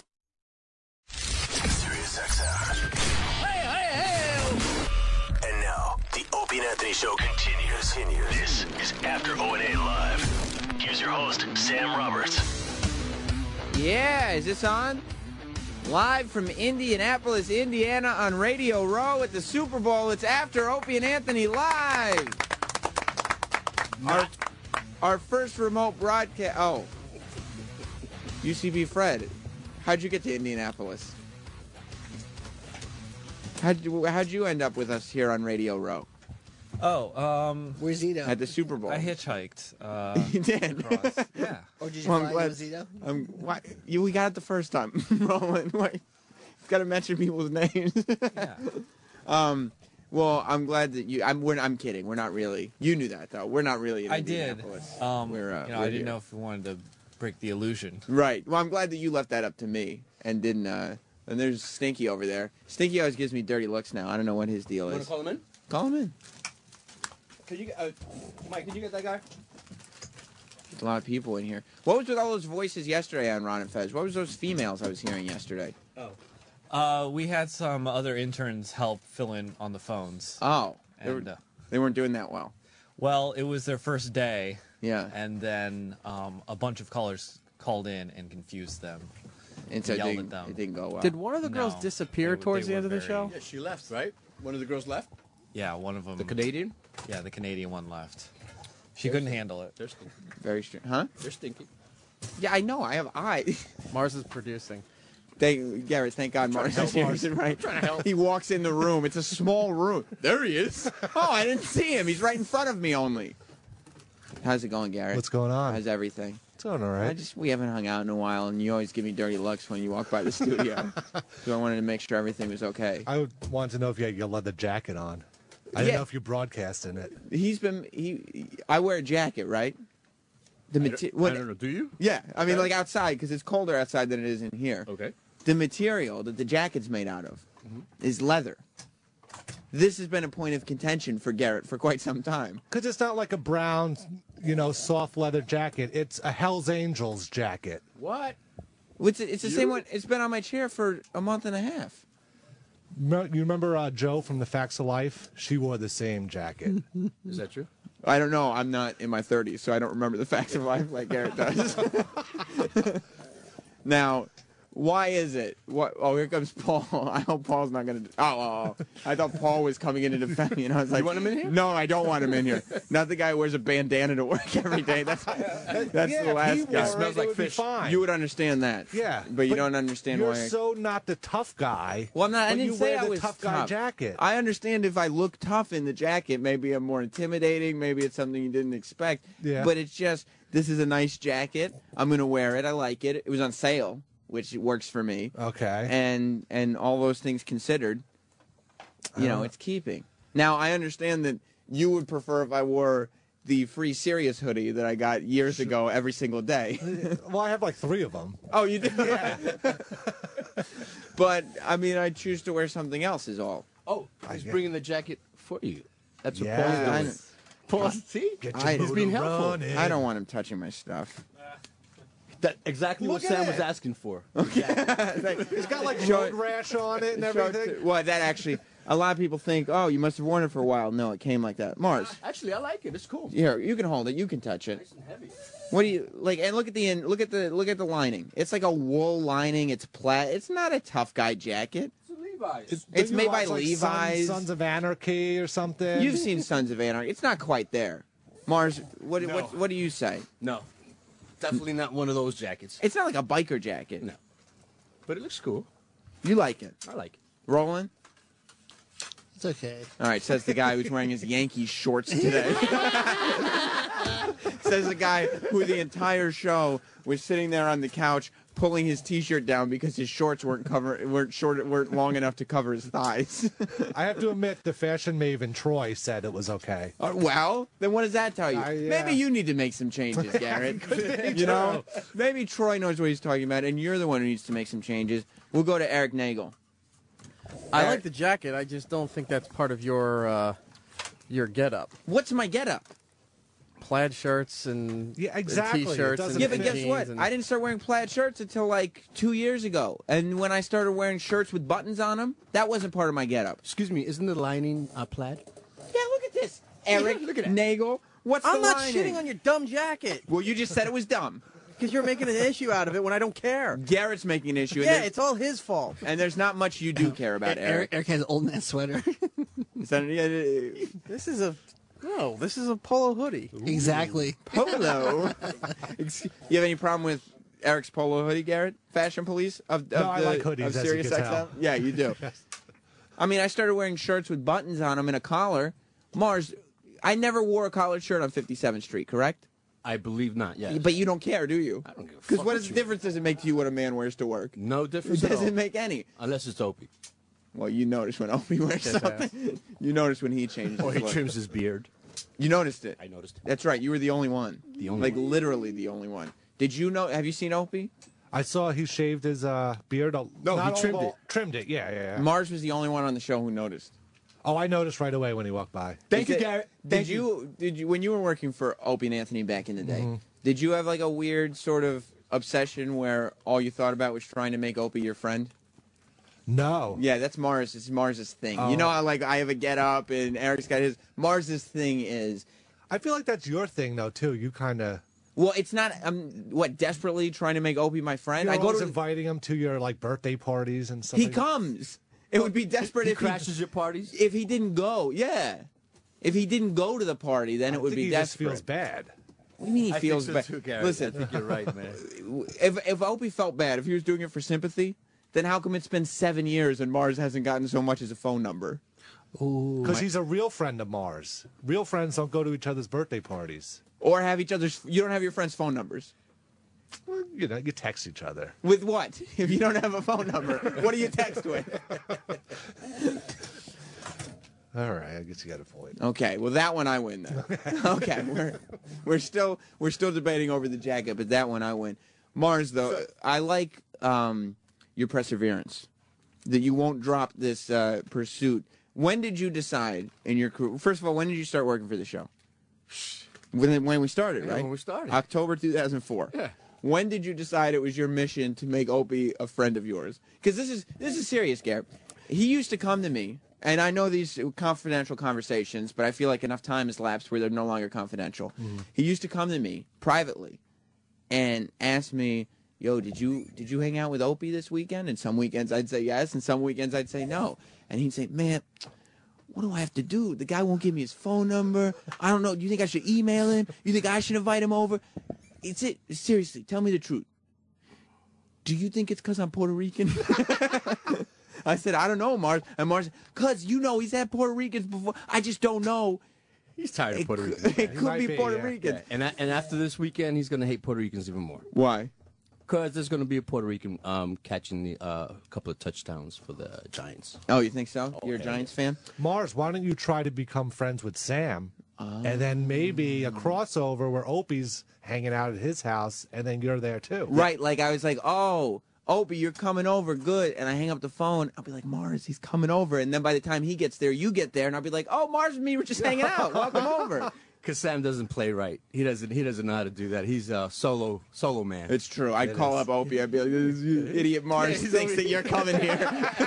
Exactly. When did you... To answer your question, when I saw for the first time that it made him uncomfortable, then that was it. No, don't play it off like it's a bit. It's not. This isn't Mars's like fun thing that he does to make Opie uncomfortable. It makes Mars uncomfortable. You should have seen Mars when Opie's wedding invitations were going out, and everybody on staff was getting one, and Mars was like, "So what? You got Sam? You got invited to the wedding, or yeah? I mean, the invitation came a long time ago. This is years ago." And Mars goes, "You said that boat sailed a long time ago." That ship sailed, man. Save the dates, the invitations, they're out. They're gone. And he go, "Oh, so what? Did he just like invite you?" No, the whole staff, everybody got an invite. Yeah. Oh, everybody. Yeah. Oh, because I didn't get one. See, and he got an email. He actually said something to Opie. You know, I don't know if you forgot, but I didn't. That's not true, Gary. Now he's really. Yes, you did say one. Or either he said something or I said something. I might have said. I think you might. Or maybe I said Opie. Mars knows he didn't get invited. He feels bad about it. And then sent me a sympathy email, you know. Like, Opie, a week before the wedding, said, "Hey, sorry, some of the invites didn't go out." Wow, that's so weird. Yeah. So you, as a matter of fact, when I say some of the invites, specifically yours, I don't know why, what happened, but it didn't go out. But let me tell you who has the real problem here. Mm-hmm. You remember the day when I just nonchalantly complimented him on his jacket? That could have been any day. You literally give him a quote-unquote nonchalant compliment every single day. All of a sudden, I think that was on a Thursday or Friday, come that Monday, he gives me his jacket. He made me so fucking uncomfortable. I still got that jacket. I don't know what the fuck to do with it. Mars had a Mean Joe Green moment. Sleep in it? Yeah. What are you your jacket? He Mars talking to it? No, Eric's right. Mars is just sitting there with a bottle of Coke. Oak's walking down the hallway. He turns around, just throws the jacket to him. Here you go. And then Mars goes, "Thanks, champ." But when enough of this, I try to make him uncomfortable because maybe now that's what you're laying it on a little thicker because it's like a funny thing. But when did you say like I'd really like to be cool with this guy, and then when did you realize there's some resistance there? I never actually said I would like to be cool with this guy. Even to yourself, I've always liked Opie, and at first sight. I could see out of just hanging out with guys. He's a guy that I would give him the time of day, but. Yeah, you'd give Opie the time. Usually that's how you were. Does he try to hang out with any of you guys? No. Just Opie. Oh, hotline. I hope this. Oh, wait a minute. And I'm changing my focus and trying. But he has guns. But I'm trying also Anthony. That's not going to happen. The Puerto Rican thing is definitely. Have you been to the compound? No. Listen up, man. Yeah. Listen up. Roland, have you been to the compound? Yeah, I got invited. Garrett? I've been there. Yeah. Eric? Yes, I have. It is really nice, Mars. You should check it out. I bet. Kenny's on the phone. What's up, Club Soda? Hey, Mars, nice way to hurt somebody's feelings. I don't know what you're talking about. What you were just talking about with the jacket. Oh, I really hurt someone's feelings? Think about it. Oh, really? How come he's not telling me? Maybe he's got his feelings hurt. He doesn't want to talk to you about it. What are you making faces to the phone screen for? Oh, he left. Good. Did you guilt him into giving him your jacket? Not at all. All I said was that's a cool jacket. Gary, you know Opie as well as we do from the years of working with him back in the day. Mm-hmm. Do you think there's a possibility that Opie was just listening to Mars saying, "I didn't want it. It makes me feel uncomfortable," and then Opie hears that and he's like, "What the fuck? I thought I was doing I thought it was fine. I thought I was being a good guy." And he's in the car with Kenny. Yeah. And Kenny's kind of sticking up for him now. See, Mars, now he's going to feel bad about himself all day. Because Kenny drives all weekend. All weekend. Ruin his Super Bowl. Why would you do that to someone? This is why you don't get invited places. Well, you know what? I was really hoping that it was actually Opie calling. Yeah. Right? Because when he... Did you light up? He was too upset. Then I can see his telephone number, and I can actually... But he always has Kenny write down real quick. He always has Kenny calling. Well, now he's definitely going to. He's probably at home listening. He also doesn't want to hang out with Mars, Garrett, because Mars admitted on this show that he touches kids. I think that's what you said. Garrett, yeah, is that what you? That's what he not said, true. right? That's out of content. That is wrong. Wait. No, that's not wrong. It's out of what? It's wrong. It's wrong. It's out of what? I didn't say that. What is it out of? I don't know. Whatever it is, it's wrong. It's out of content? I do not touch children. This channel's out of content starting at 10. And then it regains it at 11. Touch children. Why is he winking his eyes at us? There is no winking here at all. I do not touch children in any content. I said Mark that, please. I had said a story about my extended family. There was some kid touching. Oh there. wow! Hey Sam, Had nothing to do with so me. you know how I got a new house recently, right? I would refer to it as a mansion. But go ahead. So Garrett, you're well aware of this. Mars has been pretty, nice and but inquisitive about the house. About what a creep. You're trying to feeling it out, and I was like, once the house is done, I'll have some people over. So I was guessing Mars is feeling out like he wants an invite. And I had to tell Mars he couldn't come over because there's a playground right next to my house. Oh, I mean, that's a good reason. He's registered. It's like a buffet for him. Or you could touch. Damn, that's some good monkey bars. Damn, you got a good address. I'm getting some text messages here. First of all, if she's still listening, hello to Lara Stengel. Second of all, wow. How many Stengels are there? There's an army of Stengels. I don't know if you know this, but the Stengels run show business. They just they network through, and they have all these friends, and so they just want little Stengel mentions on every show they I was watching like CNN in the morning, and it was like, and here's a tweet from an Eric Stengel, and there was some jokey. They never appear themselves. No. They just have other people mention, and they just want everybody to know that show business is run by the Stengel army. But I also started getting text messages from Opie, which is an impossibility for Mars because they haven't exchanged phone numbers, and Opie's not interested in doing that. Oh, let's be serious. He writes, you remember how meaningful it was for the Mars to get that jacket? Yes. Quote, I have no recollection of giving him a jacket. None. So he stole the jacket? Shit, are you serious? He has no recollection of giving you that jacket. Are you serious? He's just fucking. No, because he texted me this because none was in a second text. That was like no, seriously, none. Senor, you're full of shit. He has no. Whoa. Wow, you have to make friends like that.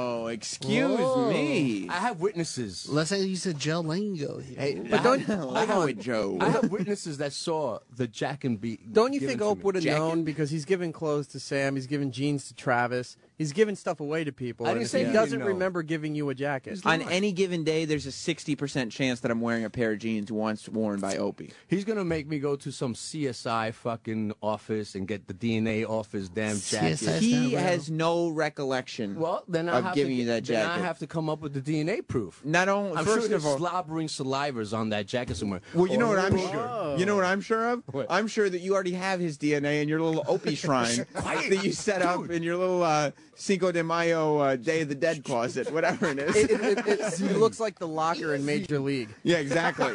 Easy, guys. He's got little candles and little blonde hairs around him. Damn. Eric, I thought you was my friend over there. I am your friend. But why you throwing me under the bus? Don't say those things. Because we're still on the air. This is the blade from Opie's beard trimmer. Fuck you, Opie.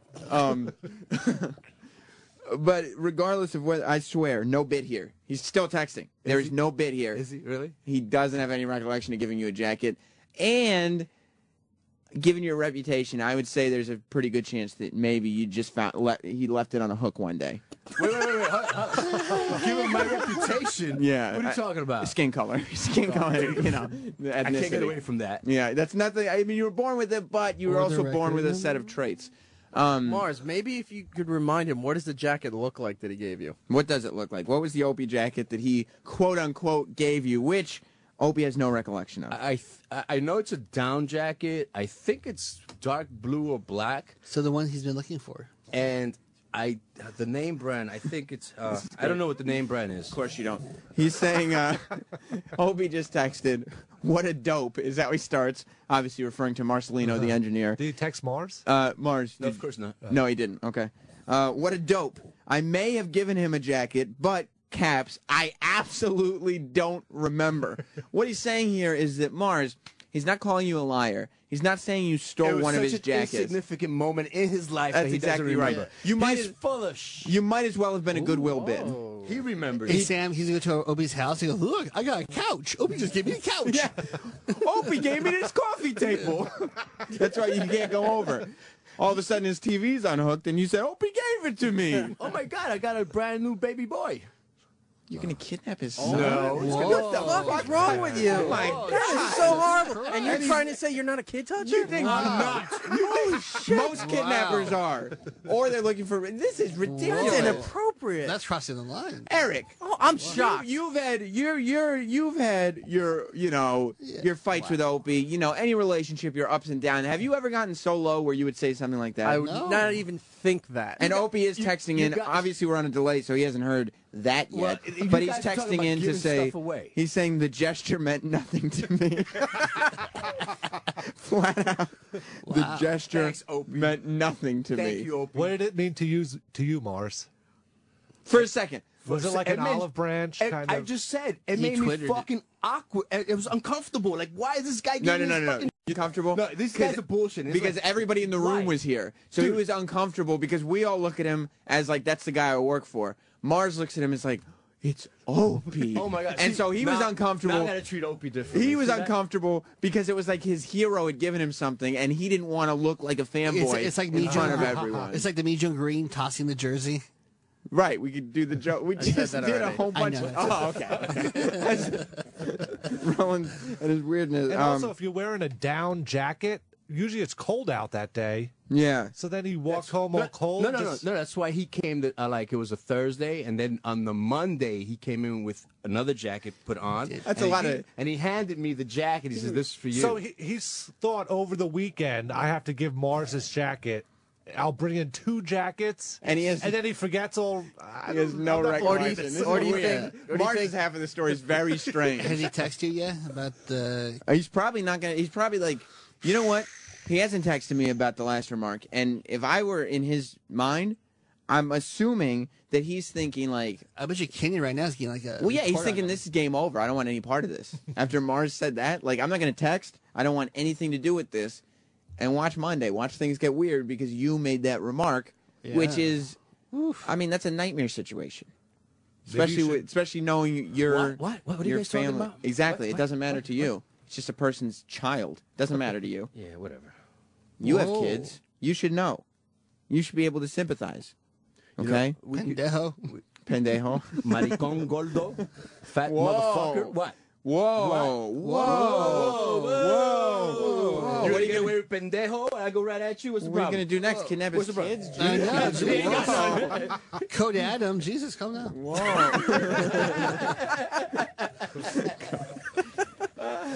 Oh, right. wow.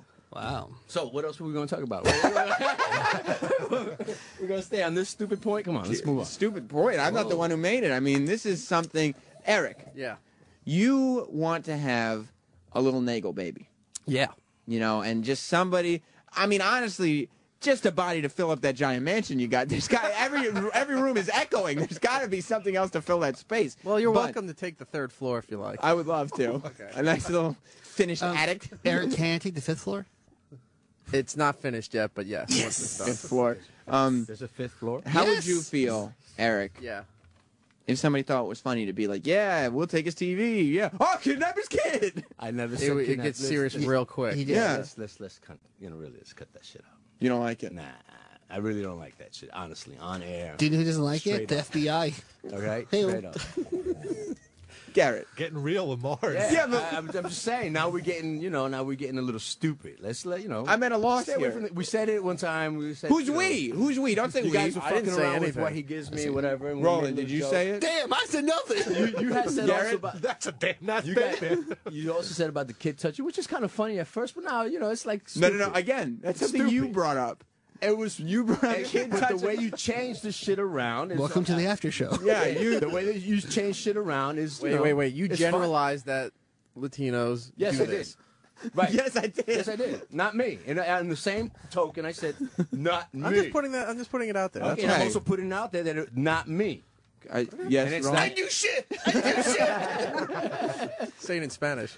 You did that, nada de caca. Was that right, Sam? What he said? You wouldn't know, would you? That's why I'm going to you. I mean, it was Spanish. That's why I'm going to you. I don't know. Are we allowed to say you don't know Spanish? Now you're being ridiculous. See? Now you're being stupid. You see what happens? Make everybody uncomfortable. Garrett. Now I understand. You know? I'm scared. You think... and he wonders why certain people won't be friends with him. You know? Or anyone. Hey, Sam, let's move on. Let's move on, Sam. You don't like this line of... I love it. Keep on shit stirring, dude. uncomfortably drumming. Bro, I'm hey, not man. uncomfortable at Hey, all. Garrett. I'm being casual. With his dancing and stuff. Mars, you're a treat. Thank you. You're a treat. Speaking of treats, this is why I love having these. What These are are those? called tension removers. Stop what you're doing and go online to IHateStevenSinger.com. Get one of Steven Singer's newest premium colored dipped roses. Do it now or risk missing the boat. Or if you're Mars, you just go down and steal one. The newest colors always sell out first. Steven has made plenty of Valentine's Day gold dipped roses and, of course, the classic 24-karat gold dipped rose. But new colors like the green apple rose, the royal sapphire rose always sell out because people collect them and like to build a bouquet of all the colors. Be smart. Order it now. Take advantage of Steven Singer's free shipping, and you can have your order shipped to arrive just before Valentine's Day, or just get it now and be ready to wow her. You can even write your own personal message of love on the enclosed gift card. As a matter of fact, each rose comes in a beautiful gold gift box that makes a very special presentation. Steven includes the history of the rose as a symbol of your love. If you buy regular flowers, they are nice, but die in a week. These 24-karat gold dip roses last a lifetime. All for just $69. It's so easy. Order your roses online at IHateStevenSinger.com or call 1-888-I-HATE-STEVEN-SINGER and have a personal shopper assist you. It's the #1 Valentine's Day gift. What was that? Now, what do you mean that if it was me, I would go down and steal it? Steal one. What does that mean? Well, just because, why, you know. Why would you? Well, you talked about stealing a couch and a TV and a child. We're not talking about that anymore, Eric! Eric, don't talk about that anymore! Sorry. Why is that? Why would I be stealing? What is that? By Ricky Gervais app. It's very strange, Roland. Why would you be stealing? Does that have to do with my skin color, you said? No, see, he's don't fall for it, so he's trying to bring you down. Yeah, I don't know. I mean, Don't fall for it. It was just along the line of what we were talking about right before I started doing the read. Oh. You understand? Yes, I do. I'm stereotyped. Stereotypes? Took a guy's jacket, for God's sake. He gave it to me. He's cold as shit.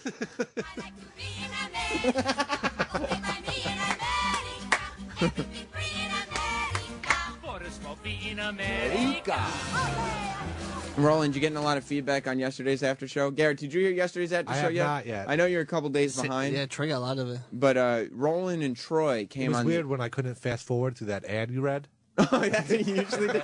That's not an ad. That's natural dialogue. No, never fast forward through those. That's ridiculous.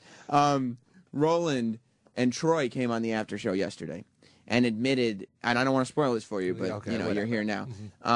Troy should come in. They go to Yankee Cranky. They have gone to a Yankee Cranky heard you massage mention that parlor. before, They yeah. go together. But I don't think they perform anything. No, not in the same room at the same time. Okay. But they'll go. It's like that's their bromance We're activity. planning another bro trip. You Still are. kind of Yeah. a little weird. No. It is Friday. You called it a bird You're trip? hanging Bro. out A Bro, bird trip. bro. Yeah. with a guy and then getting off. and What? hanging out with a guy afterwards. Yeah. And then they say, like, Roland, what did you talk about right after you left the parlor? Parlor. Is that what? Does that sound like an old man massage parlor? No, we just like bust on people and we just laugh. And you talk about the fact that you just got jerked off. That's what you said yesterday. Yeah, we compared notes. So like, how's yours? Like, she should use more cream on her hands. I like it. I mean, I think it's important to build these relationships. Yeah. And I personally am a huge fan of... maybe it's the FBI. I personally am a huge fan of the Roland-Troy relationship just because it's such a juxtaposition. It is. You know, I mean, it's just funny that they're together. Troy also got into the fact that he's sort of drifting towards becoming a swinger, a full-out swinger. What, do you have to be married first? No, or? he's in a relationship where they're actively trying to get other females involved. Not other males, but we heard from swingers yesterday that that's okay. Like, in the swinger community, sometimes you just want more females involved in a relationship, which, I mean, sounds great to me from a guy perspective, but it also sounds like it'd be hard to iron out the details with that. You think a girl might say, I think well, Troy would have to get like new leather, get like lotions. You think so? And grow like a little mustache or a Fu Manchu. Okay, well, I think now you're more gearing towards S&M and bondage. Remember yesterday that one guy was going to give Troy some info about a club in New York? Mm-hmm. Do we know if Troy got it? I don't know. Go? I don't know. A swingers club? Yeah. A swingers club. It was all on the DL, though. Well, no, DL means that he's gay. The information. No, okay. Paul? If I remember correctly, that's called a half swap when only one... Are you a swinger? No, I used to know some. He's a Brad Michaels lookalike. Yeah, I mean, I don't know. Brad Michaels is a good-looking guy. Oh. Sorry, Roland. Oh, yeah, technically I did just infer that you were not. So sorry about that. Oh. I didn't mean that.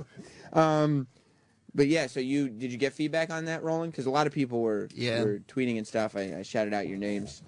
They did, yeah. They technically go, hey, we want to go with you. What's the name of the place? We're like, no. Yeah, there were like a couple people tweeting saying, send me the address. And we're like, no, we're not going to give you that kind of information on the air. I don't know if you went over this, but don't you feel weird? You finish and then there's Troy? No, Like you see see it until outside. I know, but still, like I feel like that's more of a you go alone type of activity. Yeah. All right. Throwing down. You know what else is interesting? It's like buffet. You eat like a pig in front of your friends. Yeah, whatever. We found this out. I've never considered E-Rock a sexual dynamo, shall we say. I don't know his sex life. His Maybe name knows. I thought that was for irony. Like, I thought there was a lot of irony in the name Sex Bagel. But early on into the relationship with he and his wife, he approached her with the idea of involving another woman. Really? Yeah. Eric, this is true, right? Oh, yeah. You got to be honest and lay it out, early on in the relationship. Who's the other woman, though? Wow. Was there anyone in mind? Well, no. Obviously, it would be she would have to, approve of who the third person would be. If she had said yes, who do you think you would pick? Who would you try? I don't get the you don't get to pick in that aspect. Jivin. It's a guy who used to work at K-Rock.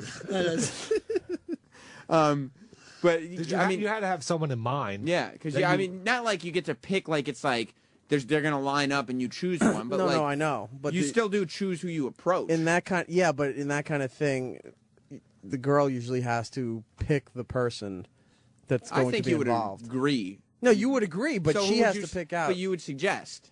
I don't know. You don't know. You didn't really put much thought into this. Yeah. Well, once it was turned down, I I just was want just like, another all right. pussy in the bed, man. I don't care whose it is. What did she say? She flat out said that was disgusting and no. Disgusting? Yeah. Oh, that had to be a bummer. Weren't you afraid that she would be really upset about this and, not want You to want date to you fuck anymore? someone else? Yeah. Go fuck someone else. I wasn't afraid of her being upset because I'm approaching her on the who's gonna subject. leave you, kind of? Yeah, exactly. It's like, think about it this way. I would be afraid of her leaving me, but then I look at my bank account and think, this bitch ain't going nowhere. Got a new house and everything. Yeah, exactly. Look at this mansion. You think she's used to this? This lifestyle goes with me, babe. Yeah, like for And also the nail bow, too. Yeah, that's exactly. long gone. This boat drives off with the sex man. Like I know, I wouldn't even ask Jess about this because I'm aware of what the answer would be, and just the question itself would Well, be you enough wouldn't ask her now. of an issue. You wouldn't ask her now, but if the relationship was fairly new and you're feeling things out, That's how you start a relationship. Like, hey, we're getting to know each other. Everything's going well. So, what do you think of another chick? After a few months, you feel out what the other person likes and dislikes. And How many serious long-term relationships were you in before your wife? Before her? Yeah. 1, 2, 3, 4. 4. Is this something you tackled in all of those? Uh-huh. Anyone say yes? I didn't know Eric was such a swinger He's just guy. looking for a threesome, man. He wants that threesome. He wants 4 tits. He wants 4 titties in there. Anyone say yes? He went 6 titties. The first Wait, Eric. Did you hear what Mars said? No. Mars says 6 titties. He said he wants 6 titties. That's a joke I could have gone for and didn't. He's implying that you have man breasts. Oh, okay. He's trying to deflect off the kid touching jokes from him. That's all Yeah, right. that's right. Maybe Eric doesn't want to talk about his titties, Mars. Yes, he does. Let's talk about my titties. So, did anybody say yes? You approached her with all 4. One did. She did. Yeah, one did. This is getting very sexual in here. Yeah, but the relationship fell apart shortly after. Oh, before you had the chance to see. Yeah. Oh, do you think you could have? You think? Yeah, this one I could have. I definitely could have. Wow. And in fact, the one before that one, I didn't realize till way later on had presented me with that scenario. And stupid me didn't pick up on what you were talking about. How did you miss? How did you miss the? What's the signals that you? No, I said mayonnaise. A little lettuce, tomato. I wanted you to supersize it. Baby, give me a minute. It's so great Roland talking without food in his mouth, isn't it? I don't have food in my mouth. No, I know it's a rarity. That was a good joke too. That's true. That's true because I just had a strawberry. Yeah. Wait, was that a strawberry or what was on it? Chocolate. Okay. And some chocolate chips too. Oh no, I got the ones that almonds. Oh, chocolate chips and almonds. Okay. Because he's going healthy. So how did you miss out on? Were you ordering a sandwich? No, I was not ordering a sandwich. It's just I just really wasn't paying attention to what she was getting at. How did you miss it? I don't understand how that happened. She brought up something in passing. What was it? What did she say? One of the fucking other chick. Hey, so I'm thinking about going down on this chick. You want to be around? No, it wasn't that. It wasn't that cut and dry. Not so direct. But she had brought up something about her. She was out visiting me, and then a friend of hers was coming out to visit as well, and was going to stay with us. And she made a couple comments about, well, where is she going to sleep in this apartment? And I was like, I don't know, we'll find something. And she's like, well, there's enough room. Like, there's enough room in the bedroom there. And I go, yeah. It's like, but I got a couple extra things here too. We can just set her up in the other room. Because I'm thinking of fucking my girlfriend, but I'm not thinking. She's saying the other one can come in. It's going to be tough to fuck my girlfriend with this other chick here. But he can't keep track of the niggle seed. So she suggests. I didn't know what the friend looked like either at that point. Doesn't matter. But it didn't play in. She suggested that the friend, stay in your room? Again, it didn't It didn't dawn on me at that time. Later on, how could it not? If she said my friend, because I'm a fucking idiot at times. Is that what happened? Yeah, that's exactly what it is. I'm oblivious. Is this one of those things? Because we all have them. I have them too. Is it one of those things where no matter what happened? Hang on. His wife texted him. Oh, I hope it is. Because we all have situations like that. The niggle seat. Where it's just truth. Where something happens to you before you were in a relationship. He's crying. And you turned it down. Something like that. Where it's like no matter how good relationship you're in now, that's always a regret that you'll have with you. Yeah. Like you could have, or you were with someone. And you could have cheated on them, but you didn't, and then you broke up, and you regret not cheating on them forever. Forever. What? Who was that? That was the missus. What did she say? It was totally unrelated. It was just coincidence. She doesn't know. She doesn't listen to this show. Does she? Yeah, she does. Shit. Okay, doesn't matter. So, your ex-girlfriend that you were with at the time. At the time, yeah. She has a friend. Yeah. Staying at your apartment. Coming out to stay at the apartment. Coming out to stay at the apartment from out of town. And is this when you were living in Florida? No, this is when I was living in Brooklyn. Okay. And she says she's going to stay in our bed with us. And you say, well, no, she'll she stay was on saying, the couch. Because I had a roommate at the time, too. And she's like, well, where is she going to sleep? And I said, I don't know. Maybe I'll clear this room out here. And she said, well, there's enough room in the bedroom. And I didn't. It the didn't bedroom that you two sleep in. Yes, and it didn't dawn on me. And fucking too. Well, yeah, if you want to go there, yeah, go there, yeah. But I didn't realize what she was getting at. Was she hot though? The friend was okay at hot best. enough to. I mean, enough to fuck. Yeah, exactly. Yeah, it was. Yeah, exactly. Hot enough to. Hotter than not having a threesome. Yeah. And that's something. And I was telling the guys when you were on the phone, is that something like we all have these regrets that like no matter how good a relationship you're in. But that you will always can't live with regret like that. But that's all. But if you think about it was a missed opportunity, and do I kick myself over it a little bit? Yeah, but my life's not fucking horrible because I didn't. But you could have had a threesome, and that's something that could have. That was the first time, yeah. But the wife now is like no go. Yeah. What if you're like, what about another dude? She's not into that either. I'll bet she would be. You are right, Eric. Why, you interested, Mars? Hell no. Yeah, I'll fuck you, this. Yeah, because the closest I've come to any of that was way back when this was the worst situation ever. This situation had the potential to be awesome and was just horrible because he was a horrible person.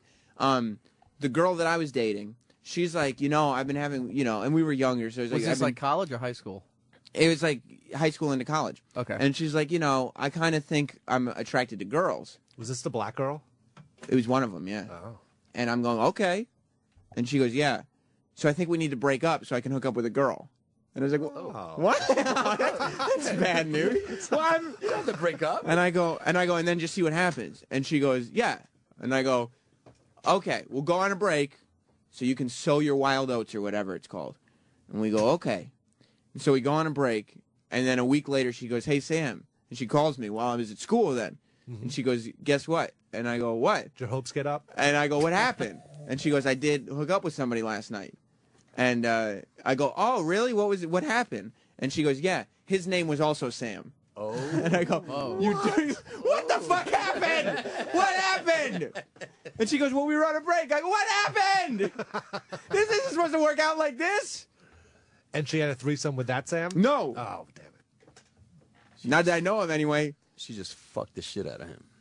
I mean, I'm not still... Sucked his dick. She might have, Drank but his this... I mean... Mars is getting turned on. I know. Are you getting a little boner there? You like her, right? Yeah, you like that. I mean, I've luckily moved past it, but there was a time where those remarks would hurt very much, Mars. You think you'd be able to handle it? I don't know, a threesome? Like, you got to take care of two people at the same time. It's, like in your head, you're like, You got to take care of one and let the other take care of the other. Is that? Oh, you got experience? No. So how the fuck do Nothing you I'm know? willing to tell. Nothing I'm willing to. No, you can see, Mars. Why are This you is in what I here? have to deal. Don't bring it up if you're not going to talk about it. This is worse. I was going to give Mars a hard time for bringing something up, and then we joke around too much about it, and then he gets sensitive. But that's more understandable than coming up with a premise and then saying, yeah, I might, but I'm not going to talk about anything. No, I said no. But you said not that I'm willing to talk about it on the air. There's no such thing as not willing to talk about it on the air. You brought it up like you were going to instruct us and fill us in on how it goes. If you're not willing to talk about it on the air, you shouldn't be talking with a mic in front of your face. He's starting to. Oh, leave him alone. Yeah, I used to date a lesbian who would occasionally bring the girl home. Okay. I never actually got involved myself. I was in the room, but I never. You just sitting in a chair jacking? That's a little creepy. Yeah. That's a little weird. Yeah. Were you nude? No, not usually. What about when you were jacking, though? Were you sitting or standing? I don't sit in a chair. I was jacking? Sitting. You were sitting. Okay, so you the girl you were seeing, Paul. Yes. And this other girl are hooking up in the bed. Yes. You're sitting in a chair. Jacking. No, I was. Well, yeah. Or were you sitting on the bed? Kind of in the corner, creepily, Jacking. I guess. I don't know. You were sitting in the corner in a chair. Jacking. Then. Yeah. And you were jacking. Yes. And you were nude. Yes. This is a weird scenario. I can't believe it is. You don't think it's I'm not true? really comfortable talking about it. Yeah. Why wouldn't you have a chair in your room? In the corner? Yeah. So you could sit there nude? So you could jack. I don't know. While your girlfriend was hooking up with a girl? And It's very strange. You're just sitting there naked, jacking, and another girl's There's going to be... another lesbian that doesn't want anything to do with you. And the lesbian's going to be like, yeah, you can sit there naked, jacking off. That guy in the bandana, he's cool.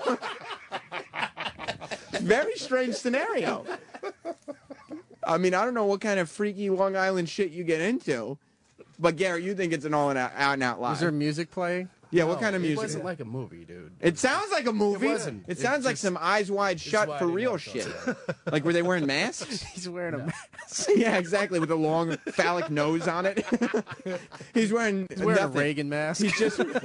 He's wearing a Reagan mask with a giant penis nose, and then he's completely nude besides that, and just jerking off, sitting in a wooden chair in the He just corner. watched Point Break, and now he's jerking off. What music was playing? There was no music playing. I just said that. Katie Lang. So, Ani DeFranco. It was just the sounds of two women making love. Was there patchouli in the air?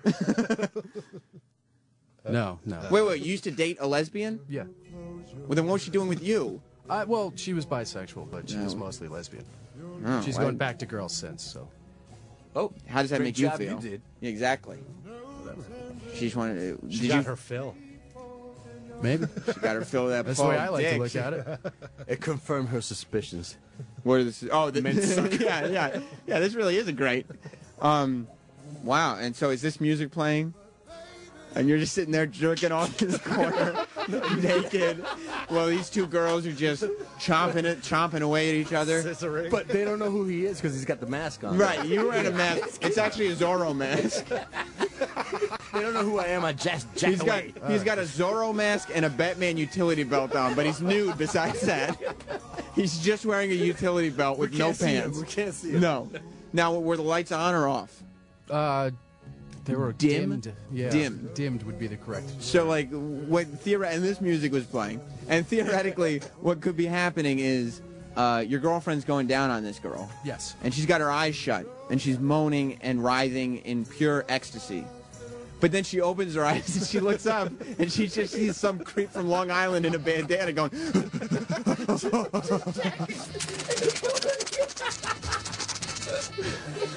And this is what's happening. And just before she's about to climax, Paul gets up and does a little dance. yeah. Just as she's about to climax, you come all over your own chest. And she's like, what? What is that guy doing in the corner? This was such And a then your waste. girlfriend's like, don't worry, it's his house. He's cool.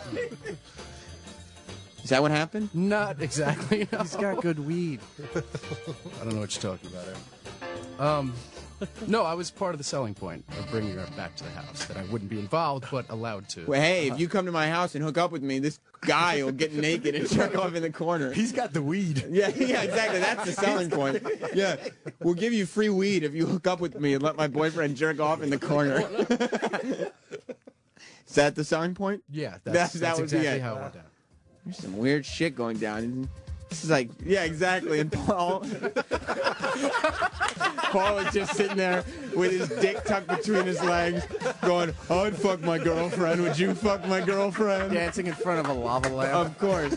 And the girl keeps opening her eyes, and like 1 minute ago, Paul was jerking off, and now he's just like prancing around with his dick between his legs and his arms up in the air. He's got the little finger symbols. It's very strange. And he's over the two girls, just squeezing down Jergens on them, just squeezing lotion down while they're going down on each other. And the one girl's like, what the fuck did I get into? And then you're like, hey, do you want the weed or not? Just be down with it. She's like, you weren't talking like that at the bar a minute ago. It's a party. This is how we get down. I'm Paul from Long Island, and this is how we do. He's sexually licking a tube of cookie dough. Exactly, yeah. He's just squeezing it in. She's like, what are you doing? And he's like, Orlo cookie dough. Rub the lotion in. I don't want you getting dry on me.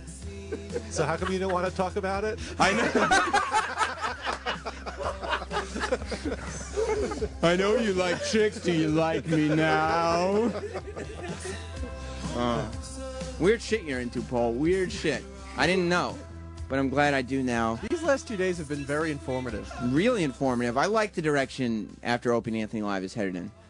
I like the direction a We lot. may just have to put the after dark part into it. Oh yeah, it gets very sexy in here these days. Garrett, what do you think?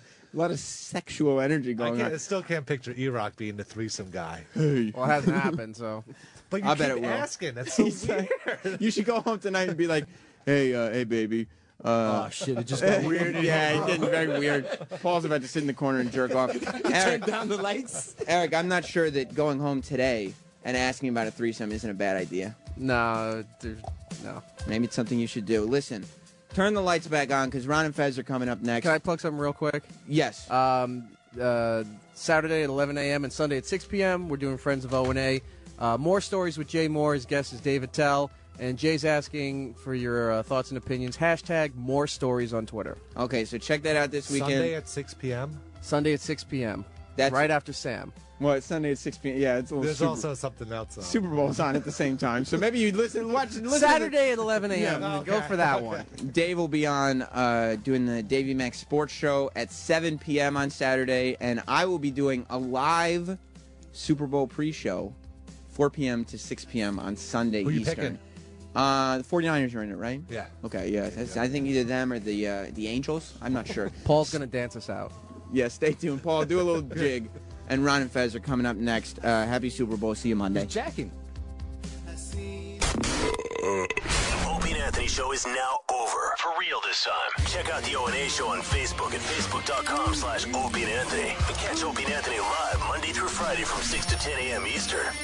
Ron and Fez are next. Hey.